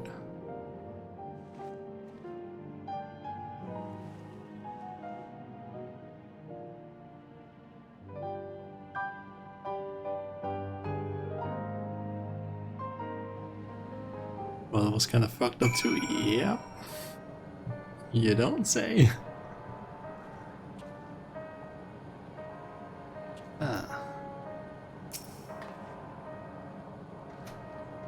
It's better to know. A profound response, for one so young. Though I wish he didn't have to be, Gilal Ja is indeed wise beyond his years. Yet one never outgrows the need for dependable companions. 'Tis fortunate that he has you. Thank you, Shale. Because of you, I got to hear my mother's whole story. You heard it because you were brave enough to listen, Gilal Ja. If you remember one thing, remember that.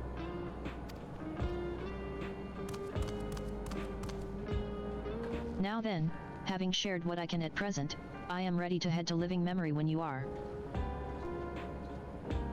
I am planning to be thorough, so we will need to stop for supplies on the way. That said, I promise we won't remain over long. I know we all have much and more to attend to. For now, farewell.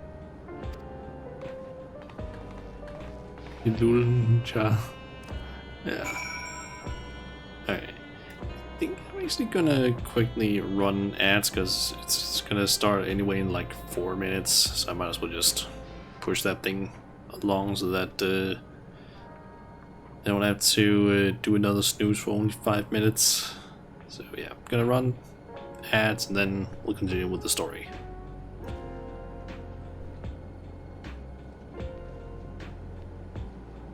Gotta love TTS, yeah. But who knows, maybe if I ask the ones in the FC about the TTS stuff that they seem to know about, maybe I can get one that actually is able to pronounce things properly and also maybe have better voices.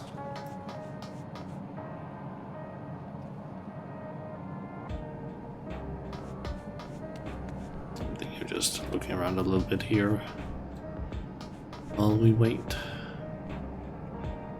That seems like a video thing that they may be listening to. Trying to intercept some calls. He has a reaction to the fact that she is dead, I guess.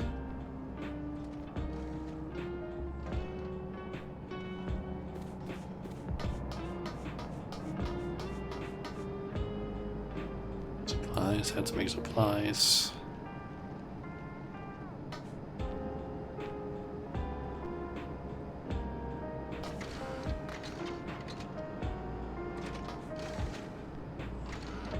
What the hell does that thing do? Doesn't really seem to do anything.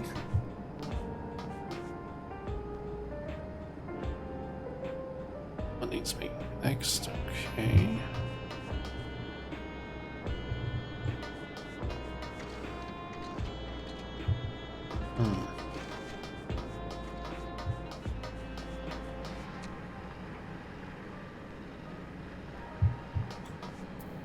Hey, ya ever heard o' the Rodina Consortium? I absolutely can't stand that lot, let me tell ya. That's why I give the Nexus Arcade a wide berth.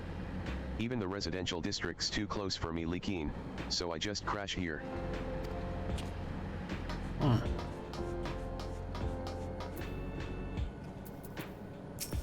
One wouldn't know it to look at them, but Shale and Weishtala are birds of a feather.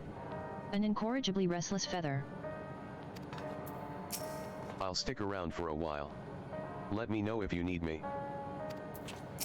Is Shale going to be alright out there? The whole time she was working on the data, I never saw her take a break. With the railroad ready, I'd like to get some idea of how many returnees we can expect before heading back to Tulialal. The twins have yet to return. I hope everything is alright. Oh yeah, true, they are not back yet.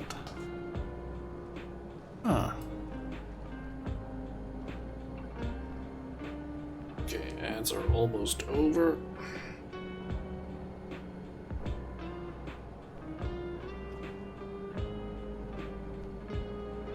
Alright, looks like ads are back, or ads are over. Alright, so I just looked around a little bit, talked to the different people. Graham mentioned something that actually made me realize something. The twins aren't back yet. They left to basically see how things were going. They're not back. Let's see what's going on with that. A word, before you leave. Our network's already spreading word of the railroad. We expected people would be clamoring to get on the first train back. Yet the reaction's been the polar opposite. Scant few seem inclined to depart Alexandria anytime soon. What? When we spoke before, you said many from Tulialal were eager to reunite with friends and family. Maybe they're concerned about getting through Vanguard? If so, we could take turns accompanying them. In any case, we need to speak with the people ourselves. Let's start at Node 9.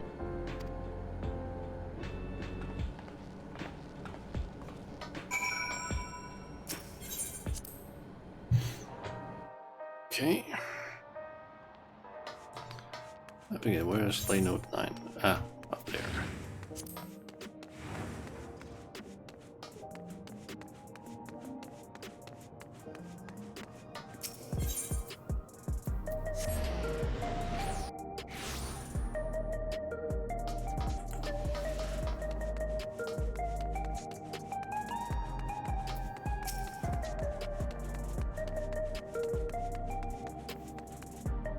There may still be people gathering in Praxis Park. Let's try there first. Are we gonna see the monument basically being covered in flowers, perhaps?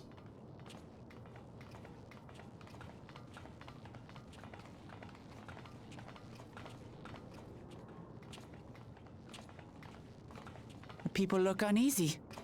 Did something happen?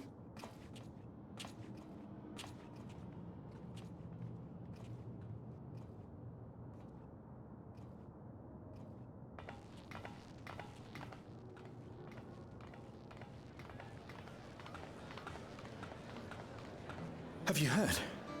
Someone was killed in the Thunder Yards.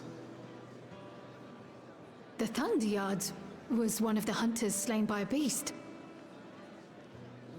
It was a hunter, all right, and a veteran at that.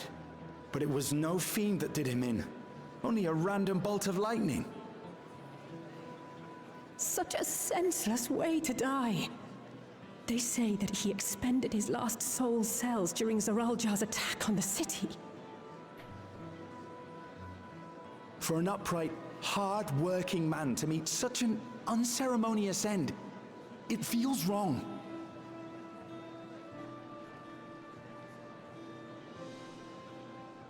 But we'll be fine, won't we? Even if the system no longer erases our memory of the departed, the regulators continue to function. I shan't go before my time. Growing old and passing peacefully with the help of the ushers is only natural. Well, you may think so, but how are we to know? We have no memory of those who have gone. More may have met violent deaths than passed from old age, and we would be blissfully unaware. It could happen to you, or me, to any of us. Then what are we to do? Spend every waking moment thinking only of how we might die?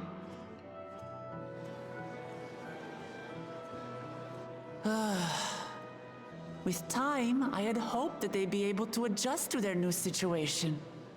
But it's only gotten worse. Look! It's Queen Sphene! What?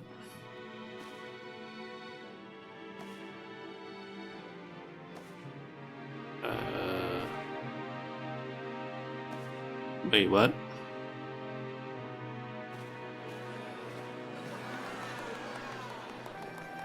What? That's what I'm saying as well. What? Help, Queen Sphene! The grown-ups are really upset, and I don't know what to do! I see that you are as kind-hearted as ever, Nico. Never fear. I'm here to set things right. The fuck is going on? Sphene is gone. Forever. What is going on here?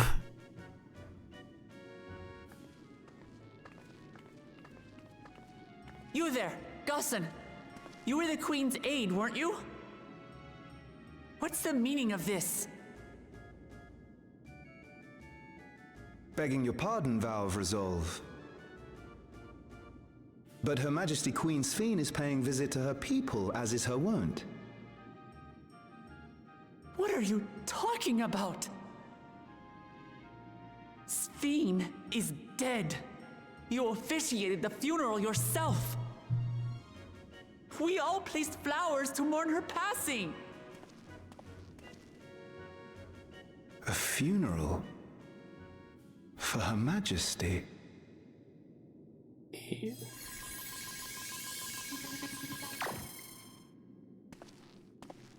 What a curious jest.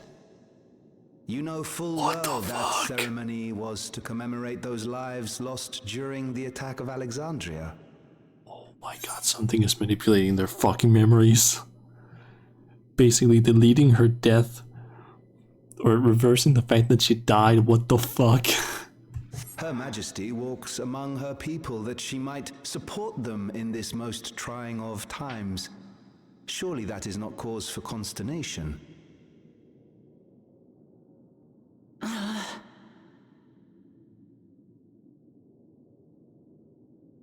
Your Majesty, won't you free us from these terrible memories of the departed? This is no way to live, not for us, nor our children. I wish that I could. Truly I do. But with living memories shut down, even I cannot restore the system that once afforded us that comfort. You needn't fret, however. I have prepared an alternate solution.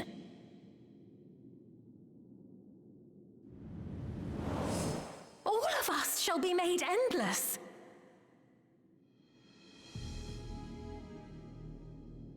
I have created a new system that allows you to transplant your memories directly into an ethereal vessel, one not reliant upon soul cells.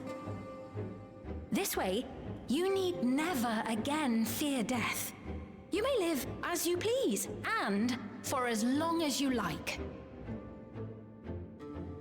Our stores of ether are, at present, not sufficient to provide this boon to everyone. But some of you received neo-regulators for the funeral ceremony, did you not? And there are still more we have yet to distribute. 5,000 in all. One day soon, those with neo-regulators will be called to join the Endless, and thence be free of suffering forevermore. But only 5,000 of us?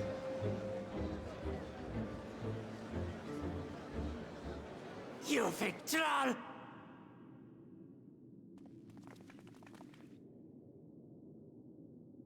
The real Sphene would never be content to save only some of her people. Who are you?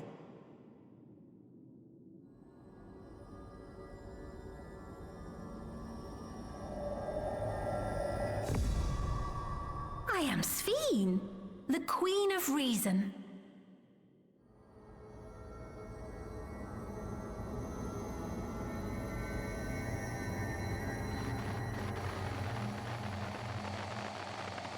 Oh yeah, thing's glitching.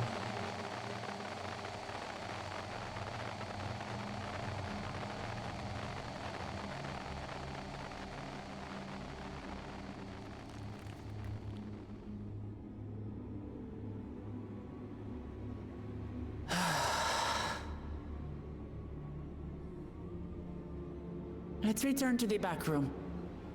I need to calm down, and then we'll talk.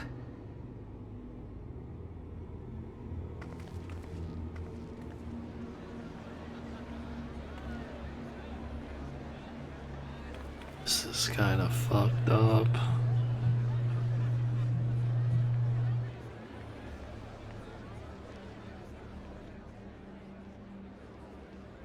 I think Solution 9 is going zombie bot down on us. Maybe.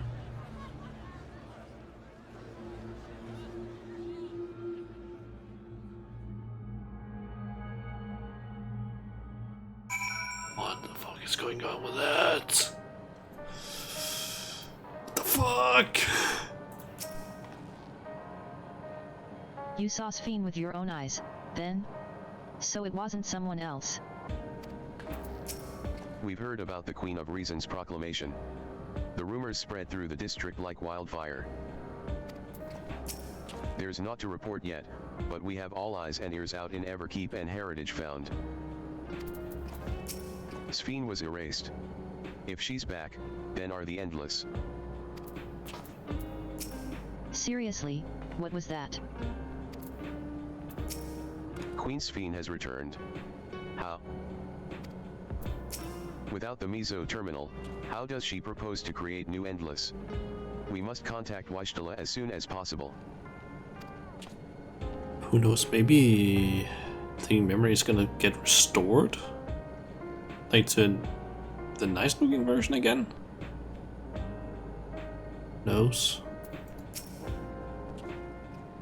Maybe that will happen during the next patch?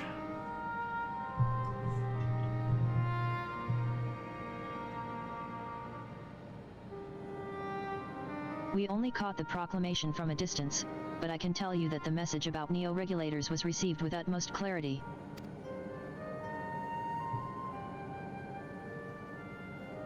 It couldn't have been Sphene.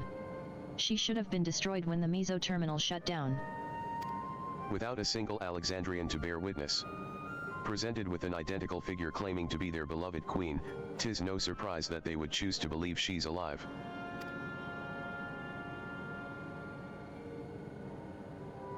What is troubling, however, is their denial that the funeral was held in her honor. 'Tis as if their memories have been erased.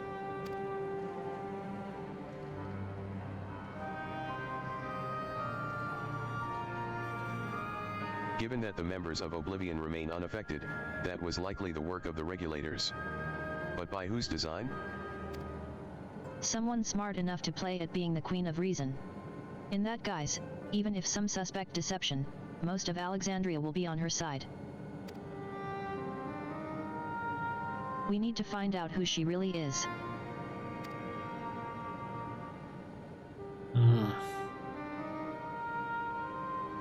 While I agree wholeheartedly, we should avoid drawing more attention than we already have. We must be patient until Oblivion's network turns up a lead, or until our self-proclaimed queen makes her next move.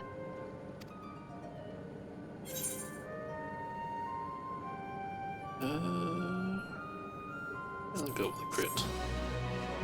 Guess this should be the last quest of this patch.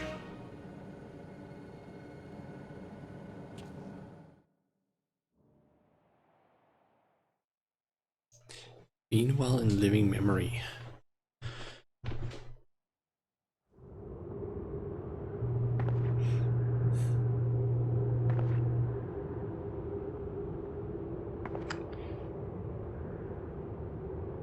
Oh, where am I?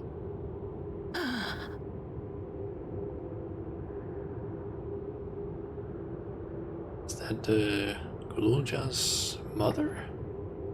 Sphene or Kikao, or how I pronounce it, Ernal's mother. Are they safe? Guess Sphene? Probably Sphene. Why am I?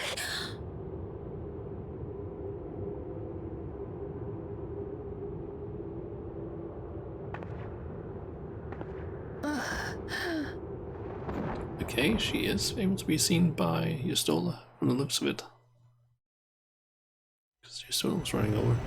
In fear of death, the people turn to Queen Reborn, their fates to learn.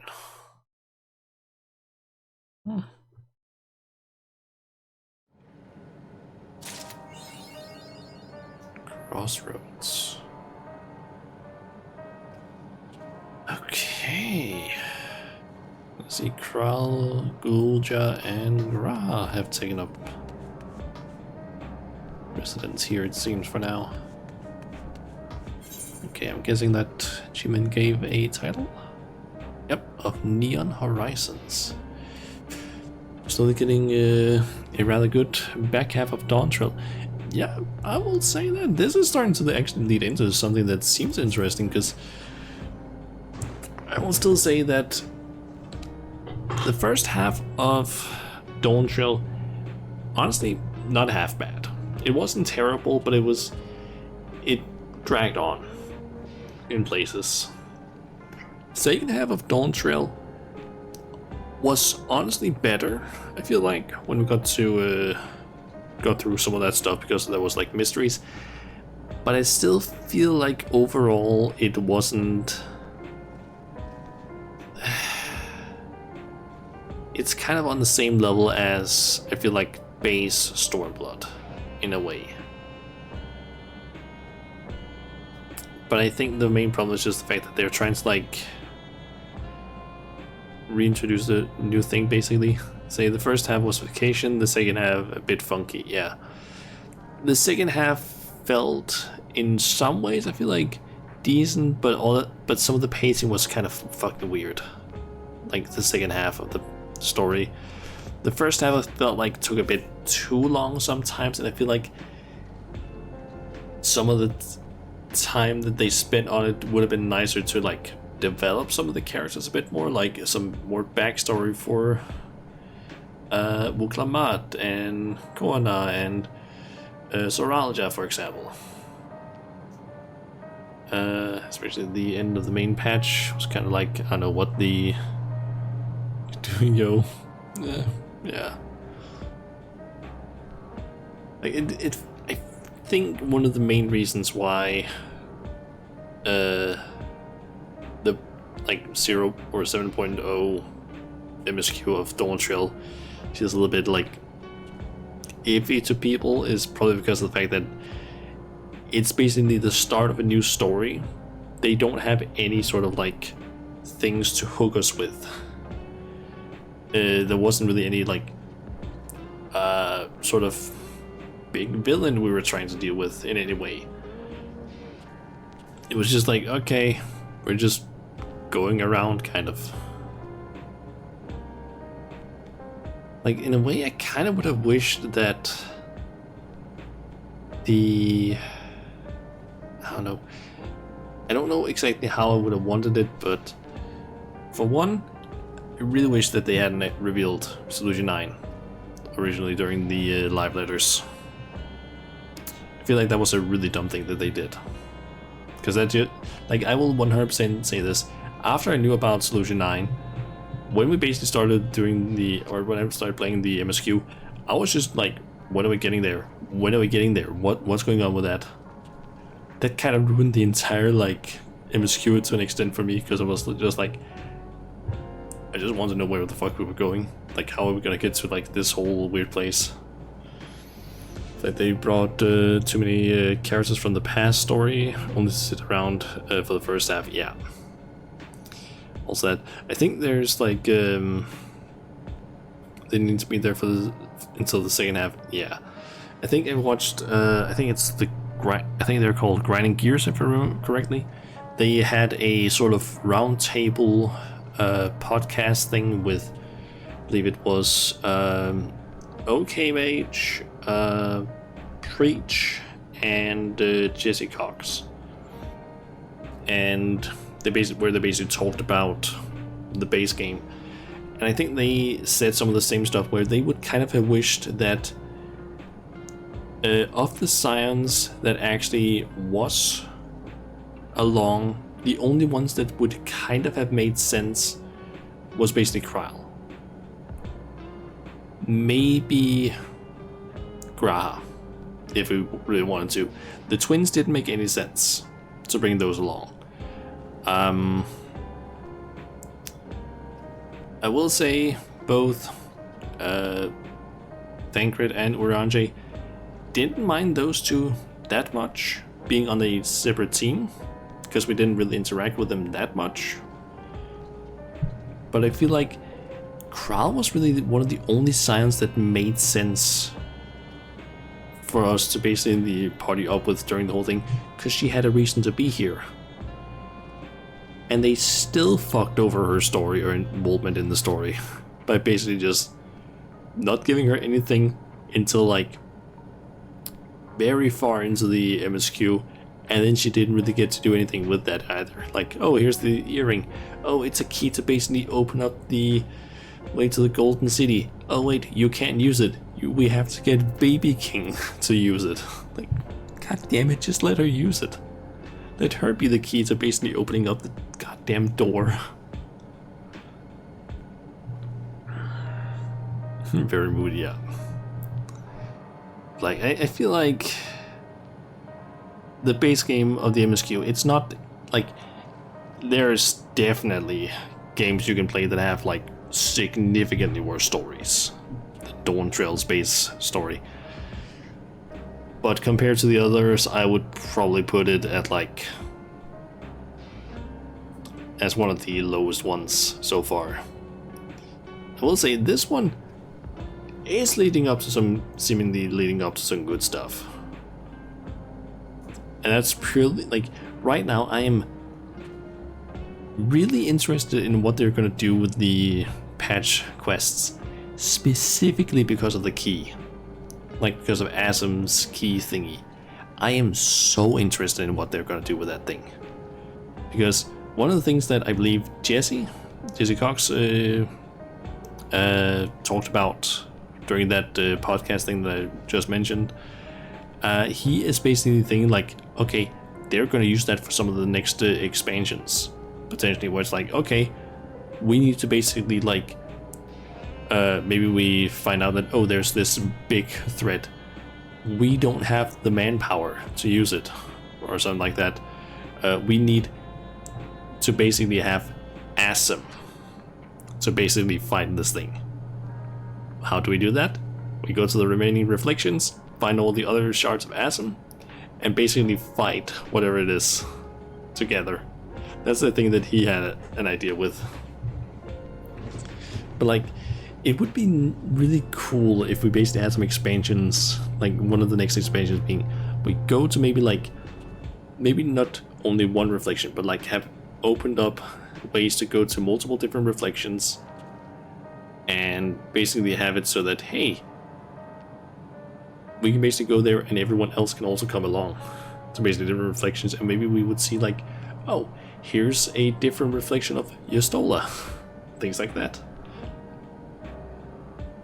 That could be an interesting thing to do. But I just really want to know what they're going to do with that key thing, because that thing seems very interesting. Fairly sure that that might be a thing we have been building towards for forever. Gathering the shards of ASM. Yeah, I feel like at some point there has to be something where either we become whole. That could potentially be a thing after, like at the end of this whole like storyline, because from what I understand, they're basically like building up now to like the next, I don't know, 10-year story that they're doing, or however long they were planning on doing it, kind of like they did with from A Realm Reborn all the way up to Endwalker. Basically, that entire thing being like one big storyline of like the Zodiac Hydaelyn story. Now it's maybe like the ASM story or something like that, where slowly we learn more and more about ASM throughout the expansions, maybe like slowly pick up pieces that allow us to learn more about ASM and the Ancients, go to the different reflections, things like that. Like maybe not even allow us to become whole, maybe like there's one or two shards of ASM where it's just like, yeah, we can't get those are just like gone somehow. Who knows? Could be interesting.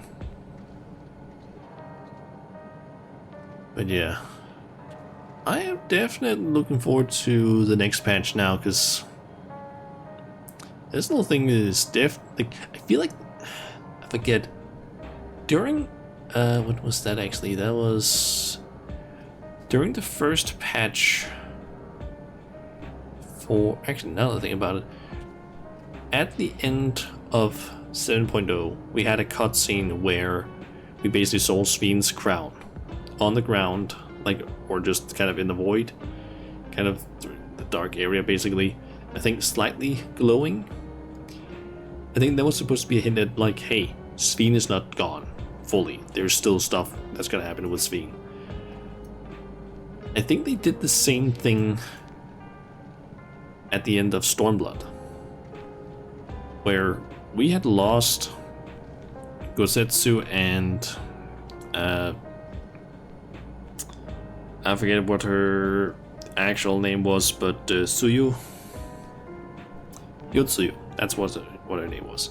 Yotsu and Gosetsu, we had basically like lost them in the tower thingy, but then at the end, I believe, of 7 or 4.0, I think it was, we got a cutscene where we saw that, oh, they had washed up somewhere. Didn't know anything about like, oh, what is their situation really, other than just they had washed up somewhere. I think they might be doing something similar here, because if I could be wrong, but I think during 4.1 they also had the thing where they showed both Gosetsu and Yotsuyu basically, I think, eating dango in Kugane. I think that was what they were doing. I think that might be a similar thing here where it's like, okay, we know that they're fine now at least, or they're not dead. Now we have a similar thing where it's like, okay, who we can somewhat guess, I guess, or assume is who is Sphene. She's also somehow not dead, or at least, well, she is dead, but some part of her is still technically around. So maybe they're doing something similar. Who knows? Maybe we're gonna have Sphene become a fight in 7.3 again, but where it's like a super corrupted primal version of her. Who knows? Maybe instead of being the moon primal, she's gonna be the sun primal. She's gonna turn into Amaterasu. Who knows? That could be a thing. Who knows? We got Tsukuyomi. Amaterasu? Who knows? Sunny, yeah.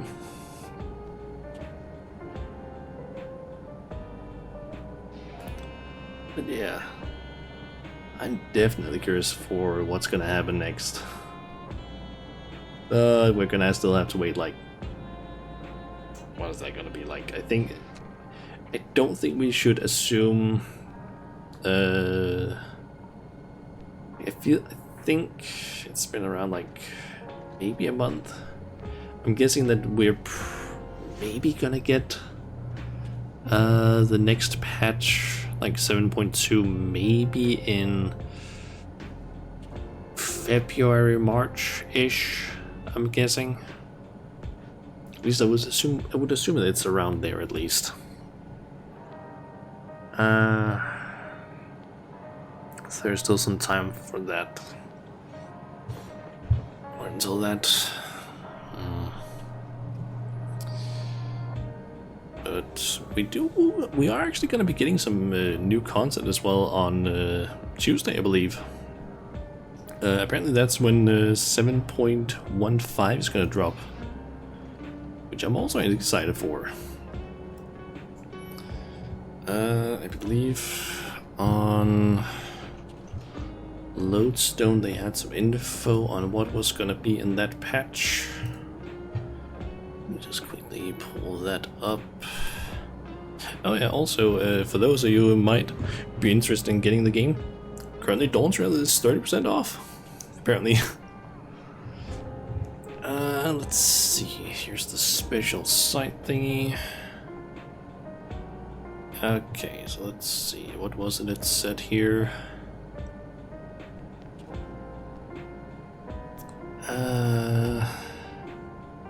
Oh yeah, since it's gonna be Tuesday that the patch drops, 1 week after we're gonna get the Cloud of Darkness Chaotic, which means that's gonna drop on Christmas Day, or Christmas Eve, so the 24th. So yeah, that's gonna come out then. But yeah, apparently on Tuesday we're gonna be getting the new Hildebrand quest line, the first couple of quests from that. We're gonna get a new custom delivery, which is apparently going to be Nito Wikwe, which is the conductor on the train. Apparently we're gonna be getting some gear from doing her whole quest line, it seems. Apparently a couple of quests or patches, like maybe like a few weeks after the patch drops, we're gonna get patch 7.16. I don't really know when that happens. That's gonna give us the role quests ending. On Tuesday we're gonna be getting the ending quest apparently for the Wachumeki quests. I'm looking forward to that as well. And I think that was basically everything that's really gonna be happening on Tuesday. This is just Hildebrand, Wachumeki, and what was the last thing? I feel like it was 3 things.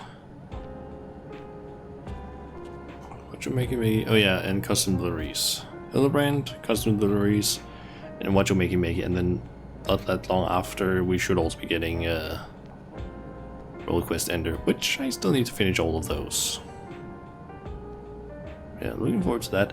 And not only that, when was that announcement? Oh yeah, on Monday apparently, which is the 16th, I believe. Yep, the 16th. We're gonna be getting two things that are gonna happen. For one, we're gonna have the Starlight Celebration start. Then, so that's a couple of quests for that event. Apparently, there's a barding we can get for our chocobo, a painting for the house, 2 housing items, I believe. One is like a tabletop food item, and the other thing is like just the same thing with just not food item, and it's a stack, and apparently an equestrian roll. Looking forward to some of that stuff at least, because honestly the barding is kind of cute. But on top of that, we're also going to be getting a Twitch supporter streamer campaign starting on Monday as well, and that's going to also run both the winter Christmas event and this supporter streamer event are going to run from the 16th until the 31st.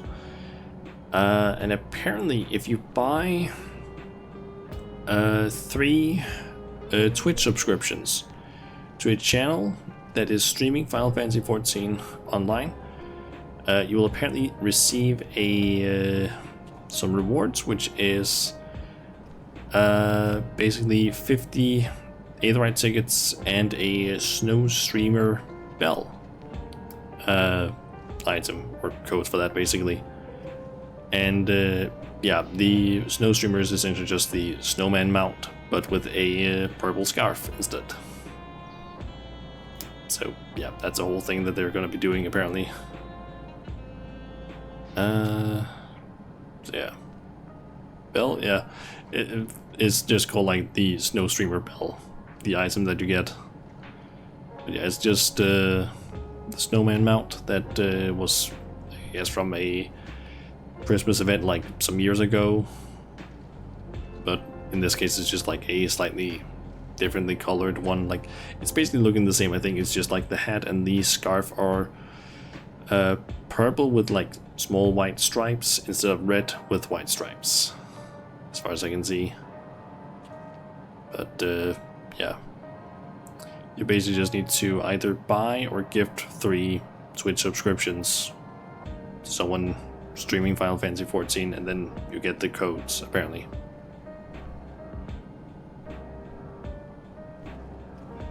Yeah.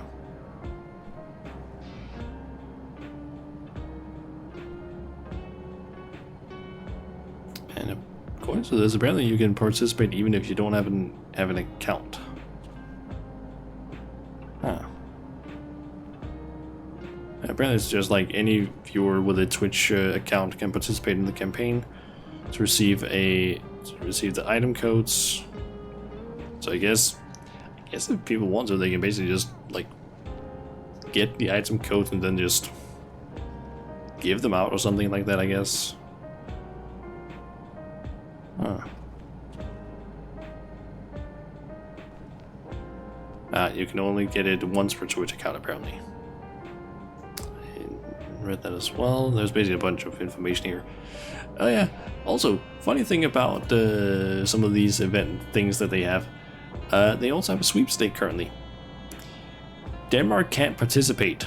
Hell, most of Europe can't participate in this thing. I don't know what the fuck it is with Square and having some of these events, but they basically have they're fucking dipshits when it comes to some of this stuff. Basically, in order to participate in this thing, you can basically participate if you are in the United States of America, the District of Columbia, Puerto Rico, Canada, excluding Quebec. They are in one group. Then A different group is United Kingdom, excluding the British overseas territories, Sweden, and Australia, excluding South Australia. I don't know why Australia is included with the United Kingdom and Sweden, but they are. Then there's a group where it is France, excluding overseas France, and then what is that? A fourth group where it's Germany. Those are the only groups. Which means that when it comes to Europe, UK, Sweden, France, and Germany, those are the only ones that can participate. Square, what the fuck is wrong with you? Why? Did you fail like geography or something like that? You're missing like, I don't know, fucking like 95% of the countries in Europe, I feel like. There are so many countries that would fall under some of these things that it does make any sense. Also, why the fuck is France and Germany separated from groups, like in two different separate groups from the UK? Why does Sweden have to be included in, like, with the UK? Why can't they be their own thing? And why the fuck is Australia in the group with UK, or yeah, with UK and Sweden? That doesn't make any sense. What the fuck is South Australia done? Basically being excluded. It doesn't make any sense. It legit makes no sense to me. Like, what the fuck are they doing? Like, the thing that makes me the most confused is the fact that Sweden is included, but both Denmark and Norway aren't. How does that make any sense? Is it because of laws that we might have in those two countries? I don't know. I don't see any reason why we couldn't like be able to participate in this sort of sweepstake. What would the reason be? I don't fucking know.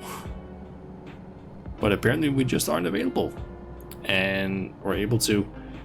And a lot of people seem to be kind of annoyed, because if you basically go to their announcement tweet, like the English Twitter's announcement tweet, people are basically just like, oh, this is a nice event. Too bad I don't live in I live in Europe and not in quotation marks Europe. Like, there are so many European countries that just can't participate. Like, it's insane. And it annoys the shit out of me, because they did the same thing, I think, earlier this year, or maybe it was like last year. It's like, why? Why do you do this? Let the other fans participate. You fucking mongoloids. Just let us fucking participate, you dipshits. Like, I would love to participate in this sweepstake. It's like the entire physical collector's edition like goodies from the Endwalker thing. So you basically would get like a Thurblander's statue where he's like paladin with like the whole, I forget what the hell that tag is called. What this is called? Passage of Arms. Like, just Thurblander essentially doing this with the wings and everything. Like, there's that. There's a picture of Zodiac and Heidelin, a Loperette keychain thingy, an Asm crystal, a bunch of like art. It's like, let us participate, you fuckheads. It's like, just let us try. Oh, and also apparently one person will basically win the collector's box set, a gaming mouse pad, and basically with Final Fantasy XIV Endwalker, the Art of Resurrection Among the Stars art book. Just let us try, you fuckheads. Just let us participate. There are some other things that they have allowed us to participate in. Why not this one? What is the reason? I don't know. They don't give us a reason, seemingly. It infuriates me so much that they just don't allow us to participate in this sweepstake.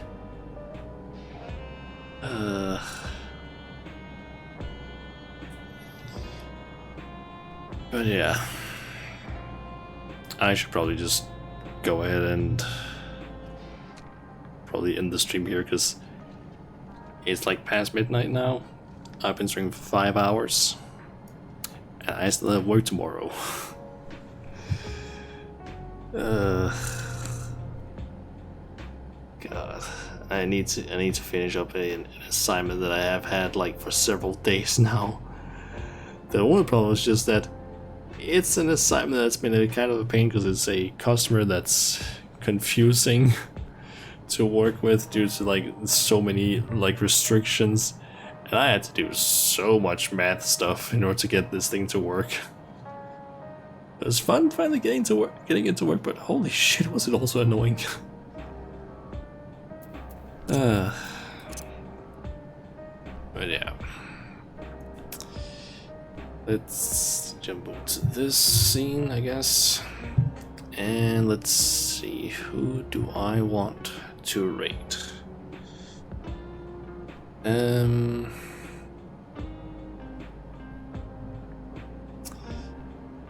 I thinking maybe you.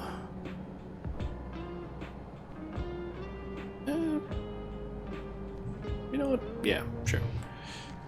We can rate Joker Girl, I guess.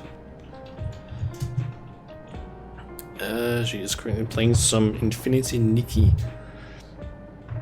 I actually don't know what that is. It kind of looks a bit, I don't know what to really call it, a Genshin Impact-esque. So like the UI and everything, I'm not sure it could really be compared to that, but it looks that way kind of. I'm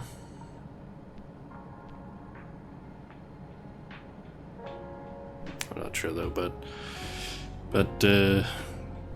yeah, just gonna rate her, and hopefully I will be back with another stream here on Sunday. Can't promise anything completely though, but it's kind of what I'm hoping, at least. And if we do end up doing, or if I do end up doing a stream here on Sunday, my idea is to, yeah, hopefully do the what the fuck is it called again? The Alliance raid. We just do the Alliance raid for this patch, and depending on how long that thing takes, maybe I will do some role quest stuff as well. Who knows? We'll have to see. But yeah. Thank you again everyone for watching, and yeah. Have fun over at the Joker Girl stream. Until next time, I'll see ya.